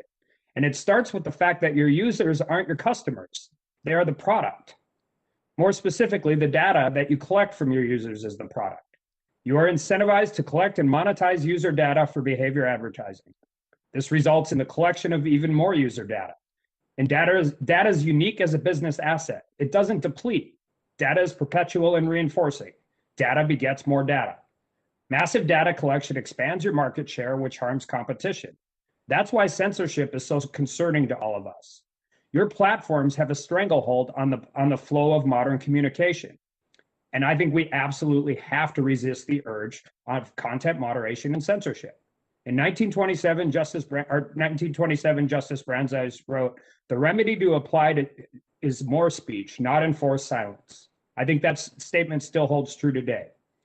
Yet your platforms don't simply silence certain speech. Your algorithms are designed to reinforce existing predispositions because you profit by keeping users locked into what they already enjoy. This leads to information silos, misinformation, extremism on both sides, and even more data collection, which repeats the cycle. Mr. Pichai, you testified before the House Judiciary Committee last year, and at that hearing, I raised several examples of Google's consolidation of the ad tech stack. Your answers largely reiterated the privacy justifications, which I understand and support. However, my question was whether Google's consolidation of both the buy and sell sides of digital advertising would further harm competition. Since then, I have reviewed Google's Privacy Sandbox and the Phlox proposal, which is an alternative group identifier to replace third-party cookies. Again, I understand and I appreciate the privacy justification. But, and this is my question, how will these actions not further entrench Google's digital advertising market share and harm competition? Congressman, as you rightfully point out, privacy is really important and we are trying to get that correct. Users are giving clear feedback in terms of the direction they would like to take. Advertising allows us to provide services to many people who wouldn't otherwise be able to use services, and we are trying to provide relevant ads, protecting their privacy. And that's what Flock is working on. We will. I'm going to move on because I understand the privacy. I understand the privacy, and I understand the rationale of eliminating individual level tracking in favor of cohorts and the potential privacy benefits of user data in Chrome at the device level. But this is still eliminating competitors' access to user data at a time when you already control 60% of the browser market. I have real concerns that Phlox will incentivize more first-party data collection, which will not actually benefit user privacy. Instead of spreading it amongst a lot of different companies, it will just all be, it'll all be with you. And so I guess my point is Congress needs to conduct careful oversight as the Privacy Sandbox and Phlox are introduced. And we need to ensure that the user privacy increases and that competition is not stifled further. But I do have one question, and it's important. I'm going to ask all three of you. When we're conducting competition analysis in the tech industry, should non-price factors like privacy be considered? And I'll start with you, Mr. Pichai. I think so. I think privacy is very important, and we've called for comprehensive federal privacy legislation. And to clarify, Google doesn't get any access to Flock data, which it is protected. And then we will publish more papers on it. I understand completely, but you're forcing advertisers into the ad stack. I don't discount it. It increases privacy. I think this is a real problem because I think they're in conflict with each other. But Mr. Dorsey, do you think when we're conducting competition analysis in the tech industry, non-price factors should be considered?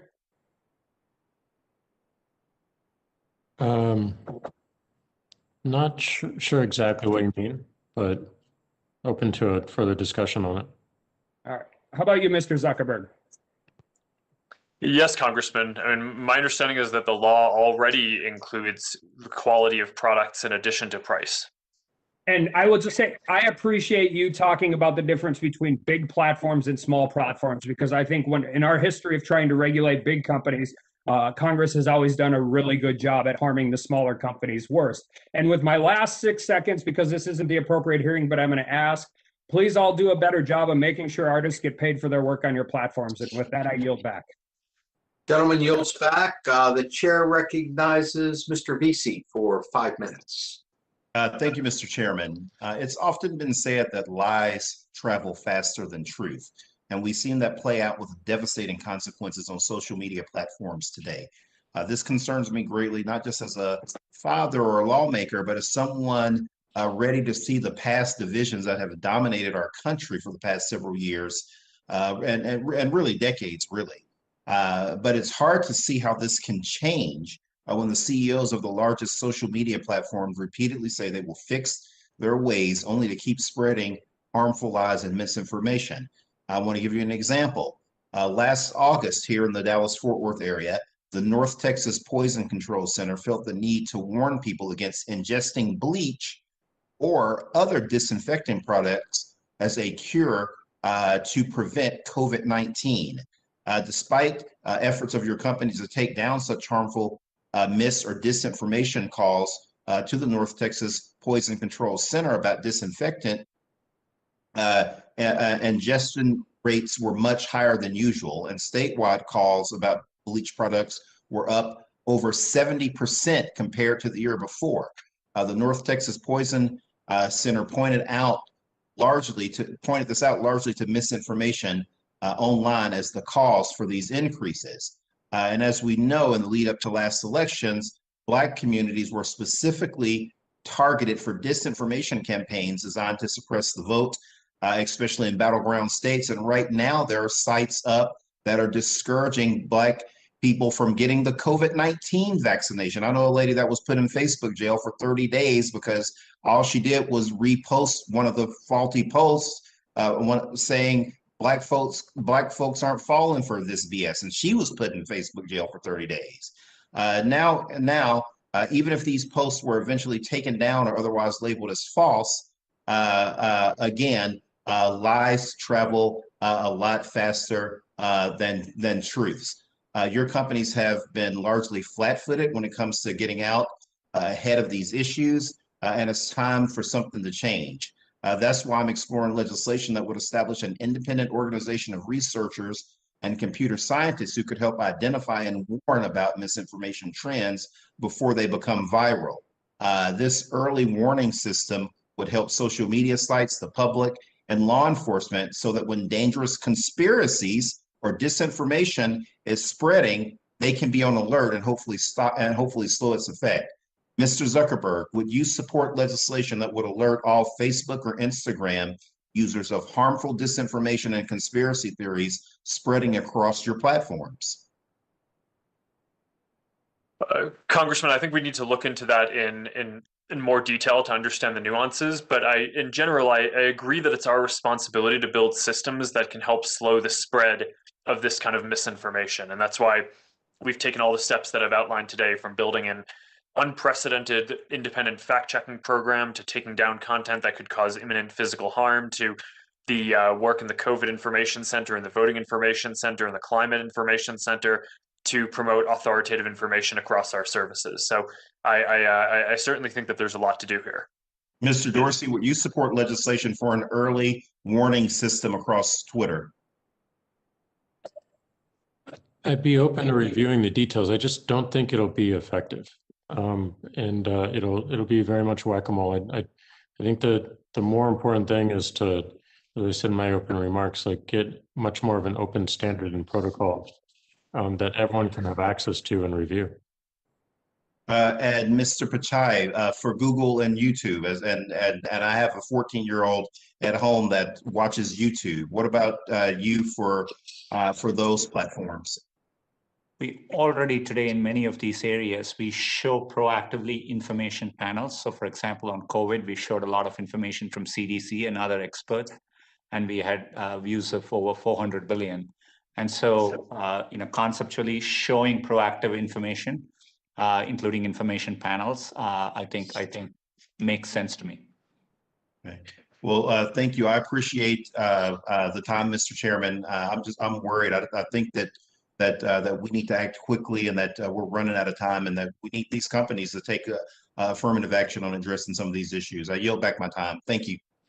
Thank the gentleman. Gentleman yields back. The chair now yields 5 minutes to Ms. Craig. Thank you so much, Mr. Chair.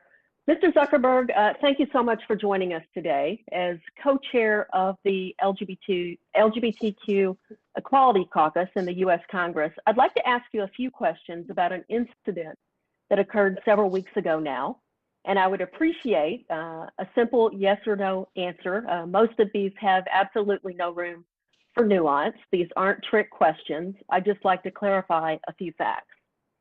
So on February the 25th, Facebook took down a video posted by my colleague, Representative Marie Newman, in which she places the transgender flag outside her office. Is that correct to your knowledge? Yes or no? Congresswoman, I'm not aware of this. You're not aware of this? No. Well, the answer is yes. Facebook took her video down. According to Representative Newman, the reason Facebook gave for taking down the video was that it violated Facebook's community standards on hate speech and inferiority. Does that seem right to you, that if someone put up a trans flag and took a video of it and posted it on your platform, that it should be put down? Yes Congresswoman, no, that doesn't seem right to me, but I would need to understand the specifics of the case in more details. Good. Yeah, thank you. Yeah, the answer is no, it's absolutely not right. Meanwhile, across the hall, Representative Marjorie Taylor Greene from Georgia posted a video to Facebook. Her video showed her putting up a transphobic sign so that Representative Newman, the mother of a trans child, could, quote, look at it every time she opens her door, close quote. Facebook allowed Representative Greene's video to remain online. Is that right? Yes or no? Congresswoman, I'm not aware of the specifics, but as I've said a number of times today, we do make mistakes, unfortunately, in our content moderation, and we hope to fix them as quickly as possible. Reclaiming my time, the answer was yes. Representative Greene's video was allowed to remain online. Representative Newman reached out to Facebook, and a few hours later, her video was restored with a perfunctory apology. But Representative Greene's video was never taken down. I'm not even going to ask you if I'm getting that right, as I was, because you obviously don't know. Are you aware that Facebook has repeatedly flagged the transgender flag as hate speech, and that trans positive content ends up being taken down, while transphobic content like Representative Greene's video is not taken down and is often shared widely? Yes or no? Congresswoman, I'm not aware of that specifically, but this is an instance of a broader challenge in identifying hate speech, which is that there's often a very nuanced difference between someone saying something that's racist versus saying something to denounce something that someone else said that was racist. And we need to build systems that handle this content in more than 150 languages around the world, and we need to do it quickly. And unfortunately, there are some mistakes in trying to do this quickly and effectively. Mr. Zuckerberg, I'm going to give you your nuance this one time. As it exists today, do you think your company is going to get these content moderation decisions right on the first try eventually? Congresswoman, if what you're asking is, are we ever going to be perfect? The answer is no. I think that there will always be some mistakes, but I think we will get increasingly accurate over time. So, for example, a few years back, we identified about... I only have a couple of minutes or 1 minute left, so I'm going to continue here. As it's been mentioned repeatedly throughout today, we just don't have faith that your companies have the proper incentives to proactively contemplate and address basic human rights.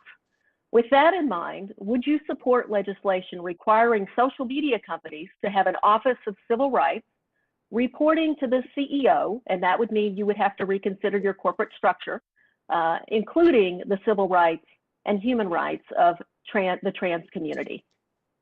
Congresswoman, we took the unprecedented step of hiring a VP of civil rights, and I think we're one of the only companies that has actually done something similar to what you're saying.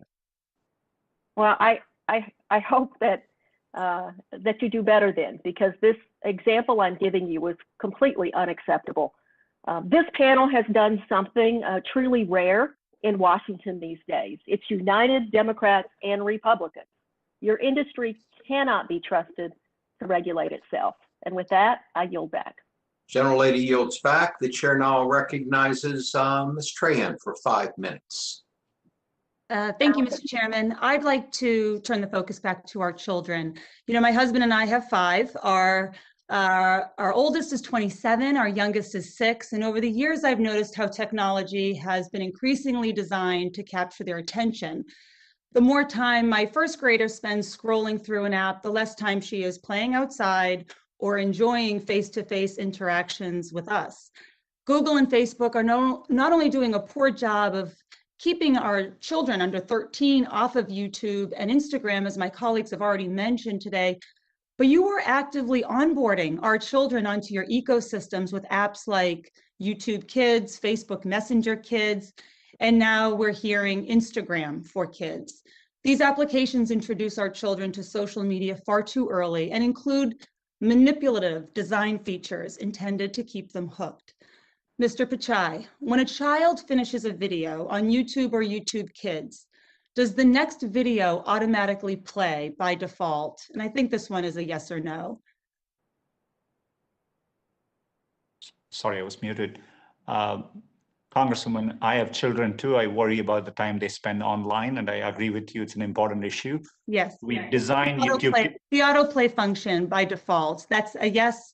On the main app, it is there, and for each video, there's an easy on-off toggle. Users have preferences. But the default setting is yes. When a user who is predicted to be a teen is watching a YouTube video, are the number of likes displayed by default? Yes or no, please? On all videos, I think we do have, across all videos we have. Great. And Mr. Zuckerberg, will the recently reported Instagram app for kids have endless scroll enabled? Yes or no? Sorry. Congresswoman, we are not done finalizing what the app is going to be. I think we're actually still pretty early in designing this, but you know, I just want to say that are you not sure, or you're not sharing features? And look, another feature of concern is the filter that adds an unnatural but perfect glow for my 10-year-old to apply to her face. Is that feature going to be part of Instagram for Kids? Congresswoman, I don't know. I haven't discussed this with the team yet. Well, you know, please expect my office and many others to follow up, given what we know about Instagram's impact on teen mental health. We're all very concerned about our younger children. And, you know, I just want to speak mother to father for a moment, fathers, because leading experts all acknowledge that social media sites pose risks to young people. Inappropriate content, oversharing of personal information, cyberbullying, deceptive advertising, the list goes on. And those risks are exacerbated with more time children spend in these apps. And Mr. Pichai, you mentioned that you have children and that I've also read you limit their screen time. What do you say when one of your children doesn't want to put their phone down? Congressman, the struggle is the same, particularly through COVID. It's been hard to moderate it, and I do take advantage of the parental controls and the digital well-being tools. We can limit the time on their apps, and so we have provisions in place. I don't mean to cut you off, Mr. Pichai, you know, but the last thing overworked parents need right now, especially right now, are more complex to-dos, which is what parental controls are. I mean, they need child-centric design by default. Mr. Zuckerberg, I understand your children are younger, but when they start using social media, what will you say when they're craving their tablet over spending time face-to-face with you or with friends?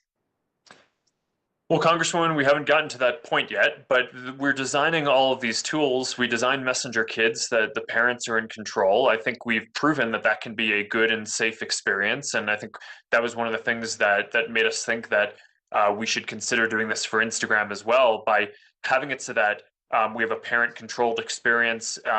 And as you say, child-centric experience for people under the age of 13.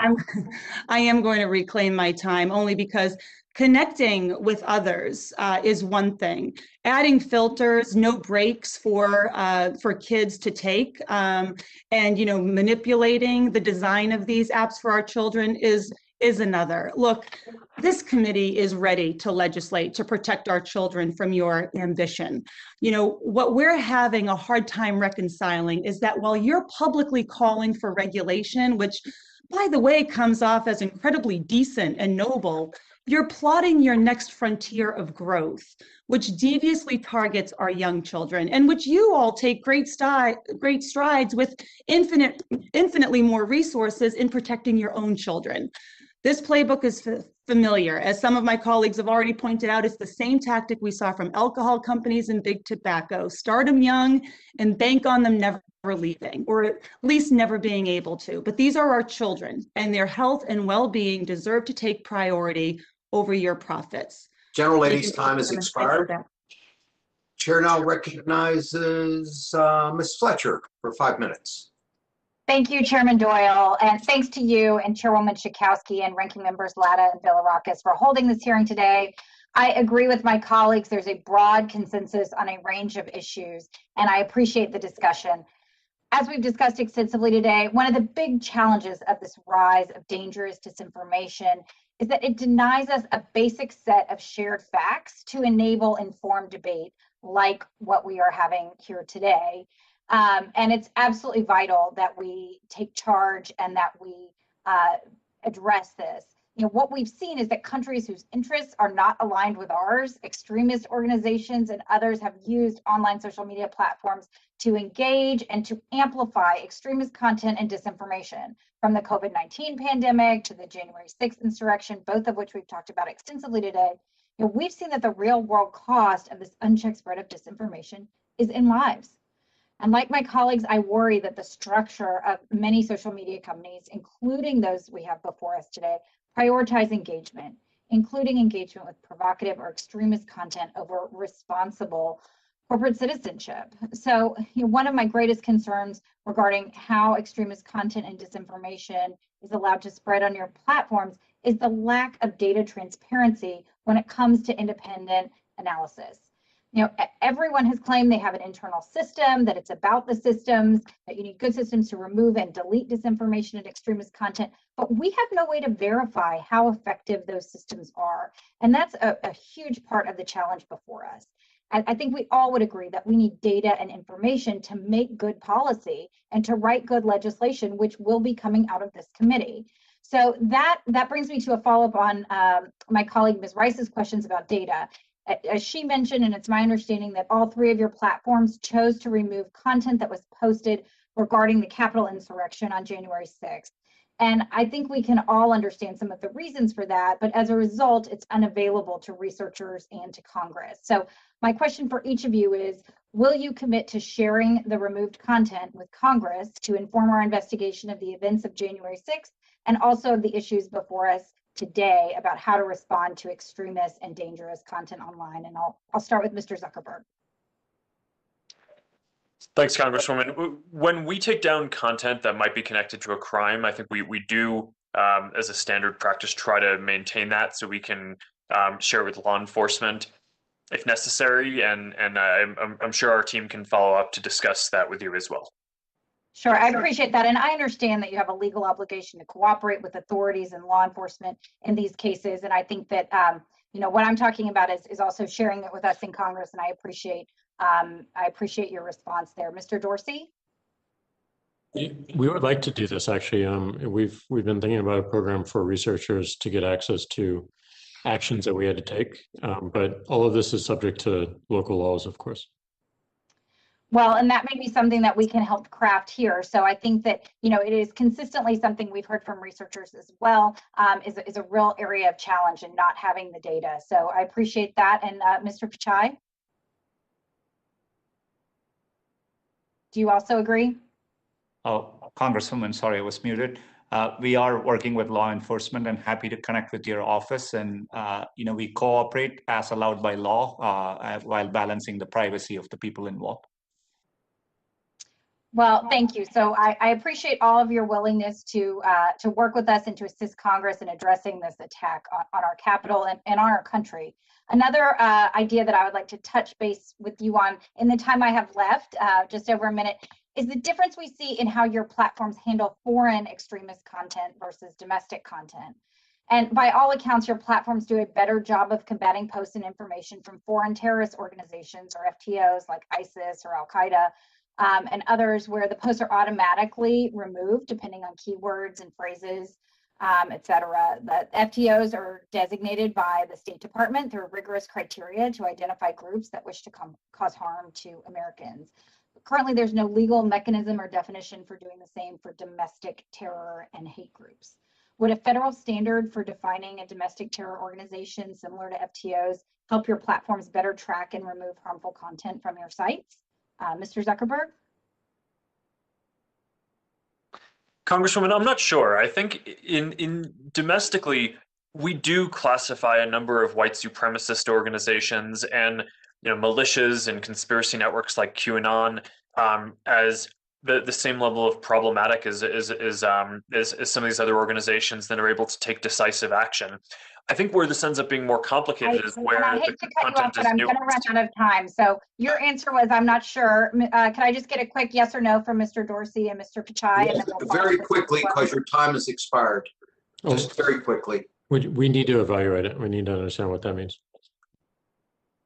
I think as domestic agencies focus on it, I think we are happy to work and cooperate there. Okay, Well, gentlemen, thank you very time much, has Mr. expired. Chairman. I yield back.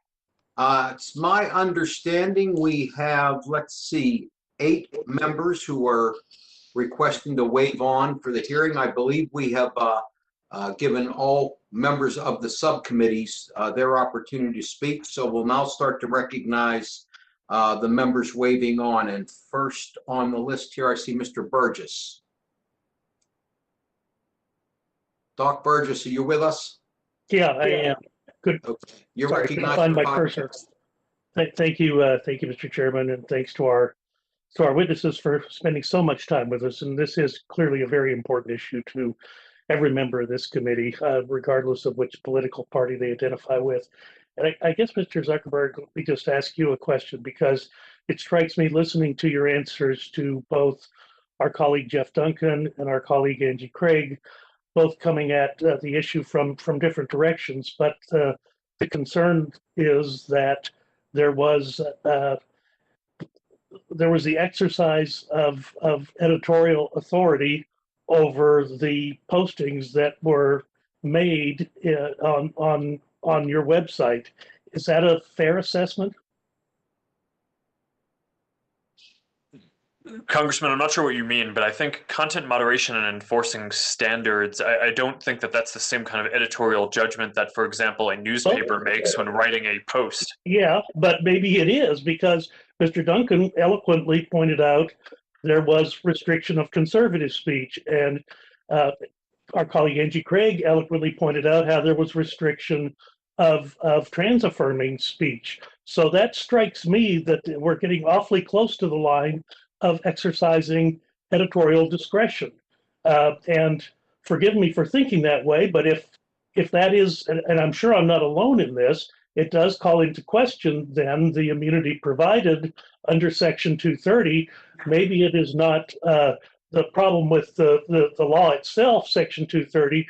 Maybe the problem is that the mission has changed in your organization and other organizations. Congressman, I'm not sure what you mean, but we have clear standards against things like terrorist content, child exploitation, incitement of violence, intellectual property violations, pornography, things that I would imagine that you agree with. And we enforce those standards. All spelled out in the plain language of Section 230.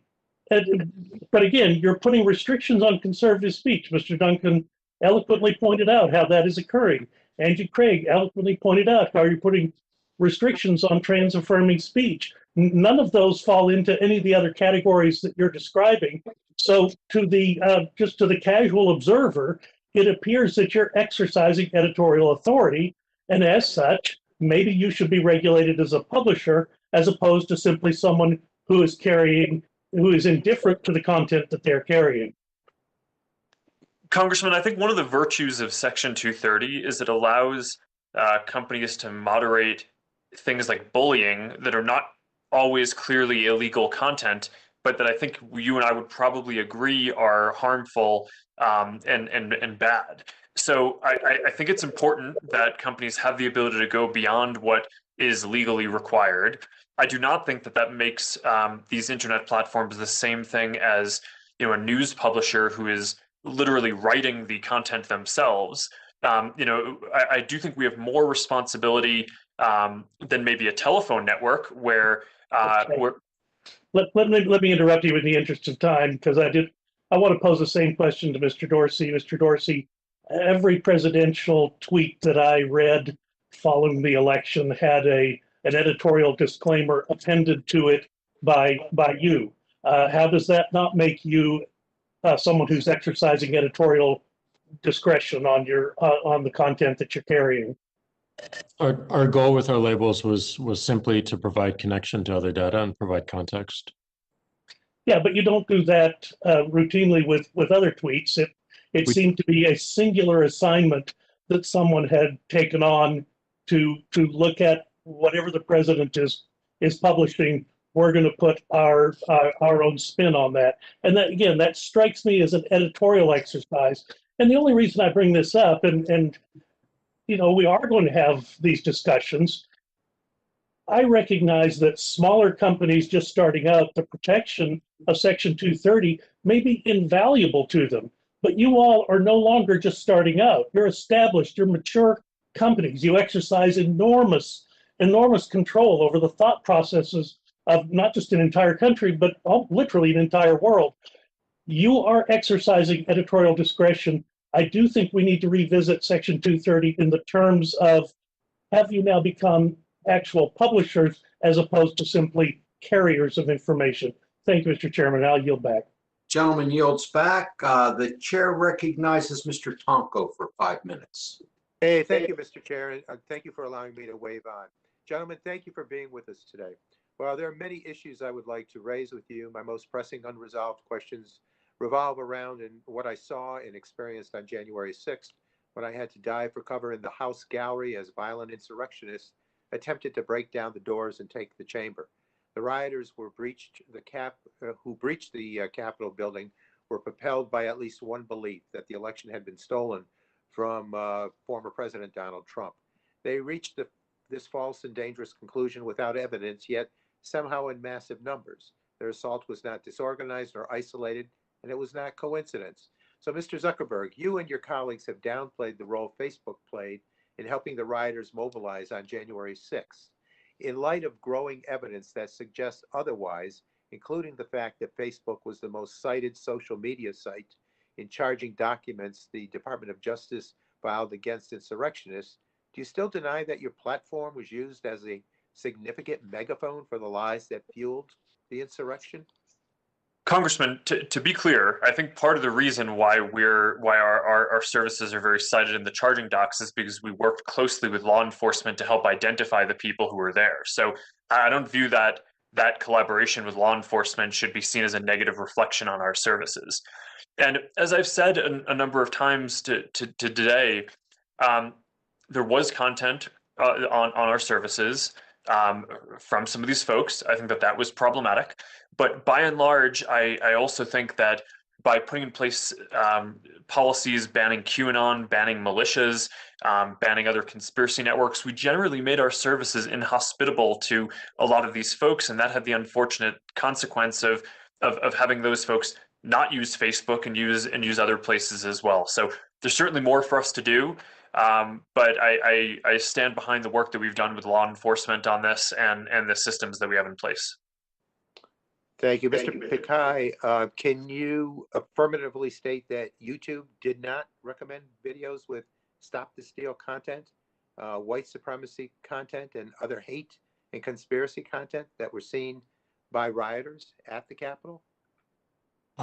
Congressman, we had clear policies and we were vigorously enforcing this area. Just leading up to the election, we had removed hundreds of thousands of videos and we had terminated 8,000 channels. And On the day of the riot, we were successfully able to take down inappropriate live streams. We gave precedence to journalistic organizations covering the event, and that's the content we raised up on YouTube that day. And since then, we have been cooperating with law enforcement as well. So you're indicating that you did not recommend videos with Stop the Steal? We were rigorously enforcing. We had clear policies around content that undermined election integrity. Once the state certified the election on December 8th, we introduced a sensitive events policy, and we did take down videos which were violative. And so we've been monitoring it very closely. And thank you. And Mr. Dorsey, are you confident that the conspiracy theorists or other purveyors of electoral misinformation and Stop the Steal on Twitter were not recommended to others? I can't say that with confidence, but I know we did work really hard to make sure that if we saw any amplification that went against the term of service, which this would, we took action immediately. We didn't have any upfront indication that this would happen, so we had to react to it quite quickly. All right, thank you. So who and what content your platforms recommend have real world consequences, and the riot caused 5 deaths and shook our democratic foundations. But I believe that your platforms are responsible for the content you promote, and look forward to working with my colleagues to determine how to hold you accountable.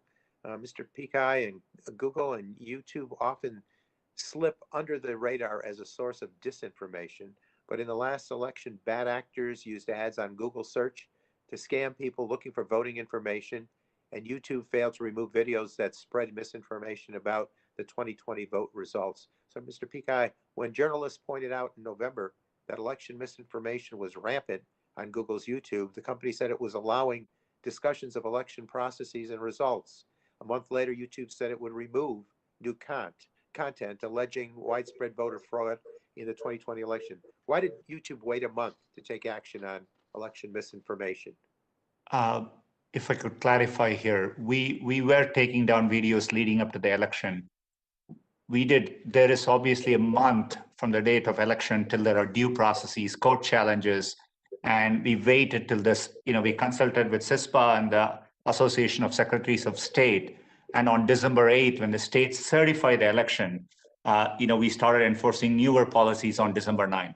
To be very clear, we were showing information from the Associated Press, and we were proactively showing information high up in our search results to give, relevant information throughout this election cycle. Gentleman's time is expired. Chair recognizes Mr. McKinley for 5 minutes. Thank you, Mr. Chairman. And this panel, you all have to be exhausted after being grilled all day long like this. So my questions are to Mr. Zuckerberg. When you came before our committee in 2018, you acknowledged that Facebook had used what you just said, clear standards preventing the sale of illegal drugs on your site. But you were shown examples of active posts that traffickers were still using that platform unlawfully to sell prescription opioids. Now, you did apologize and confirm that, quote, social media companies need to do a better job of policing these posts, close quote. Now, 3 years later, it appears a shell game is emerging. Facebook seems to have cleaned up its act, but you're now allowing Instagram, one of your subsidiaries, to become the new vehicle. Even though Instagram has the same policies against the sale of illegal substances, you're still allowing bad actors to push pills on your site. Look, it didn't take long for our staff to find numerous examples. For example, here's oxycodone that is being sold on your site. Here's Ritalin that's being sold on your site. Here's Xanax, an Adderall that's being sold on your site. So these posts they're not new. They've been active since last fall. If we can find posts this easily, shame on you for not finding them for yourself. Apparently, you're not taking the warnings of Congress seriously. After drug manufacturers dump millions of pills into our community, killing thousands, ravaging families, and destroying livelihoods, Congress responded by passing laws to hold them liable. If a retail store is selling cigarettes or other to underage kids, that store is held liable.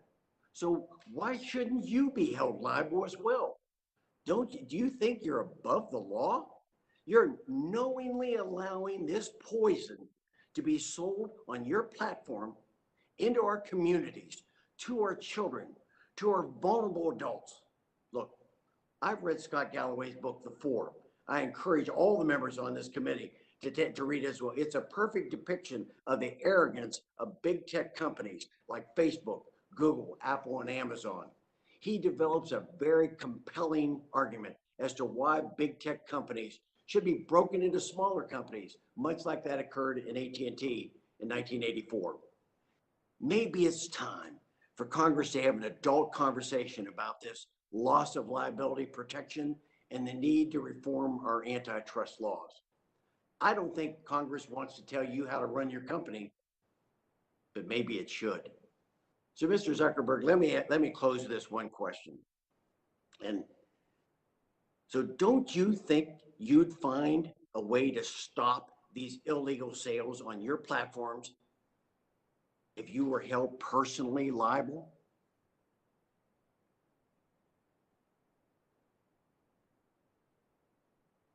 Keep on getting muted. Congressman, we don't want any of this content on our platforms. And I agree with you that this is a huge issue.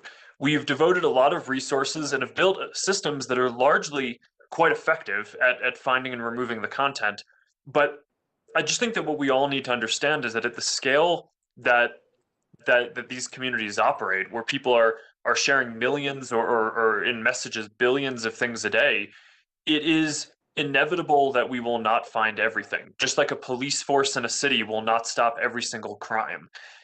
So I think that we should. I asked you the question very directly, Mark. I did it. Should you not be held liable when people are dying because your people are allowing these sales to take place? We did it with manufacturers. We do it to the stores. Why aren't we doing it to the salesman that allows this to take place? Well, Congressman, I don't think we're allowing this to take place. We're building systems that take the vast majority of this content off our systems. And what I'm saying, this for 3 years, Mark. We've been doing 3 years. This has been going on, and you said you were going to take care of it last time. But all you do is switch from Facebook over to Instagram.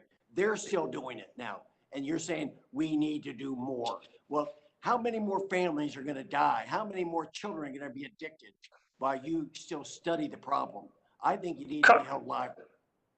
Congressman, we're not sitting and studying the problem. We're building effective systems that work across both Facebook and Instagram. But what I'm saying is that I don't think that we can expect that any platform will find every instance of harmful content. I think we should hold the platforms to be responsible for building generally effective systems at moderating these kinds of content. Gentleman's time has expired. I'm not going to get an answer, Mike. Thank you. Gentleman yields back. The chair recognizes Ms. Blunt Rochester for 5 minutes. Thank you, Mr. Chairman, for allowing me to weigh on to this important hearing, and thank you to the witnesses. I want to focus on 2 areas. First, a consumer protection and safety issue, and second, more broadly, manipulation and privacy of our data. On consumer protection and safety, earlier this year, 2 infants from 2 different families ended up in the intensive care unit in Wilmington, Delaware, after being fed homemade baby formula based on instructional videos viewed on YouTube. 1 infant suffered from cardiac arrest that resulted in brain damage. For years, the American Academy of Pediatrics has warned parents against homemade baby formulas because it puts infants at risk of serious illness and even death. And since at least 2018, the FDA has recommended against the use of homemade formula. Even as recent as 29 days ago, the FDA issued an advisory against homemade formula. In February, my office informed your team, Mr. Pichai, and as a follow-up, I've sent a letter requesting information and action on this issue, and in the hopes of a response by April 1st. Mr. Pichai, this is just a yes or no question. Can I count on a response to my letter by the deadline of April 1st? Congresswoman, definitely yes. Heartbreaking to hear the stories. We have clear policies. Thanks for your highlighting this area. I think the videos have been taken down, and we are happy to follow up and update with you. We checked today. For years, these videos have clearly violated your own stated policy of banning the videos that endanger the, as you say, quote, physical well-being of minors. And so I'm pleased to hear that we will be hearing back from you. And while we're considering Section 230, what's clear from this hearing is that we should all be concerned by all of your abilities to adequately and, just as importantly, rapidly moderate content. In some of these cases, we're talking life and death. Second, as many of my colleagues have noted, your companies profit when users fall down the rabbit hole of disinformation. The spread of disinformation is an issue all of us grapple with from all across the political spectrum. Disinformation often finds its way to the people most susceptible to it because the profiles that you create through massive data collection suggest what they would be receptive to. I introduced the Detour Act to address common tactics that are used to get such personal data as possible. And these tactics are often called dark patterns, and they are intentionally deceptive user interfaces that trick people into handing over their data. For the people at home, many of you may know this as when you go on an app, it doesn't allow you to have a no option, or it will insinuate that you need to do something else, install another program like Facebook Messenger app to get on Facebook. You all collect and use this information. Mr. Pichai, yes or no, would you oppose legislation that banned the use of intentionally manipulative design techniques that trick users into giving up their personal information? We definitely are happy to have oversight on these areas and explain Thank what you. I have to go to Mr. Dorsey. Mr. Dorsey, yes or no? Open to it. Mr. Zuckerberg. Congresswoman, I think the principle makes sense and the details matter. Okay. Mr. Zuckerberg, your company recently conducted this massive ad campaign on how far the internet has come in the last 25 years. Great ad. You ended with the statement, "We support updated internet regulations to address today's challenges." Unfortunately, the proposal that you direct your viewers to fails to address dark patterns, user manipulation, or deceptive design choices. Mr. Zuckerberg, will you commit now to include deceptive design choices as part of your platform for better internet regulations? Congresswoman, I'll think about it. My initial response is that I think that there are other areas that I think might be more urgently in need.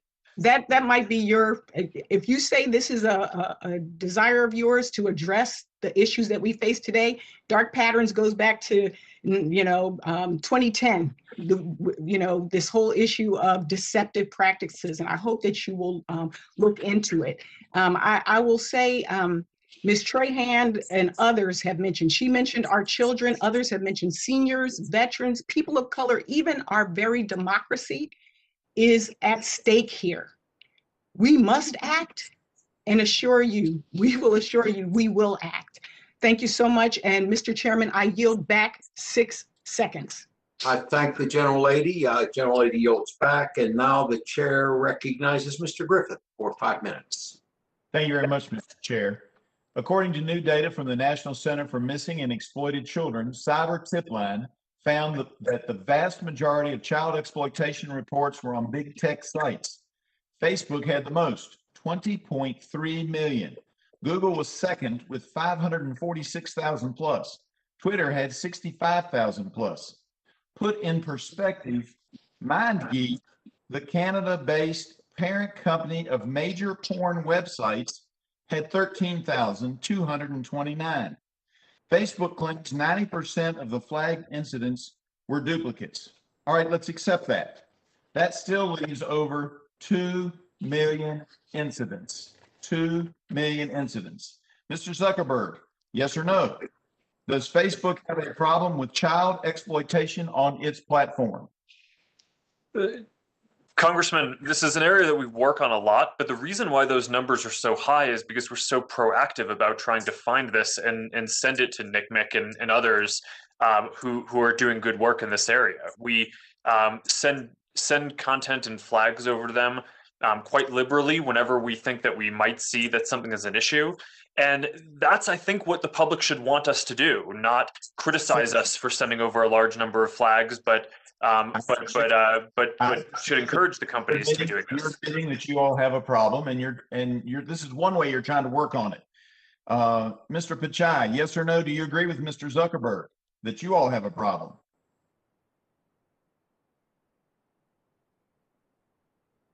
Are you there?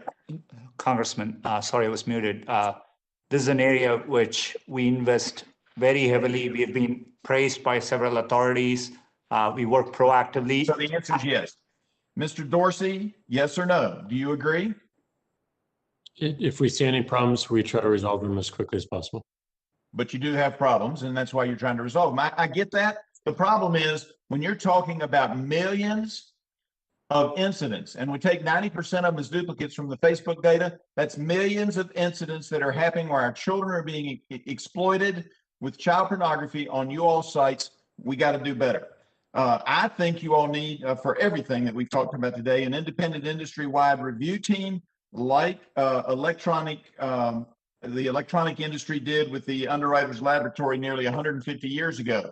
I told y'all that when you were here before. Nobody's done anything. I don't think it needs to be within your company. I think it needs to be outside. And on that vein, I would say to Google, special permission was given to Moonshot CVE to target ads against extremist keywords. Moonshot then directed thousands of individuals who searched for violent content to videos and posts of a convicted felon who espouses anti-law enforcement, anti-Semitic, and anarchist viewpoints. Mr. Pichai, are you aware of this problem?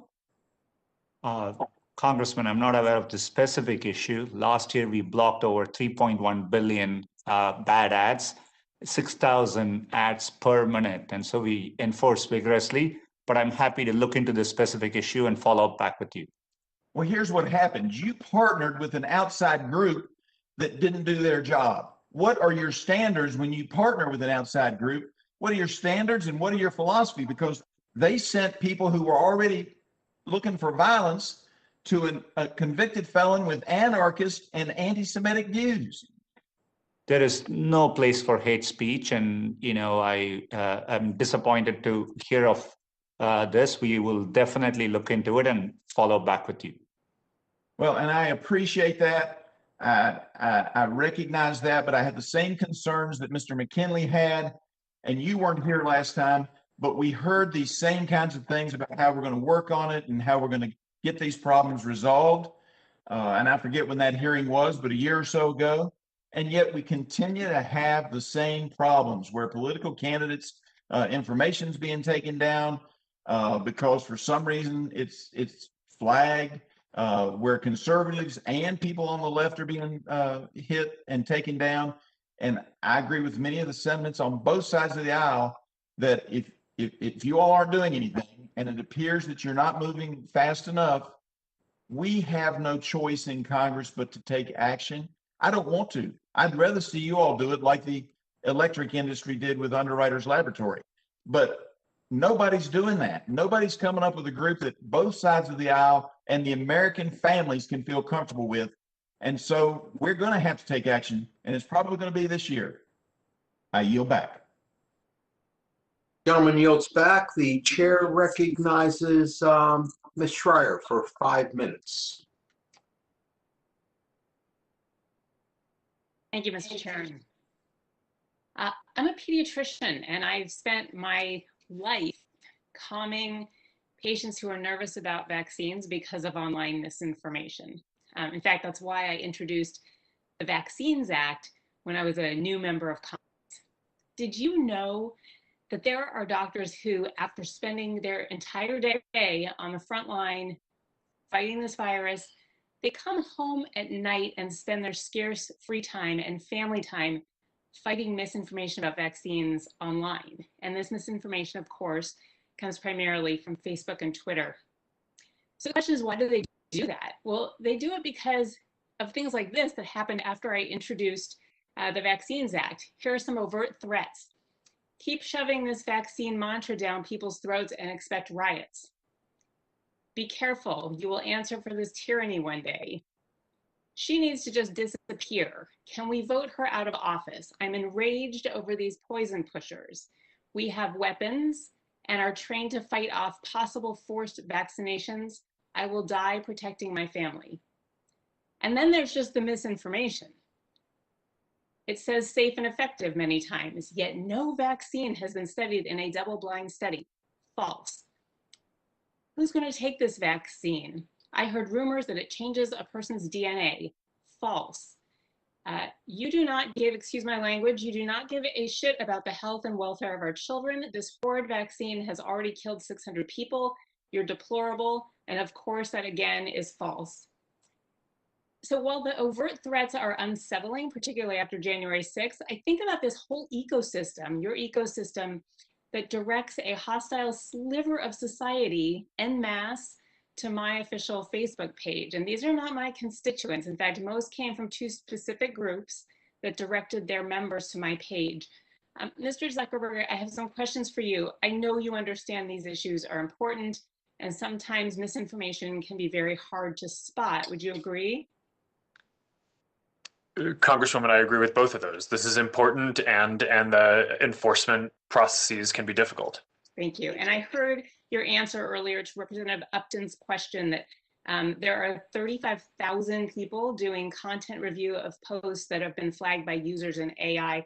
Can you tell me what content review means and how many of those 35,000 are dedicated to topics regarding health? Congresswoman, yes, what the people are doing overall is, content gets flagged either by the AI systems or by another person in the community. And if the AI can't by itself determine that something either violates or doesn't, then it gets flagged for human review and human judgment. And the 35,000 people go through all those different cues, focused on all the different types of harms that we've discussed today. I don't have the number off the top of my head about how many of them are focused on vaccine misinformation. But as you know, we have a policy that doesn't allow vaccine misinformation, and we work with the WHO and CDC to take down false claims around COVID and the vaccines around that could cause harm. That's where it really gets tricky, because you have to have experts and healthcare professionals who really understand. Are your people trained in healthcare to really even be able to discern what's real, what's fake, and what to take down? Congresswoman, the people who set the policies either are experts in these areas or engage in a consultative process where they talk to a lot of these different folks. In this case, we largely defer to the CDC and WHO on which claims they think are going to be harmful. And then we try to break that down into kind of very simple protocols that the 35,000 people can follow and that we can build into AI systems to go find as much of that content proactively as possible without requiring all those people to be medical experts. So with my short time remaining, I would love to jump to that part about the CDC, because I want to turn my attention to the COVID Resource Center that you describe as a central part of your efforts to fight misinformation. You directed over 2 billion people to the COVID-19 Information Center. But on that information page, almost all of the content links to additional Facebook pages. It looks to me like an extension of Facebook's walled garden that just keeps users on the site instead of linking directly to authoritative trusted sources like the CDC. So knowing that your platform is a large source of misinformation, did you consider just referring people directly to sites like the CDC rather than keeping them within your platform?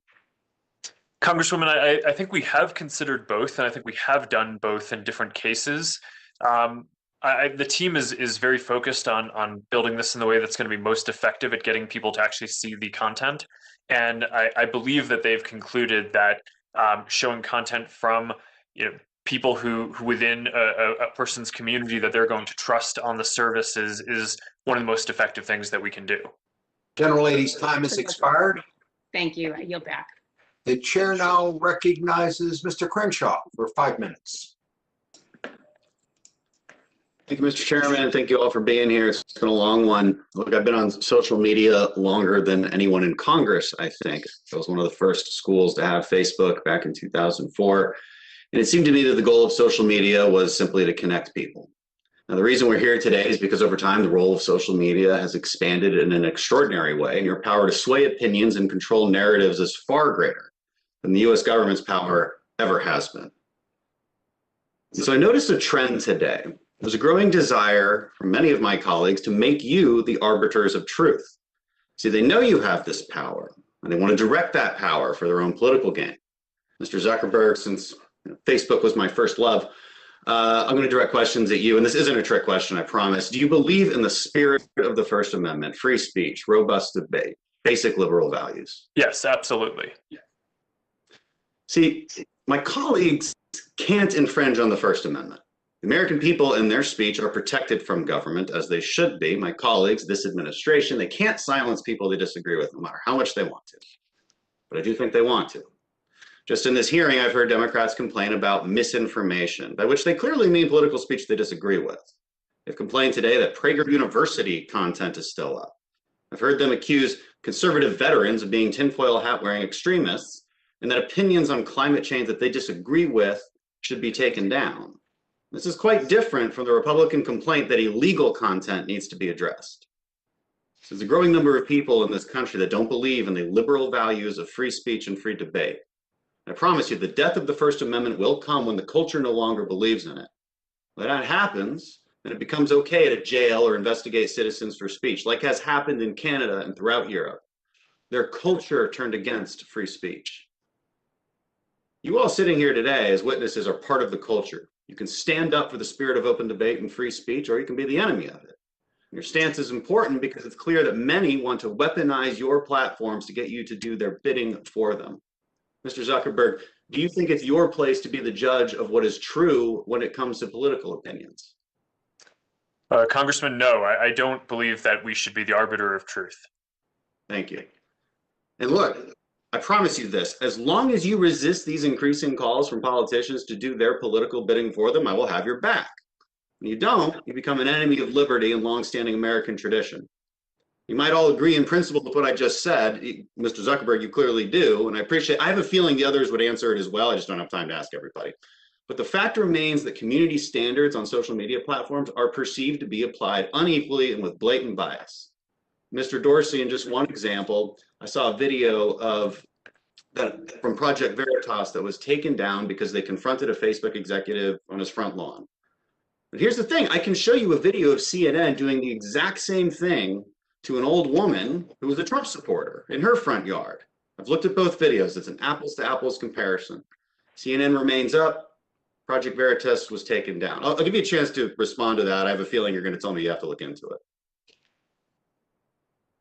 I don't have an understanding of the case, but I would imagine if we were to take a video like that down, it would be due to a doxing concern, private address. The address was blurred out. You don't have it. You don't have the case in front of you. I get that. The point is there's countless examples like this. I just found that one today. There's countless examples like this. So even if we agree in principle and everything I just went over, you guys have lost trust. And you've lost trust because this bias is seeping through. We need more transparency. We need better appeals process, more equitable application of your community guidelines, because we have to root out political bias in these platforms. I think, and I've talked with a lot of you offline, or at least your staff, and I think there's some agreement there. And I haven't heard in this hearing anybody ask you what you're doing to achieve these goals. So I will allow you to do that now. Maybe Mr. Zuckerberg will start with you. Sorry, to achieve which goals? More transparency, more feeling that the better appeals process for content taken down, more equitable application of community guidelines.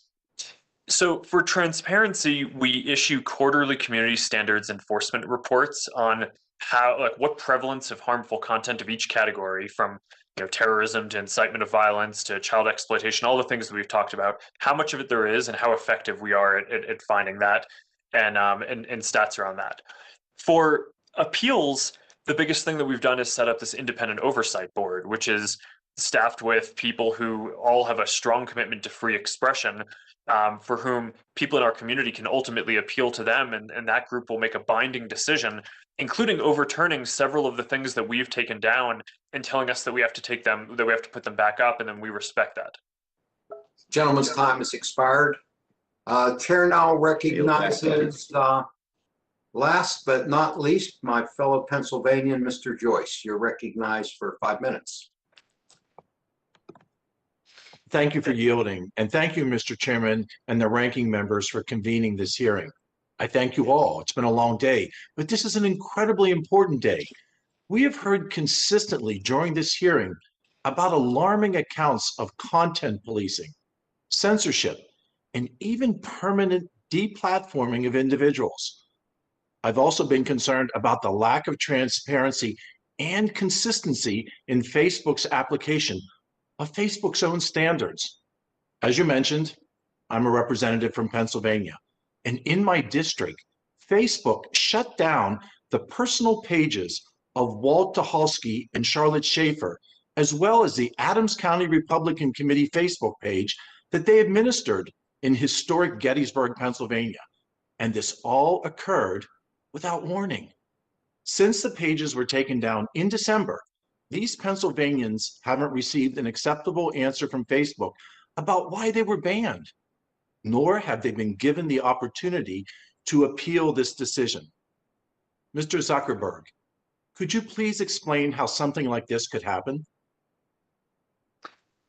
Congressman, I'm not familiar with those specific details, but in general, I agree that building out a better appeals process and better and more transparent communication to people about why specific decisions were made is one of the most important things that we need to do next. And that's one of the big things on our roadmap for this year and next year. And I hope we can dramatically improve those experiences. Mr. Zuckerberg, may I get from you a commitment that a more concise and transparent appeals process will be developed? Congressman, yes, we're working on a more transparent communication to people and more of an appeals process as part of our product roadmap now, like I just said. And will you commit to getting my constituents answers as to why they were banned? Congressman, I can certainly have my team follow up with them and make sure that we can do that. Thank you for that.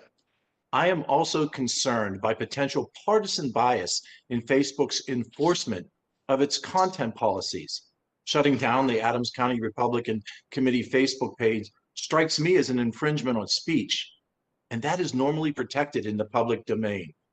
Mr. Zuckerberg, does Facebook maintain data on how many Democrat and Republican county committee pages that you have banned from your platform? No, Congressman, we don't. We don't generally keep any data on whether the people who use our platform are Democrats or Republicans, so it's hard for us to. Then let me, and I know time is running short here and it's a long day, but Mr. Zuckerberg, you say you have not maintained that data. Would you consider gathering such data to verify that there is no political bias in your enforcement algorithms? Congressman, I'm not sure that that's a great idea, and that I don't know that most people would want us to collect data on whether they're a Democrat or a Republican and have that be a part of our. I think there's a huge disparity as I represent Pennsylvania, and I think that data would be appreciated if shared with us in a fair manner. My next question is to Mr. Dorsey. Does Twitter maintain data on the political affiliations of accounts that you block? No. Have you determined that any political bias is necessary for your enforcement? I'm not sure what you mean, but no. I think that these discussions today are so important. I think that you all recognize that the platforms that you represent have developed an incredible ability for Americans to connect and contact. But these free speech that we hold so dear to us must be maintained. Again, I thank the chairman, I thank the ranking member for bringing us together and allowing us to present what I feel are sincere concerns to you. Thank you, Mr. Chairman, and I yield. I thank the gentleman. The gentleman yields back. Everyone who wanted to ask a question has asked one. And I want to thank all of you for your patience today.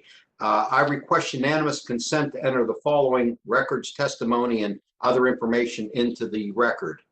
A letter from Asian Americans Advancing Justice, a letter from the Leadership Conference on Civil and Human Rights, a letter from New America's Open Technology Institute, a letter from New York Small Pharma Limited, a statement from the Alphabet Workers Union, letters from National Black Justice Coalition, a letter from Sikhs for Justice, a letter from state AGs, a letter from the Computer and Communications Industry Association, a letter from AVAAZ, opening statement from Anna Eshu, a blog from Neil Freed of Digital Frontiers Advocacy, a letter from the music community, a letter from the Disinfo Defense League, a letter from Consumer Reports, a report from the Center for Countering Digital Hate called the Disinformation Dozen, letter from the Coalition for a Secure and Transparent Internet, letter from the Sikh American Legal Defense and Education Fund, letter from Gun Violence Survivors, Faces of Tech Harm Congress, letter to YouTube from Rep Eshu, letter to Facebook from Rep Eshu, letter to Twitter from Rep Eshu, a longitudinal analysis of YouTube's promotion of conspiracy videos,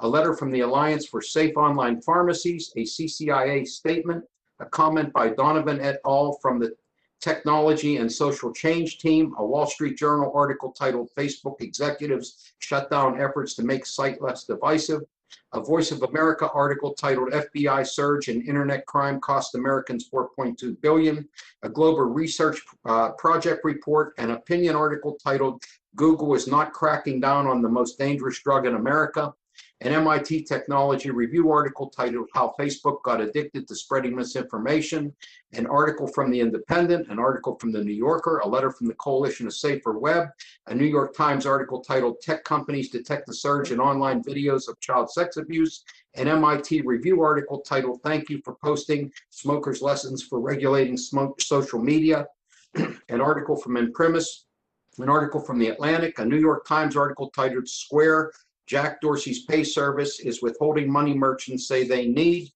a response letter from Twitter to Rep Rogers, a response letter from Google to Rep Rogers, a response letter from Facebook to Rep Rogers, an article from Engadget, a letter regarding Spanish language misinformation, data from the Centers for Disease Control, the National Survey on Drug Use and Health, and the Mercado, Holland, Lemus, Stone, and Wang regarding teen mental health, a report from the House Committee on Veterans Affairs. Without objection, so ordered. I want to thank our witnesses today for appearing. We appreciate it. We appreciate your patience while you answer these questions from all members. I hope you can take away from this hearing how serious we are on both sides of the aisle to see many of these issues that trouble Americans addressed.